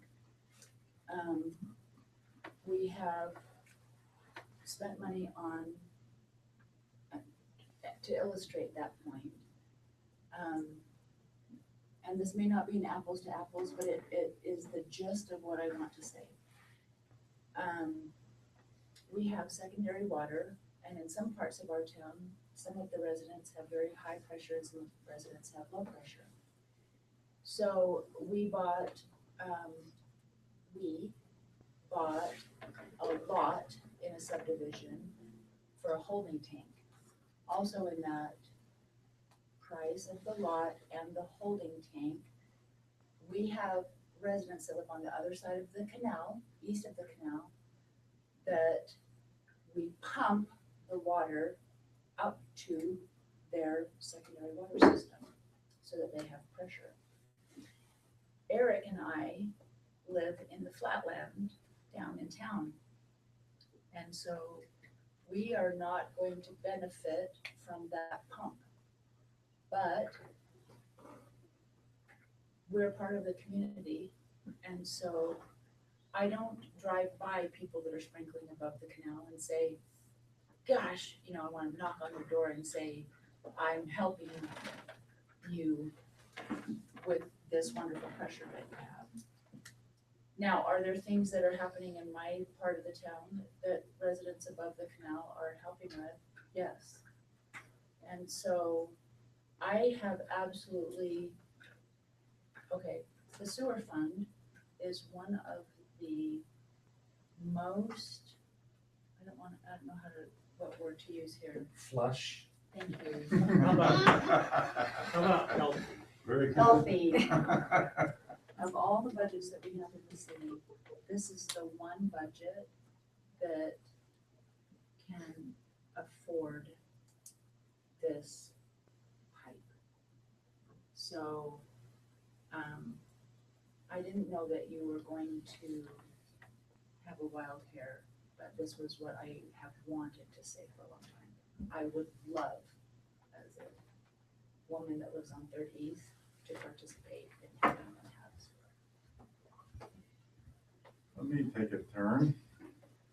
We've had discussions about whether the tanks actually benefit the entire city in the pressure system or just one subdivision. And I think the analysis from our experts suggests that most of the projects we pursue actually have a much broader impact and broader benefit than this one. So I'm going to be the Not contrary. the pump, the tank, yes. Okay, fair enough.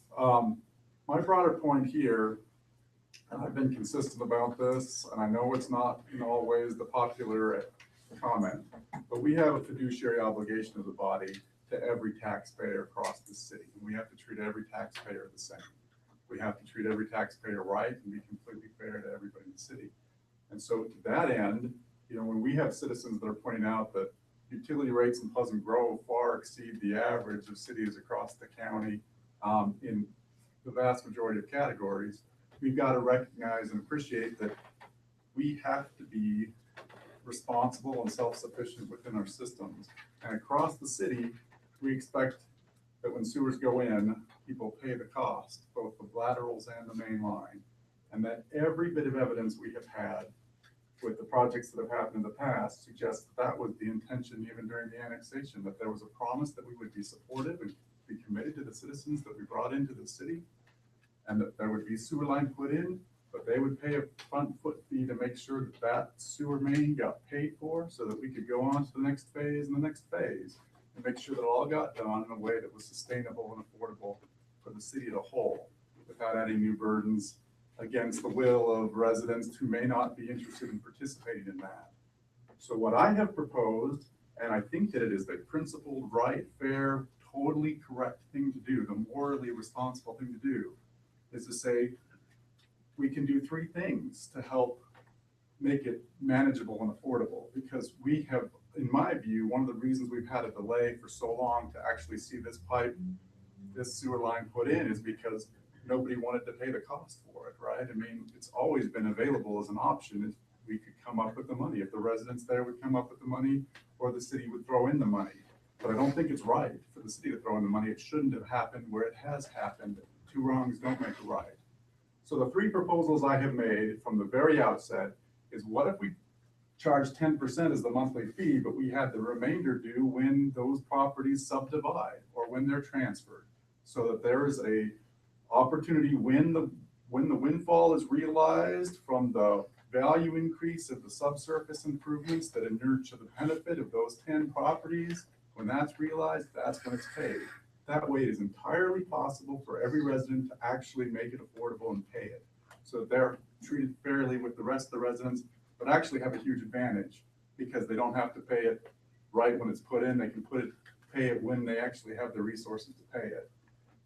And then I have proposed to staff that we create a contribution fund where the rest of the residents can say, hey, $400,000 divided amongst 8,000 tax-paying households is only $50 for me. And I believe in community and I love the people in the Manila area and I want to protect every resident I can. I'm happy to put in $50. That would be my pro rata share of the cost of this that I'm going to be asked to pay out of my sewer fund if the city contributes it against my will, but I'm willing to do it voluntarily. But I'm not willing to obligate everybody else who may not want to do that to pay something that they shouldn't have to pay in a principled solution that's actually driven by foundational understandings of how government operates. And so my proposal would be to create that voluntary contribution base. You're not going to have a lot of people that actually choose to do it, but we could put a line item on utility bills, and for a year we could say contributions here go straight to these 10 residents and putting in a sewer main that's been an awful long time in coming.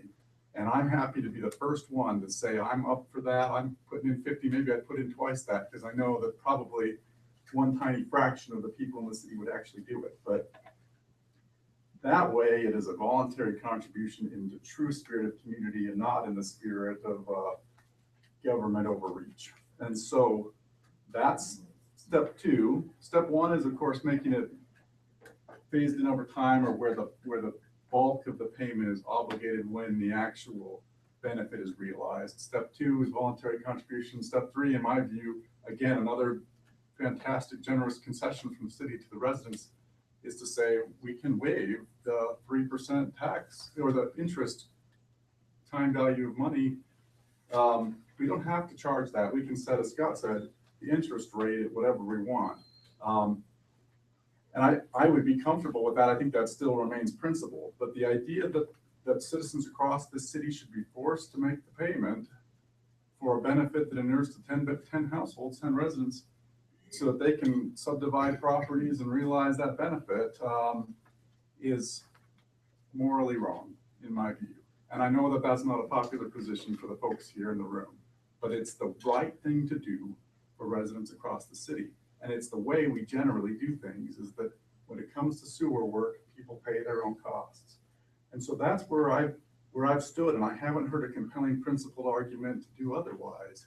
I empathize with the costs of septic systems, and septic systems financially make tremendous sense when you've got lesser density. And then when you're looking at subdividing and developing and you're going to go to tighter densities, sewers make a whole lot more sense. But there's a way to make it equitable with what has happened across the rest of the city, bar a few exceptions that have been improper in my view and contrary to every bit of the intent that we have seen evidence of what the city should have been doing and planned to do, the front foot fees and everything else that proves that the idea has always been that the residents pay for their sewer main. So it's the way to do it that's affordable, attainable, to be done. It's the principled way to do it that's right and fair to the rest of the city. And it's a solution that I think promotes community and promotes generosity and promotes a spirit of supporting each other through the difficult things that we face and have to get figured out.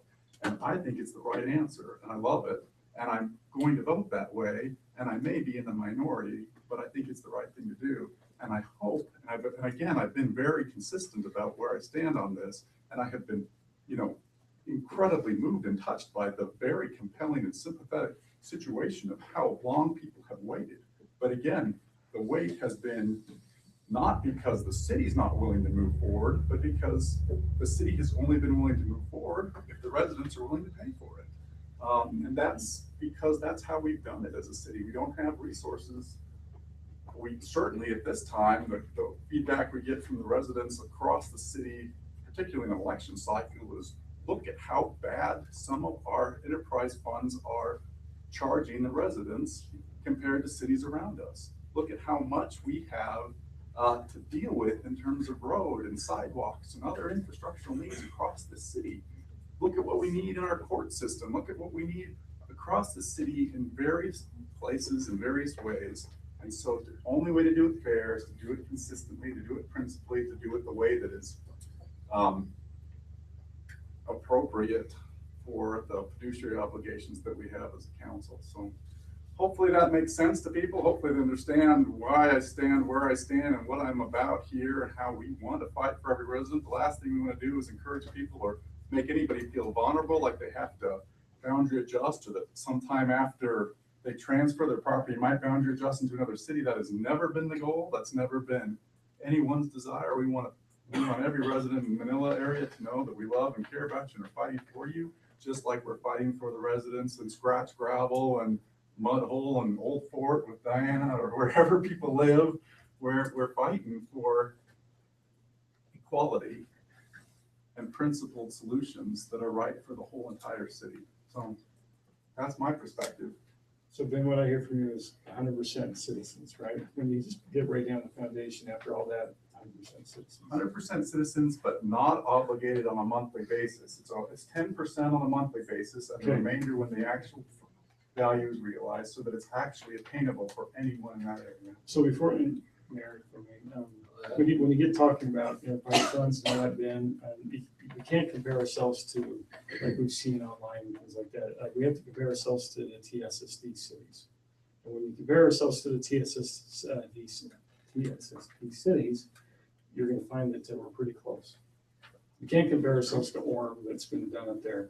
Orem's infrastructure, treatment plants, all that was paid for by federal grants. That cost wasn't passed on to their citizens, just wasn't. Ours is different because TSSD passes those costs on to us, Lehigh, American Fork. So we just can't say that when you say things like that. We just can't, because that is comparing apples to oranges. So fair, what's fair? Fair is different in everyone's mind, right? What you just said is probably not fair to these citizens sitting here, right? They have a different perspective what you said. What Diana said, they're probably more in line with that. I'm just guessing here. So we have these two options. The mayor talked about option one and option two, and we have to decide what's fair. I did a terrible math. Dean was probably going to smack me upside the head here, but lateral, I threw in, I think what Jason did, I just did an average of $10,000, what it would cost. So if you include the TSSD cost, PG cost, lateral, that's about $13,500. That's your cost, just straight up. And then if you went with the 10%, 90%, that's about $2,700 per. I'm going off 14 here, right? So that may be right, that may be wrong. We can recalculate that. You go off that 1683, that's about $4,400 per resident. And then as you move up, 57% citizens, 42 for the city, that's 15,000 per resident. And it's just like you said, it goes up.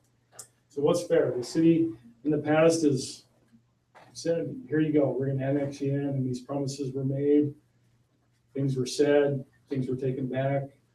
And what, how many years now? 17, 20 years, right? You've been dealing with this. And so it's a tough one, but we're ready to tackle that for you and come up with a figure. I like option one or option two. I think that's fair to you guys. Now, you may not like option two or option one course, right? It's a little higher, but I think we need to have that discussion and decide what is fair and what's fair to Jacob back there and what's fair to Scott back here and Jason, right? Over on 100 West, I know Scott's going to get after me for this. I asked him to explain this a little bit if he had a chance. We have a whole new sewer going in, 8-inch to 12-inch, right? And I think that cost is probably similar to that. And so those residents, I know that it's taking in a whole new, it's helping other residents upline, but they're getting a whole new sewer in front of their house, no cost to them. It's because it's in the master plan, right? That's just the way it is. So Scott, if you can address that, and then I'll continue. Well, there is a cost to them because they pay the sewer rate, Yeah. and those sewer rates are what's paying for that project, so. I don't think it's fair to say there's no cost to that. Right, and it's benefiting the entire city. And again, when we're talking fair to the people that get the benefit, anything is. Well, I don't think You know, we're talking about fair sewer to is every resident. benefiting 1500 East up there. I just don't. That's just the way I think. Downhill. It's downhill. So, right. So it is what it is. So where do you stand? I stand on option 1 or option 2. So Scott, isn't it correct that we put in the sewer line in 900 West, 2600 North, and Wedgewood without charging the residents? Is that correct? That's correct. Is it correct we intended to charge the residents and did not collect? According to the minutes we read, there was an intent to charge a front foot fee. But we still, the To our facts are that knowledge. we installed the sewer line at those addresses without charging the residents. To our knowledge, that front foot fee was never collected. 17 years ago.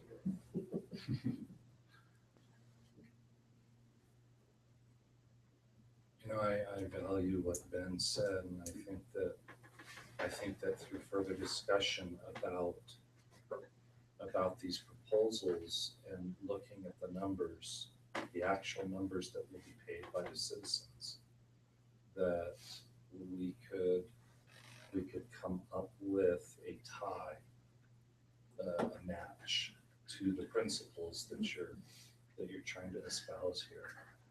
I don't think that we're going to resolve inflation in what you presented or what I presented, and that's fine. I mean, I understand that. So, but I do appreciate what you said. I think that that's to be respected. So we have a question in front of us. We have an opportunity. This may be the first time we've come this close to resolving this particular issue, given all the pros and cons that have been stated, all of the math that's been done, the measuring, the heartache, and what's happened. It comes down to if the council is or is not supportive of moving forward on this, and with which option. And then I can give direction to staff on what we can do. So my proposed option is not one of these three. It's one that we've communicated by email, this idea of option 4, where residents would pay, like option 1, 10% on a monthly basis. They get $15.17 added to their monthly bill, but another 90% of the obligation would be due at the time that the property was subdivided or sold or gifted or bequested to another individual or in any way transferred. So that's my proposal with a few other benefits for the residents there, a charitable fund, a contribution mechanism for voluntary contributions to that final cost, and a waiver of interest in the long term. And that would be my proposal. So help me here. So you're saying 10% pay 38,000, right? And They then would pay that much on a monthly if basis. said person said, I'm gonna now subdivide my 2 lots, they owe the 344,000, is what you're saying. Yeah, so at the time of subdivision, and we can work out maybe some of the legal terminology and how the lien would What if it's operate. just in 1 terms of- month? What if it's just 1 month? Sorry. And so if it's sold, or if it's given as a bequest in a will, or if it is transferred in any way at the time of the transfer, then the remainder would be due. And so you have to sell the remainder of their pro rata share. So their total cost of the line is close to $400,000, 10 lots, probably $40,000 to each individual lot. It'd be probably, especially if it was just 10% being paid, it'd be close to $35,000 that was the benefit of the infrastructural improvement that they would be realizing as an increase in the sale value when the home is sold, that would then have to pay the city back for that infrastructural benefit. If that makes sense. Is it possible to say anything?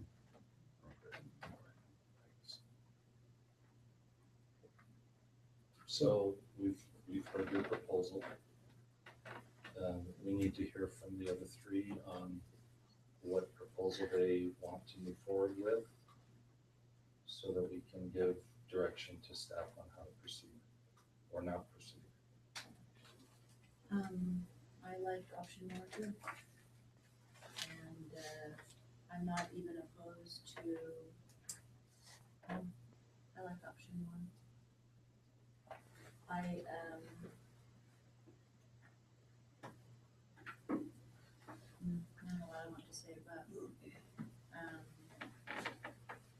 you know, I think the turning point for me was when they were part of the county, and the county said, we don't want you anymore. And they chose Pleasant Grove. Like when Ben was talking about Fair would have been probably county for a long time.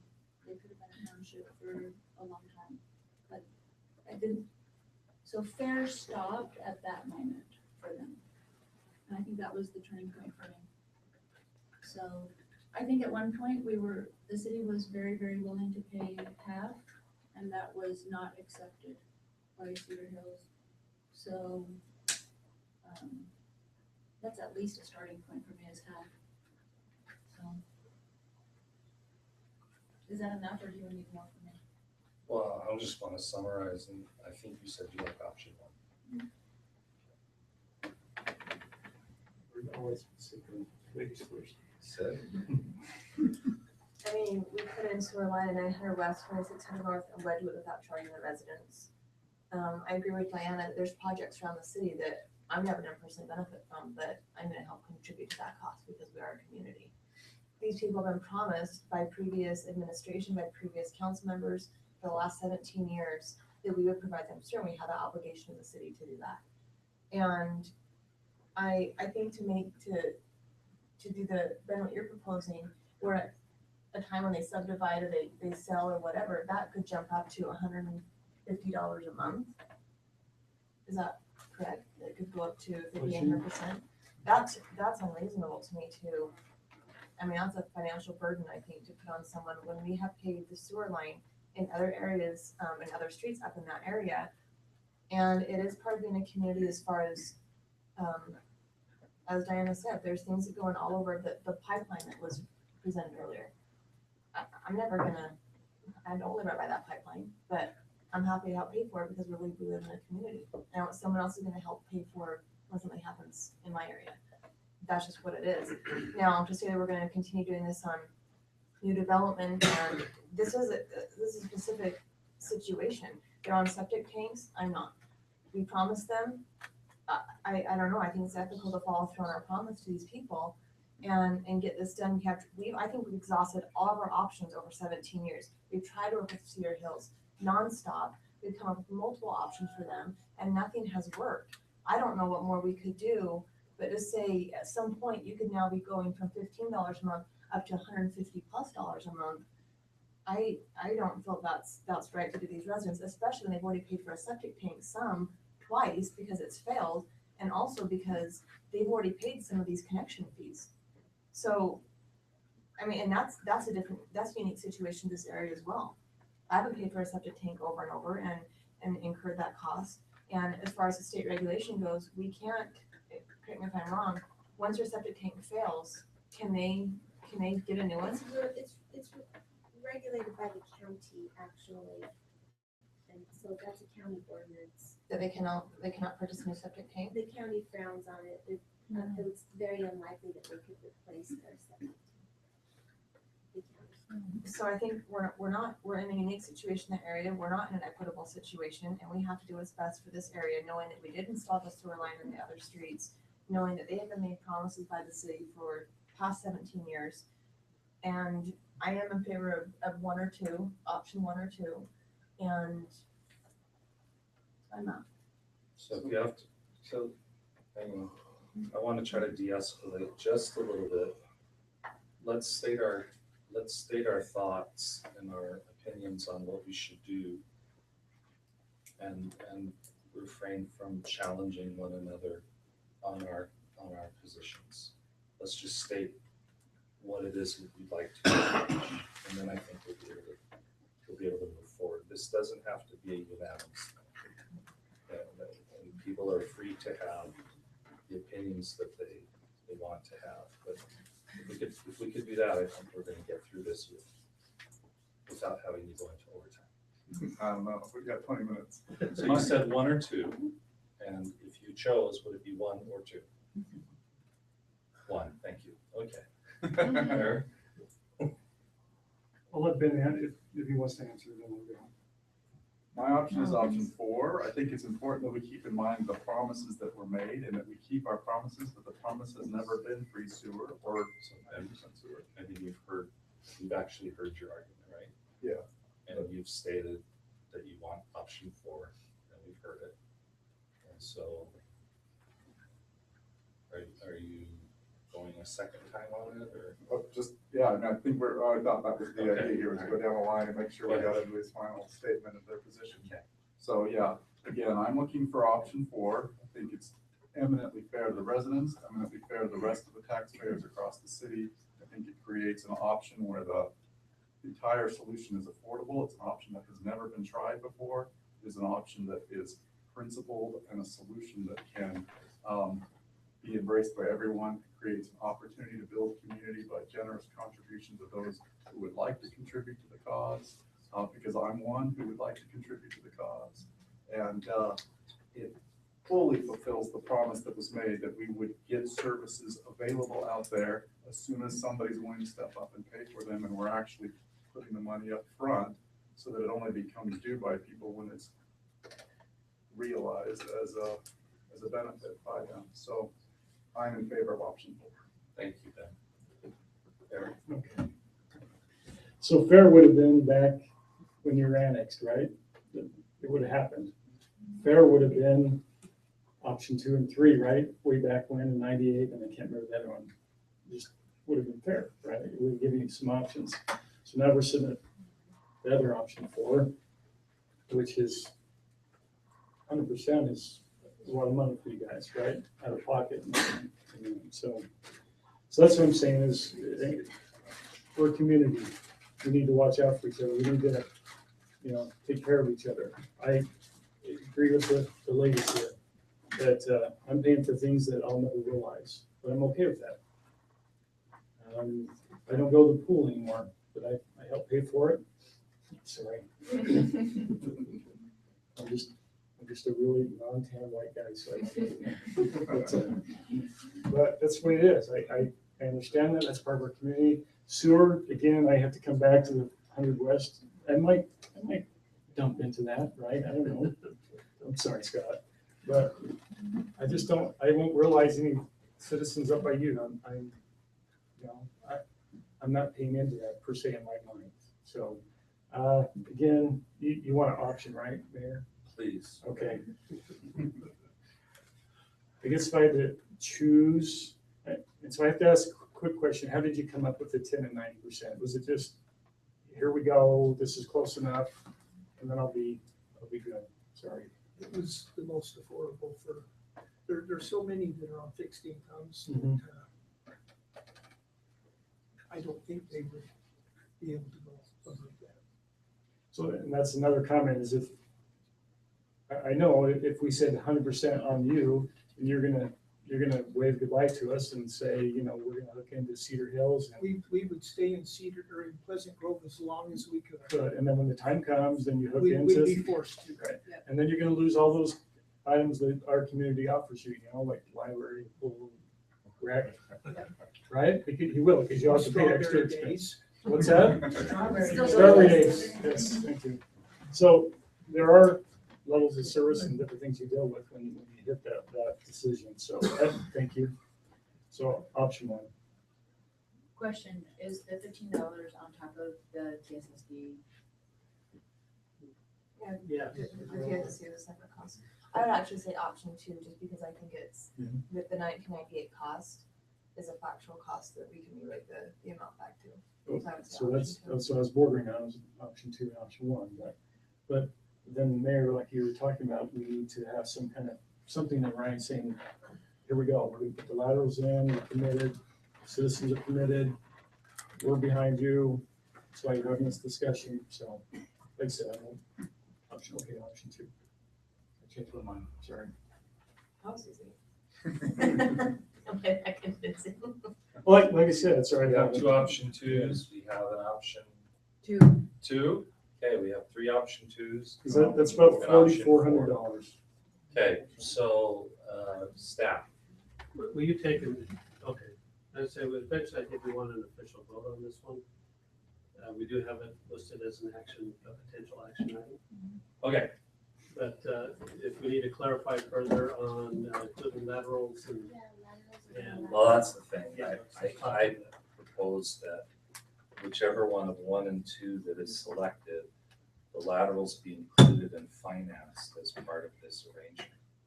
Because the likelihood of an individual forking out the 10K until it's absolutely necessary is about this much. And by the time it is necessary, the cost of that lateral is going to be just the same as what we saw happen with the sewer.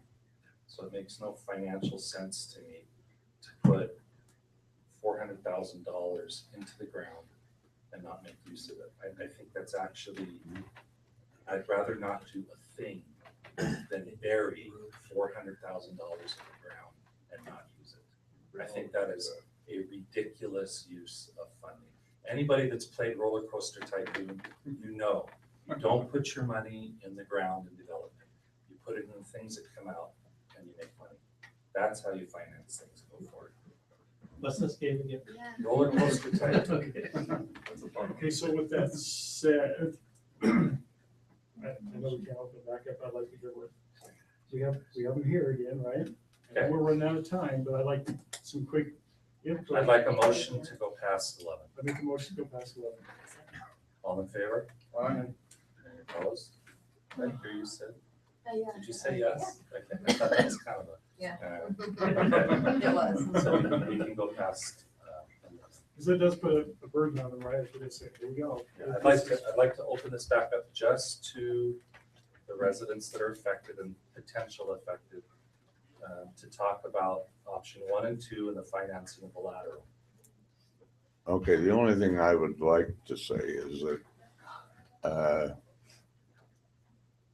I don't have any need right now for a lateral on, I mean, I've got a septic tank that's working, it's new, all that stuff. But personally, if you wanted to say that I was going to pay whatever the sewer fee is, if I were to hook into it, I mean, I would be more than happy to do that until I do hook into it and then continue paying into it. So I would prefer not have the city say, okay, we're going to run a lateral for you and it's going to cost this much, because I can very probably do it for a lot less. Interesting. We would have the ability, I think, if individual residents didn't want to finance the lateral, then they would either want to put it in themselves or just pay for it cash up front. So this could be an either or. Sure. Why would you do a cash up front? Because the cost is going to inflate. And by the time that somebody gets around to doing the lateral, it's going to be way more than what we collected. Yeah, so I don't know why somebody would take that. Okay, so just to be clear, the two options would be, it goes in now and it becomes part of their financing, or they absorb the. Yes, but we require them to hook on immediately. Okay. You can pay for it yourself, but they're required to hook on immediately. Yes. Well, that's what I'm hearing you That's, say. my thing was, Why, get hooked up. Yes. why put the $400,000 Why in put the if now it's gonna $400,000 cost in if you're not So gonna? is that where we need more than the 60% to agree to hook on? Is that before we even dig anything, would we need them to agree to that or not? Well, what you need is the 60% to agree to form the SID to pay the monthly fee that we're going to assess. Regardless of whatever the percentages are, you have to have 60% to say, yes, we agree to do this SID. And as part of the SID proposal is where the numbers come in. When they say- That's what they're actually Right. judging whether or not they want to agree to it. And 60% have to do that in order for us to figure the line. Because I agree, I mean, there's no point in paying the line if no one's gonna hook out. Right. But Dennis, did you want to say something? I just wanted to say that I'd appreciate it if you'd take into consideration the fact that I would pay for the sewer whether I'm hooked into it or not. I mean, I agree with you. if you're gonna put $400,000 worth of whatever it is going up that road, somebody ought to pay for it, and I'm asking for it. So I think that I ought to be paying what it would cost if I did hook into it. That's my opinion. But that means that you would bear the burden of hooking into it at some future point At on my your own own, expense. and you're making a commitment that you will do so. Right. Right? And in the meantime, you'll pay the monthly fee. Monthly fee, right. Okay, Well, plus the 15 right, or 10% or whatever. whatever number is agreed to. Thank you. Anybody else? Come on, Dennis, you can do it. Vote for both of us. I'm really confused. So you're proposing option 2 essentially, but I'm confused about the laterals. You're saying that the city would finance the laterals? At what cost to us? Whatever it is over, how long is this thing? Well, so here's how I picture it in my mind. When we design the project, we will design it with all the laterals going in, and so that would give us an overall cost. We could break down each individual property that, so the lateral for that individual property, we will pinpoint those costs. So that when we take the vote on the SAA, people will be able to say, I'm paying for the capital cost, I'm paying for the contractor to come in and hook me up right then and there. And that's what, and this is gonna be my additional cost, and then we can roll that into a monthly cost that is gonna go to each individual. So you would not be paying your 12 or 15,000 for a lateral upfront. You'd be paying whatever it is per month. The city pays for the, the city pays for the whole project. The to city start, pays for it. And then You, the we get individual, paid back would over pay time. over time. We get paid back over. And so we would have a concrete figure Yes. that we could, I mean, if we're gonna vote on something as a Yes. community out there, we need a concrete figure so that individuals know exactly what they're gonna have to come up with per month. That's right. That's So right. I think, and I don't want to get the timing incorrect here, but we designed it, I think we bid it. And so once we bid it, then we know the exact cost. Then we can come back to the residents and say, here's where we're at. Because now there's going to be some cost. Now this cost is all rolled into the overall cost. But there's a little bit of risk that we're taking as a city, that we bid it and then we can't get enough votes. I mean, we've already sunk a few $1,000s into design and bid and that type of deal. Yeah, we've sunk 28 years and whatever into this. The thing is we have a cost estimate, so we know the ballpark. To the resident, this could come in lower, it could come in higher. That's why I think it's important when we settle on an amount, we settle on a percent to start. That's for the main line. The laterals, or somebody's gonna have to go in and measure it and say, this is how much the lateral's Okay, gonna so cost. the proposal was, as Dennis correctly stated, three of the council members said the proposal is option 2. It would be 16.3% over the course of 20 years in the amount of $24.72 a month. That doesn't include the lateral. The lateral, we would get estimates on what it would cost to do all the laterals at the same time, the overall project, and then figure out what the individual cost for each of those properties would be for the lateral, and present that as part of the financing option for each individual landowner out there, at the same time that you guys make the decision to form the SAA or not. And then based on that 60%, if you guys go ahead and decide to do it, then we can say that we can actually move forward, pull the trigger and execute on this SAA, as well as the rest of the things that have to happen finance-wise to make it work. So are we talking just existing homes or potential homes? Well, no, the 14 is those that have an ability to subdivide a lot. I think right now there's only 10 existing, and maybe you know that number better than I. I don't. When we had the meeting at Cindy's house, when the when the people were talking about getting information from the city. Initially, we had a number as 10, and they talked amongst themselves and said, no, the more correct number is 14. So if we need to sit down and re-verify that number, that's something that could change the numbers up here. But those are all things we'll have to get figured out before this SAA essentially comes to a vote. Right, I think the 14 was potential, Yes. not existing, Yes. right? But how, who and how, I don't know. Yeah. I just know that 14 was the number you guys gave to us so that we could calculate that number up there. I guess there's no way you can go south of my house and include all of that property, because you can't pump the sewer uphill. I only I'm not have- familiar exactly Yeah. where your lawn is. Right? It drops about 800 feet. One problem at a time. Right, You can pump sewer uphill. yeah. But we could say existing only. Well, we could say existing only. It's gonna Scott's change. saying that it's, The residents are the ones who proposed the 14. Right. If we said existing only, it's gonna be split 10 ways. But then somebody's gonna future subdivide, and they're not gonna have to pay for that subdivision. And so when the residents were talking, again, this was just them talking amongst themselves. They agreed that 14 was the number, and how that was gonna, who was subdividing or what, I don't know the answer to that. Right, I think it's lots that could tie into 4,000. That's the only Based on lots the that were current being zoning. considered, Based yeah. on- I mean, yeah, if the zoning never gets changed out there, that's a whole different world. But right now, based on current zoning, that's what that number. Which is half acre, Rural residential half acre lots. right? So the 2472 per lot, would that be existing lots or the That's 14 also- potential lots. That's also potential 14. lots? That was 14. So if Consider you've 14. got 2 lots, you're paying that times 2.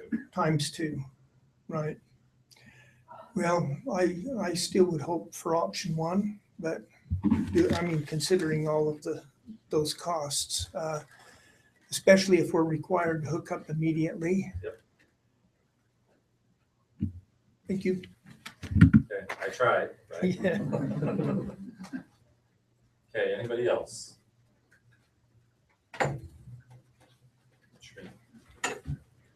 Would it make any sense to consider, I know that 900 West that I'm on isn't the only other one. Would it be cheaper to have it as a bigger project, especially if you're digging the laterals and hiring a company to come out and, I mean, I'm wondering how that will affect the votes, because my street has 6, 2 that are trying to join Cedar Hill. I don't know if that's been allowed or not, so that takes my street down to 4. So I just am bringing up the question again, if putting this as one project would be better for the vote. Because I don't think Dan Stewart's gonna vote with me to get sewer. I don't know, but. Well, I mean, I think it was the residents on 4,000 North that said we want to go this, our project. This wasn't the city saying you have to join with 900 West or you have to do whatever. When we had the discussions and talked with the 900 West group, you know, we had the invitation where we came and talked to the 4,000 North group. 4,000 North group essentially said, we want to concentrate on getting sewer in our road.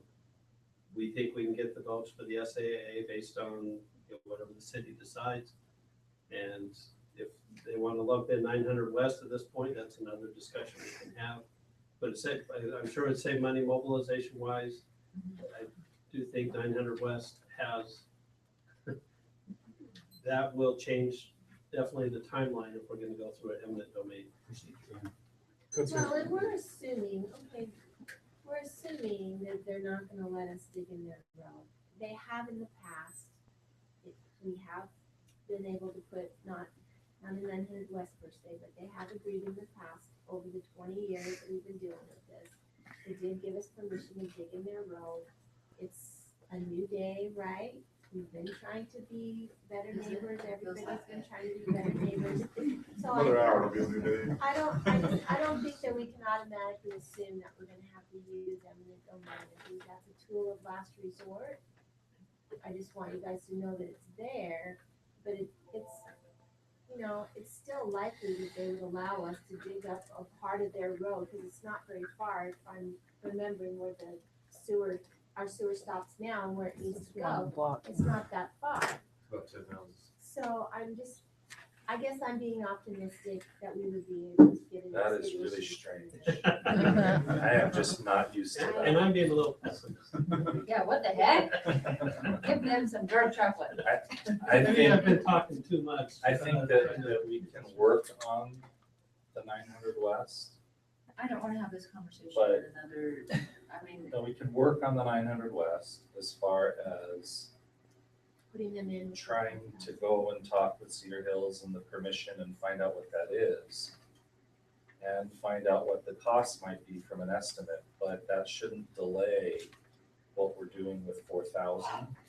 And then if it so happens that that all works out and dovetails with the construction period, then by all means mobilize once and do 900 West. And I'm So not, you want us to start engaging with Cedar Hills on the discussion? talk about that, but let's move forward on resolving this 4,000 North issue. Just And a always dovetail 900 West in if it gets approved. and when we're digging on 4,000 North and we actually hit the Cedar Hills pipe, what do we do with that? Nothing. Can It's we not sign being it? used. Can we sign it? Absolutely nothing. Quite Take a honestly, picture, little selfie. it won't affect them because there's not any sewer going. Oh, wait, I think that one's. At least at the top. Is it wrong? Well, that's- Mayor, one more comment, if Yeah, I may. sorry. I'm concerned that if we go with option 2, we won't get the signatures we need. I think we will with option 1, but I'm concerned too, Dennis. But I tell you, don't know. I don't vote here. I know. Okay? Okay, thank you. Let's just use this as a starting point. Pardon? Let's just use option 2 as a starting point. Oh, okay. Yeah, we won't put anything in the ground if we don't have support from the public there. As the mayor said, it doesn't make any sense to put a sewer line in and have nobody want to hook up to it. So there'll be discussions. And, yeah, we'll have to vote before we start working. When we come back. All right, Scott, so do you have enough? Go ahead, sir.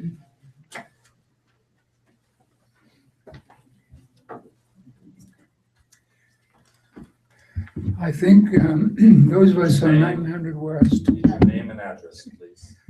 Gordon Davies, 9931 North, well, better use the other, 4583 North. 4583 North 900 and 900 West. I think we're a little disappointed because we had a discussion, I think on a Thursday night, and Scott was invited. And all of us came to that and discussed what we'd like to do.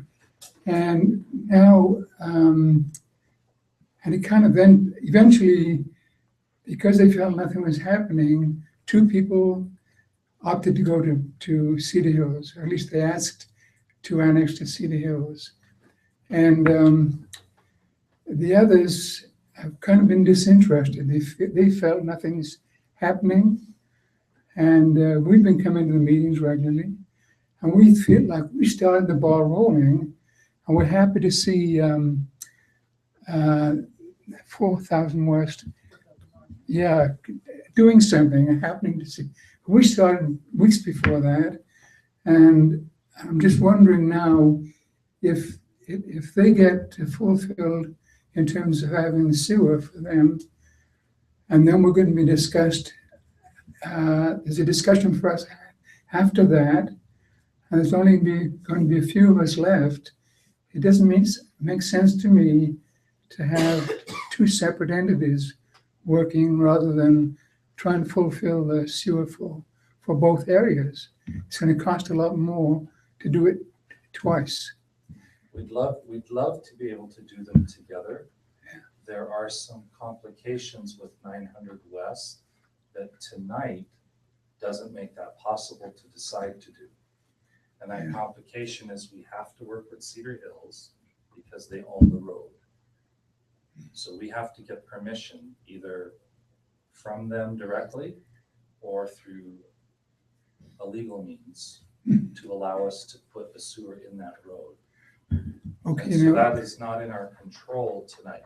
Okay. On 4,000 North, it's in our control. Right, but you're probably aware, Scott, did you tell the mayor about Cedar Hills has offered us to provide sewer for us, Yes. okay? And the two conditions, the things that we were concerned about, the first one is that if they came to a point they couldn't provide the sewer, we would be X'd out because they would fulfill their obligations to their citizens first, the members of the city council, of the city rather. And then the other thing is that we would have to commit when our home changed hands, whoever became the new tenant owner would go to Cedar Hills City. And we like to be in Pleasant Grove. But they would provide sewer for us. And eventually, I think if that worked, they would consider secondary water. But we could still remain in Pleasant Grove. So it does seem to me that they have moved somewhat in terms of being willing. And I don't know if they'd be willing to let Pleasant Grove use that line, because it doesn't make sense either as we look at it. If you were an outsider coming into the city and seeing that we're talking about bringing a line up for 900 West, and there's already a line there, and the additional cost that's going to provide, it doesn't make a lot of sense. And I know that's You are 100% correct. Yeah. And it doesn't make a sense that we're talking about putting a sewer in 4,000 because there's already a sewer there. Yeah. But the reason we're talking about putting it in is they won't let the people connect to it unless they annex into Cedar Hills. Mhm. And so right now we have residents that are not being served by a sewer. The other city that we've tried to work with since my first term, we're going on 9 years now, I think, since those discussions began. They have yet to show any inkling of working with us on a solution that is the least costly to the residents in the area, Mhm. so that publicly we only spend money on one sewer. And because of that, we have decided as a council to move forward and service our residents.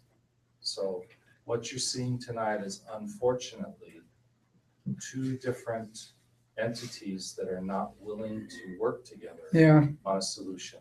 And it's costing everybody more money. Right. I But just, that's where we are.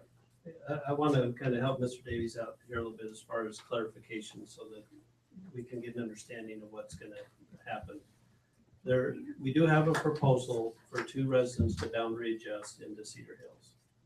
They have worked out something with Cedar Hills. One resident has actually hooked on at this point to Cedar Hills sewer. Without our permission. Well, they don't need our permission, right? Well, we could have made a hook on that. Well, okay, so that's a different discussion. But she is hooked on to Cedar Hills sewer. So she is now asking to be boundary adjusted. That issue, we wanted to kind of resolve tonight before that issue got in front of you.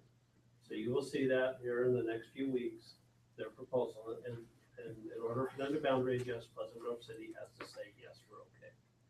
So one's hooked on, one to our knowledge, we don't think is hooked on to Cedar Hills sewer, but they have asked also to boundary adjust. So we'll have to kind of decide on what we're gonna do with that. But to, I think, kind of get 900 West resolved, we sit down, we get the cost estimate. I looked through my numbers. The cost estimate we have for 900 West is lumped in with another road. And so I want to get a number specifically for 900 West so that we can consider that as we're continuing to work on the design of 4,000 North and do some of the engineering aspects to get that project ready to bid. So we can start heading down a similar road with 900 West. We'll have a discussion with Cedar Hills to see, are you willing to allow us to dig in your road? Because if they come back and say yes, then we got something going. We have an ability probably to do both these projects at the same time. If they say no, then we'll have to come back and decide how we're going to proceed. But I think number one is we need to get a cost for what 900 West is going to be. And then if we use the same principles as far as percentages, and apply that to 900 West, they will now have a number that they can consider. Because if it's, I don't know, if it's more or less than what it's cost for 4,000 North, then at least they'll be able to look at it and react. Thank you. So, we clear? You want me to recap what I understand? Or put it in writing, let us know, so everybody knows. We are gonna proceed on putting a sewer line in 4,000 North. We're gonna do the engineering. We're gonna get it prepared for a bid. We're gonna bid the project. Once we bid the project, we're gonna have a number, and including in that bid is gonna be the laterals for all the individuals. Once we have that number, we can go back to the individuals and say, according to option 2, you're paying for 16.3% of this number. And then the city's gonna cover the rest of it. City will front when we now proceed on creating the SAA. If there's enough people that agree to that, it gets created. We build the project, we start billing the residents. If we can't get the SAA created, then the project stops right then and there. You go back and you renegotiate Yes, on option 1. yes, whatever the city council directs us to do. At that point, going along with this at the same time is we're gonna start working on the nuts and bolts of providing the same service in 900 West. If things work out, we can do both projects at the same time under the same SAA.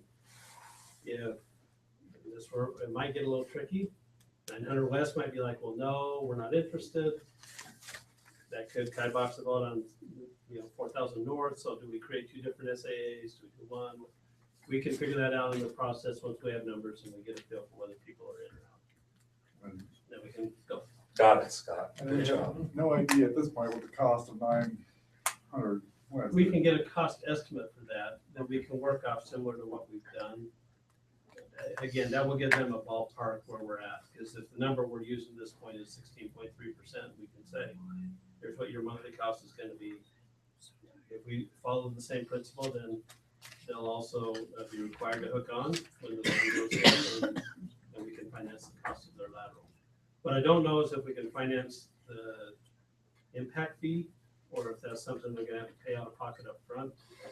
When we talk to our SAA people on what the rules are, they can tell us whether that's even an option or not. Okay. James, so you wanted a formal vote. I would prefer that we have something formal from the council saying, a motion saying this is our percent that we want staff to proceed with. Mayor, can we let the staff go? 'Cause we might be here like a little bit longer. You think so? I think this is the I last. thought time. we were pretty dang close. But I know, but then we jinx it and then we're here like Staff, if you guys want to leave, you're welcome to leave, except for. Except for Scott, what do you get? Okay, And was that new or existing homes that we're including in that, or both? Right now, it's 14. 14 connections, which would be including new development. So if somebody has a 1 acre lot, right now, they count as 1. Under this, they would count as 2 because they have a potential to subdivide their lot, and that would require a second hook on. So that person would pay 2 times. They would pay for 2 different connections, so they pay double what everybody else is paying because they're now paying for 2 connections. However, the frontage on an acre, if you divided it in half, the back half couldn't connect, at least on the south side of the road. Too far, There'd probably need to be a flag lot. no, So what it couldn't hook to the sewer, it's uphill. it would not flow. It Oh, would have to flow. so if your property's in that situation, then that's, again, I think the Well, I do residents. have another acre that does Yeah. front the road, Yeah. but it couldn't be divided into 2 half acres. In my opinion, Flows down. the residents are gonna kind of have to decide amongst themselves how they're gonna split this up. Right. Because it's gonna affect everybody's specific cost. If you want the city to decide, we can make a decision, but if you wanna say, we wanna do it per lot, per potential developed lot, and some of you are saying, I don't know if I'm gonna Well, I develop think ever. potential developed lots Yeah. fine. But if it's below the line where it can go hook up to the 4,000 north, that's not potential. That's right. That Yeah, that makes has sense to to go me. to Cedar Hill someday. Yeah, that makes sense. Scott, can I ask you, we've already got laterals in. So, and I'm sure you're counting my lots as part of the 14. I don't know. There's how no it's- doubt in my mind. All I was But- given was. That's no big deal. But if that's the case, then I would be paying for, well, 3 or 4. You'd be paying for the capital, you already have the laterals, right? I have the laterals, Yeah, yeah, so so you'd I'd be be paying. paying 4 times the capital rate, or the rate just for the capital cost of the storm. You I'm wouldn't not have. saying- the I'm lateral not, cost. yeah, I'm not sure I have 4. But what about Trent? So let's just say that. He's already hooked into Pleasant Grove. I don't know, why would he need to pay into this? Well, that's what I'm wondering. He He's doesn't. already hooked into Pleasant If Grove. he's already. If somebody's already connected to the sewer. Right, okay. Okay, so I don't have 4 now, I have 3. Okay. Obviously, there's gonna be some nuances here we're gonna figure out on the way. Just give us a percentage to work on and we'll work with it. Okay, I'll entertain a motion. I would love to make a motion that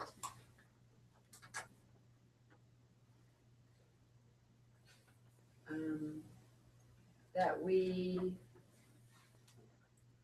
I don't know how to word this. We proceed with option 1. Okay. Do I have a second?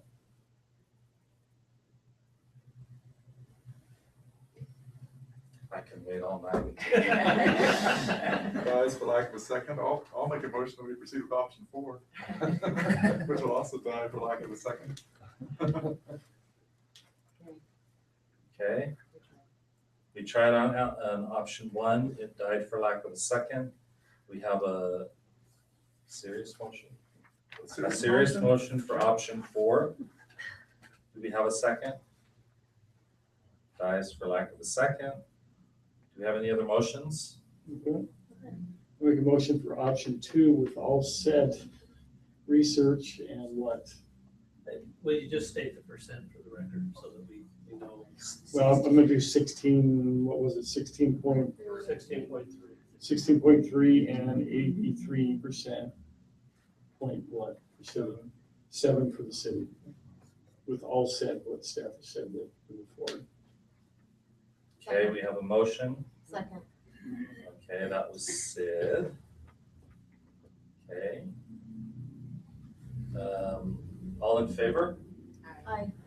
Aye. All opposed? Nay. Okay, so it's 3-1.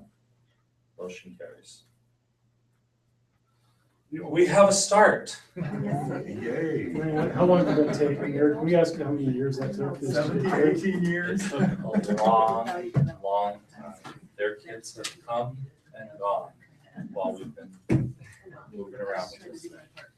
And that's $24 a month, I think. isn't it? Well. That amount's, How many people we have? yeah, that amount's probably gonna be adjusted based on number of lots. It will be in that. Yeah. number. Okay. All right. Can I, Mayor, can I say something? So, yes, we made a motion, but it's not yet agreed upon, right? Because we have to come back. Until we get our 60%. Right? Yeah, so it's gonna go back to those said citizens here to make a decision, and then we'll come back. I'm just afraid there's gonna be some stuff set out there, but this isn't concrete, it's not in concrete yet, correct? Well, what's correct is that the council has said at this point it's 16.3. Yeah. Once we get the project bid, we And can that's give them the consistent. exact numbers at that time. Yeah. If that is something they disagree with, and it's gonna kibosh the SAA, then they can come back and make a secondary proposal to the council, and you guys have the ability at that time to change that. That's what I'm saying, is that this is still kind of an open, moving. Well, I mean, that's, 18-year you guys process. can say what you want. Direction to staff is we are proceeding at the 16.3% at this time. And Scott, is that something that you'll come back to inform all the residents on the streets about, or how will they all? Yeah, because at this point, we've already started the design on this. That was the direction we got a couple months ago when we had our first discussion on this. But we did the design and the bid, and once we have the hard numbers, then we're gonna re-engage with the citizenry on cost of the laterals, cost of, these types of things. So, But you'll come to all the residents on Yeah. whatever streets. yeah, so I guess I'd envision we're gonna sit in the same room, talk with individuals what the numbers are, kind of get a feel whether you're a yes or no on the SAA at that point. So that if we get an outright yes or no, then if we get an outright yes, we can proceed in creating the SAA. If we get an outright no, a very clear no, then we re-engage on discussion. At least that's what I heard the council say. There'll be many more discussions, but at least we're moving forward. Yay. Okay. All right, let's move on with number 11. There are no items. Number 12 is to discuss August 4th city council meeting. There are 3 items. 9A, a public hearing to consider for adoption of ordinance permanently closing and abandoning a road right-of-way strip along the western side of 1350 East, approximately 2,900 square feet in the Crystal View subdivision. And then it says this item will be continued. Yes, the first 2 items I think on that agenda are not actually going to be on the And item 10A says this will be continued. So there's really only one item on here. I lied. There's really only, let the record show. Eric made me feel Cindy guilty. Boyd is returned. Okay, there's really only one item on the agenda for, and it's the discussion on R-rated movies at the library. Yes. And I'm aware of this, I've heard of the situation, and do we want to discuss it now, get out of the way and cancel the meeting on August 4th? We told some citizens that this would be on this agenda this evening. Then we will have at least one item on the agenda for August 4th. Any discussion? If I can just kind of clarify, when we had the initial discussion, one of the concerns was, do we have a system in place that would stop a 12-year-old or somebody under the age of 18 from being able to check out an R-rated movie? That is now in place and working. The discussion we're going to be having is yes or no, period. Are we okay with R-rated movies being checked out at the library? Period. Great discussion to have, First Amendment, By a whole bunch of other things. Yes. So love to engage in that one. So Okay. with one item, can we move that to the next meeting? So Except I'm that he's telling proposing, people, I'm proposing He's gonna try to Couple things. cancel. one, we told the residents last week it was gonna be on the 4th. We're proposing on canceling our meeting on the 12th. We have, the 11th is Tuesday, that's the primary election. Normally, we push it to the next day. We're proposing canceling that meeting in part because that's likely gonna be our first meeting with the Public Safety Building Committee. That's the day, as we have given them 6 dates to choose from that works best for the most people. So I'd like for us to hold to that day, so cancel council meeting and proceed with our Public Safety Building Committee meeting. And then we'll push everything else to the 18th as far as whatever issues are out there. so that's actually a proposal from Scott, so we probably ought to decide that tonight. Are you guys okay with that? We'll have one, right now, it's one discussion item on the 4th. Cancel the item, the meeting on the 12th, which is the day after the primary election. We'll have a one consent item next week, and also, it's not on there, this is my new note. Late stop coming in, sorry. And we have a vehicle we need to declare surplus. So Okay. we'll have a couple minor things to go with it. Okay, coming back to the, okay, is everybody okay with what was just proposed? Yes. We'll have a meeting on the 4th, no meeting on the It's still 12th. gonna be. What? It's gonna be like 5 minutes. The Well, rated R movies, yeah, this is it'll be gonna be that'll like be an 8 hours. That'll be an hour. Oh, I hope not. All right, neighborhood and staff business, Libby. Nothing? Let's go back here, Ken? Most of you are probably aware that the Verizon wireless cell tower issue is most likely being resolved the way we wanted it to. Good. first. Oh, yeah. In that they are now seriously considering doing a tower in the Manila Discovery. Park. Separate or joint? Separate. Separate, A new tower to be built that will also hold ballpark flags. That'll make a lot of people happy. Okay, so they're gonna give us lights along the tower. Can someone close It's not definite. They are seriously looking into it at this point. They've already been approved for Manila Elementary, so that's still an option. And they also said, well, they're seriously looking at it because they sent me a. So they're not gonna hook onto a light pole, they're gonna construct a new tower? They will replace a light pole within the tower. Anything else, Ken? Thank you. David? Just wanted you to be aware that we had talked with Culinary Crafts, and they recognize that the promenade isn't necessarily a true farmer's market. Right. And they are putting plans in place to hold a farmer's market in their building, that little restaurant area, Saturday mornings, beginning on August 8th. Okay, So sounds good. they will Beginning try to- when? August 8th. So as their details get finalized and stuff, that'll be When the harvest is. Yep. Yeah. a little bit of a new community event by one of the local. Excellent. Anything else? Okay. Jan? Nope. Marty? Got about 10 items here. Actually, I just wanted to respond to some of just the request last week to have more of a discussion really quickly on the water enforcement for the secondary water. Just quickly, we've talked, so prior to this, I hadn't met actually with the employees that we have that are working during the night, the late evening hours. I've met with all of them. They're great kids. We have two, one's 17, one's 18, one just graduated, one's a senior in high school at PG High, that they're doing this.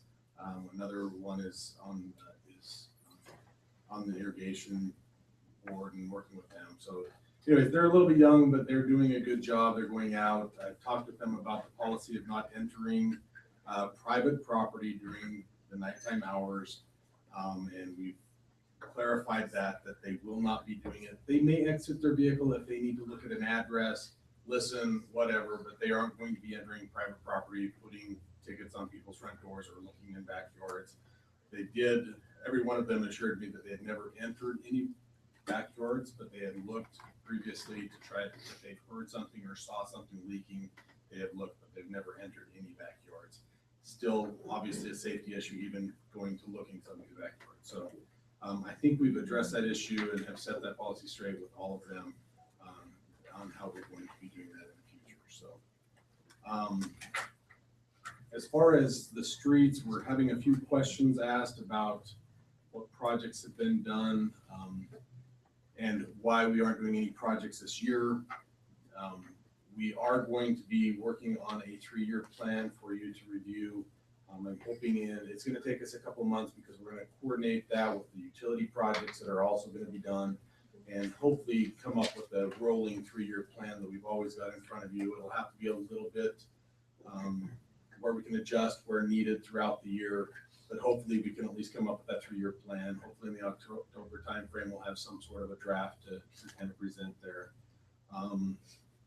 And if there's anybody that's interested in receiving kind of what we've done on the past few years, since 2008, there is a map that will be available probably tomorrow that people can look at and just see what street projects we've done that are the major kind of street projects, not just the minor fixes that we've done. So. Cool. Thank you. Anything else? Should be it, unless there's any questions for me. Thanks, Mark. That was really only. Sorry about the outburst. I was just commenting or noticing that a citizen here is videoing and taking pictures of us. So I just found that entertaining. Okay. We can pose. Okay. We can pose, yeah. No, good night. It's past your bedtime, right? Okay. Mike? Nothing? He does have something. Okay. Because he did send us a report that was kind of concerning to me a little bit. I don't know if you received it, right? Okay. So if you touch base, I'll give you like 100 words. Okay.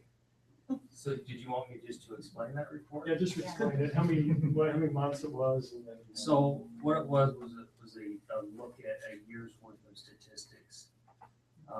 We did it by historic neighborhood, just to clarify, in our Spillman database, there are circumstance codes that when an officer goes out and takes a call and they come back and they do the report, we can put a circumstance code in there that flags it. Well, we've asked, because it's a county-wide database, we have to get permission to use. Again, every time we do something, I know there's pluses and minuses, and one of those minuses is we lose control and we lose ability to tailor things for our community. So this is one of those instances. So we were turned down on the circumstance codes that we wanted to use, but we did get a circumstance code that basically said high density housing. So it won't tell us which high density housing, but in the future, we'll be able to have the officer just mark that and it'll give us more pure data. So what we did is we did some we took the map and it populates the map with calls, and we just took an area and said, okay, on the map, here's Sam White Lane. We were able to say any calls within this area, what do we have? So we did that by historic neighborhoods throughout the city. And you saw on that, when you look at historic neighborhoods, it's pretty much Sam White Lane up here, and then everything else is just down. I mean, it's drastic. And then looking at, we did that with high density housing units in particular to pinpoint which units, if any, were generating more calls. And again, there was a big drastic difference. One of them was Green Grove that was up here. What's alarming to me is Viewpoint was next in line, and it hasn't even been open an entire year. So who knows what we're going to do with that one when we actually have a year's worth of data in there on that housing unit. So the council had asked to look at that data, and that's what it represents, is that there is, without a question, a much higher call volume generated in those high density housing units than anywhere else in the city. Is it because of its higher density, or is it because I'm just wondering if there was a way to divide the data. I think you could maybe argue that there's, more of a populace down there, but I don't think that that's accounting for everything. Thank you. Mike, did you happen to resolve the anonymous reports remaining anonymous, the people that are? Yeah, I was out of town when that came through, so I had the captain do it, and he told me it was. But there are more issues to that specific one than what you know. Okay, great. So I'd like to. Things need to remain anonymous, but at times when the report is so vague and our officer needs to go to somebody's house and knock on a door, and you need to be able to say, this is what's going on, and that's what happened there. Yeah, to the degree possible, so that the suspect doesn't show up at the place. The suspect pretty much figured that one out, Yeah. because of what they had to tell him of why they were there and what was observed. They figured out what had happened. Okay. Well, I'd be interested in having the specific on what's required, so that I can relay that back to the person who's alerting us. Thanks, appreciate it. Sherry? We just completed summer reading this week and asked people to fill out really short surveys. So I'm just going to read a couple comments. The first one, my kids threw huge tantrums because I had signed them up, but after the first day, they couldn't wait for next week. The second one, the kids really looked forward to coming each week. I am a foster mom and they didn't know how to read, and now are checking out books to read. And the last but not least, the kids loved reading about heroes this summer. They especially loved meeting the firefighters and police officers. Thank you for putting it all together. That's cool. How many participants did you have? I don't have that number of them. I should, but I don't. But it was significant. Well attended. Yes. My kids loved it. Thanks, Sherry. Well, Dean? Nothing? Scott? Just a quick anecdote. 2 weeks ago, my wife and kids are at downtown park. My 4-year-old son decides he wants to climb a tree. He climbs a tree and realizes he's too scared to come down. My wife can't reach him. Police officer drives by, helps get my kid out of the tree. Fire department does catch. And that's what I find. Fire department, usually we got the ladder truck. He's able to reach up, grab him. That's great. That's all. Tina? Nothing important, but I did for the first time enjoy the benefits of our 3300 North Pond. And over the. You went swimming? Wonderful. Yes, with our family, we had a family outing out there, and that's a magnificent facility. It's real, and so many people were enjoying it. It's really a good thing. That's good. No digging? Okay, you're preempting that one right there. Okay. Kathy? Early voting started today. We had 39 voters and 2 provisional. Wow. You won. Pretty good. And that was only till noon? And that was, yeah, Till 8 to noon. noon. In 2009, for the whole 2 weeks, we had 31. Wow. 2011, 109. And then 2013 was 210. So it will be again tomorrow from 1 to 5. Great. And I just want to thank you for having the county, working with the county. Because I could just sit there and watch people come in and say goodbye, thanks for voting. Not totally. Libby was there doing it, so yeah, we enjoyed that. She's got the sticker to prove it. Yes, thank you. Well, no, working. Well, I voted too. Eric? Nothing? Diana? Yes, 10 things from you. I know, and so I I'm only here. have this Dutch paper. I know. Okay. I do have a lot, but I'll save it. When's accessory apartments? Bring it on. Okay, so we have a work session, joint work session with the planning commission scheduled in September. Okay. And we are almost ready with the planning commission and their recommendations now, so we will be ready to discuss that with the council at that time. Okay. We've had some good discussion. I would imagine. I'm anxious to hear No that. doubt. I'll save it for next time. We'll have more time next time. I'm getting very, very sleepy. Thank you. Basketball comes very early. I don't know who to tell, but RSVP beat the blue owl. I plan to be there. So somebody, well, my 3 kids, if they're invited, so 5, and my wife. So. Families are invited, yes. And 5. Kathy's the- Great. Go on, Sid? Okay. Cindy? Nothing. Okay. I don't have anything this evening. Thank you very much. Motion to adjourn. So moved. Okay, second motion by Sid, second by Dan, all in favor?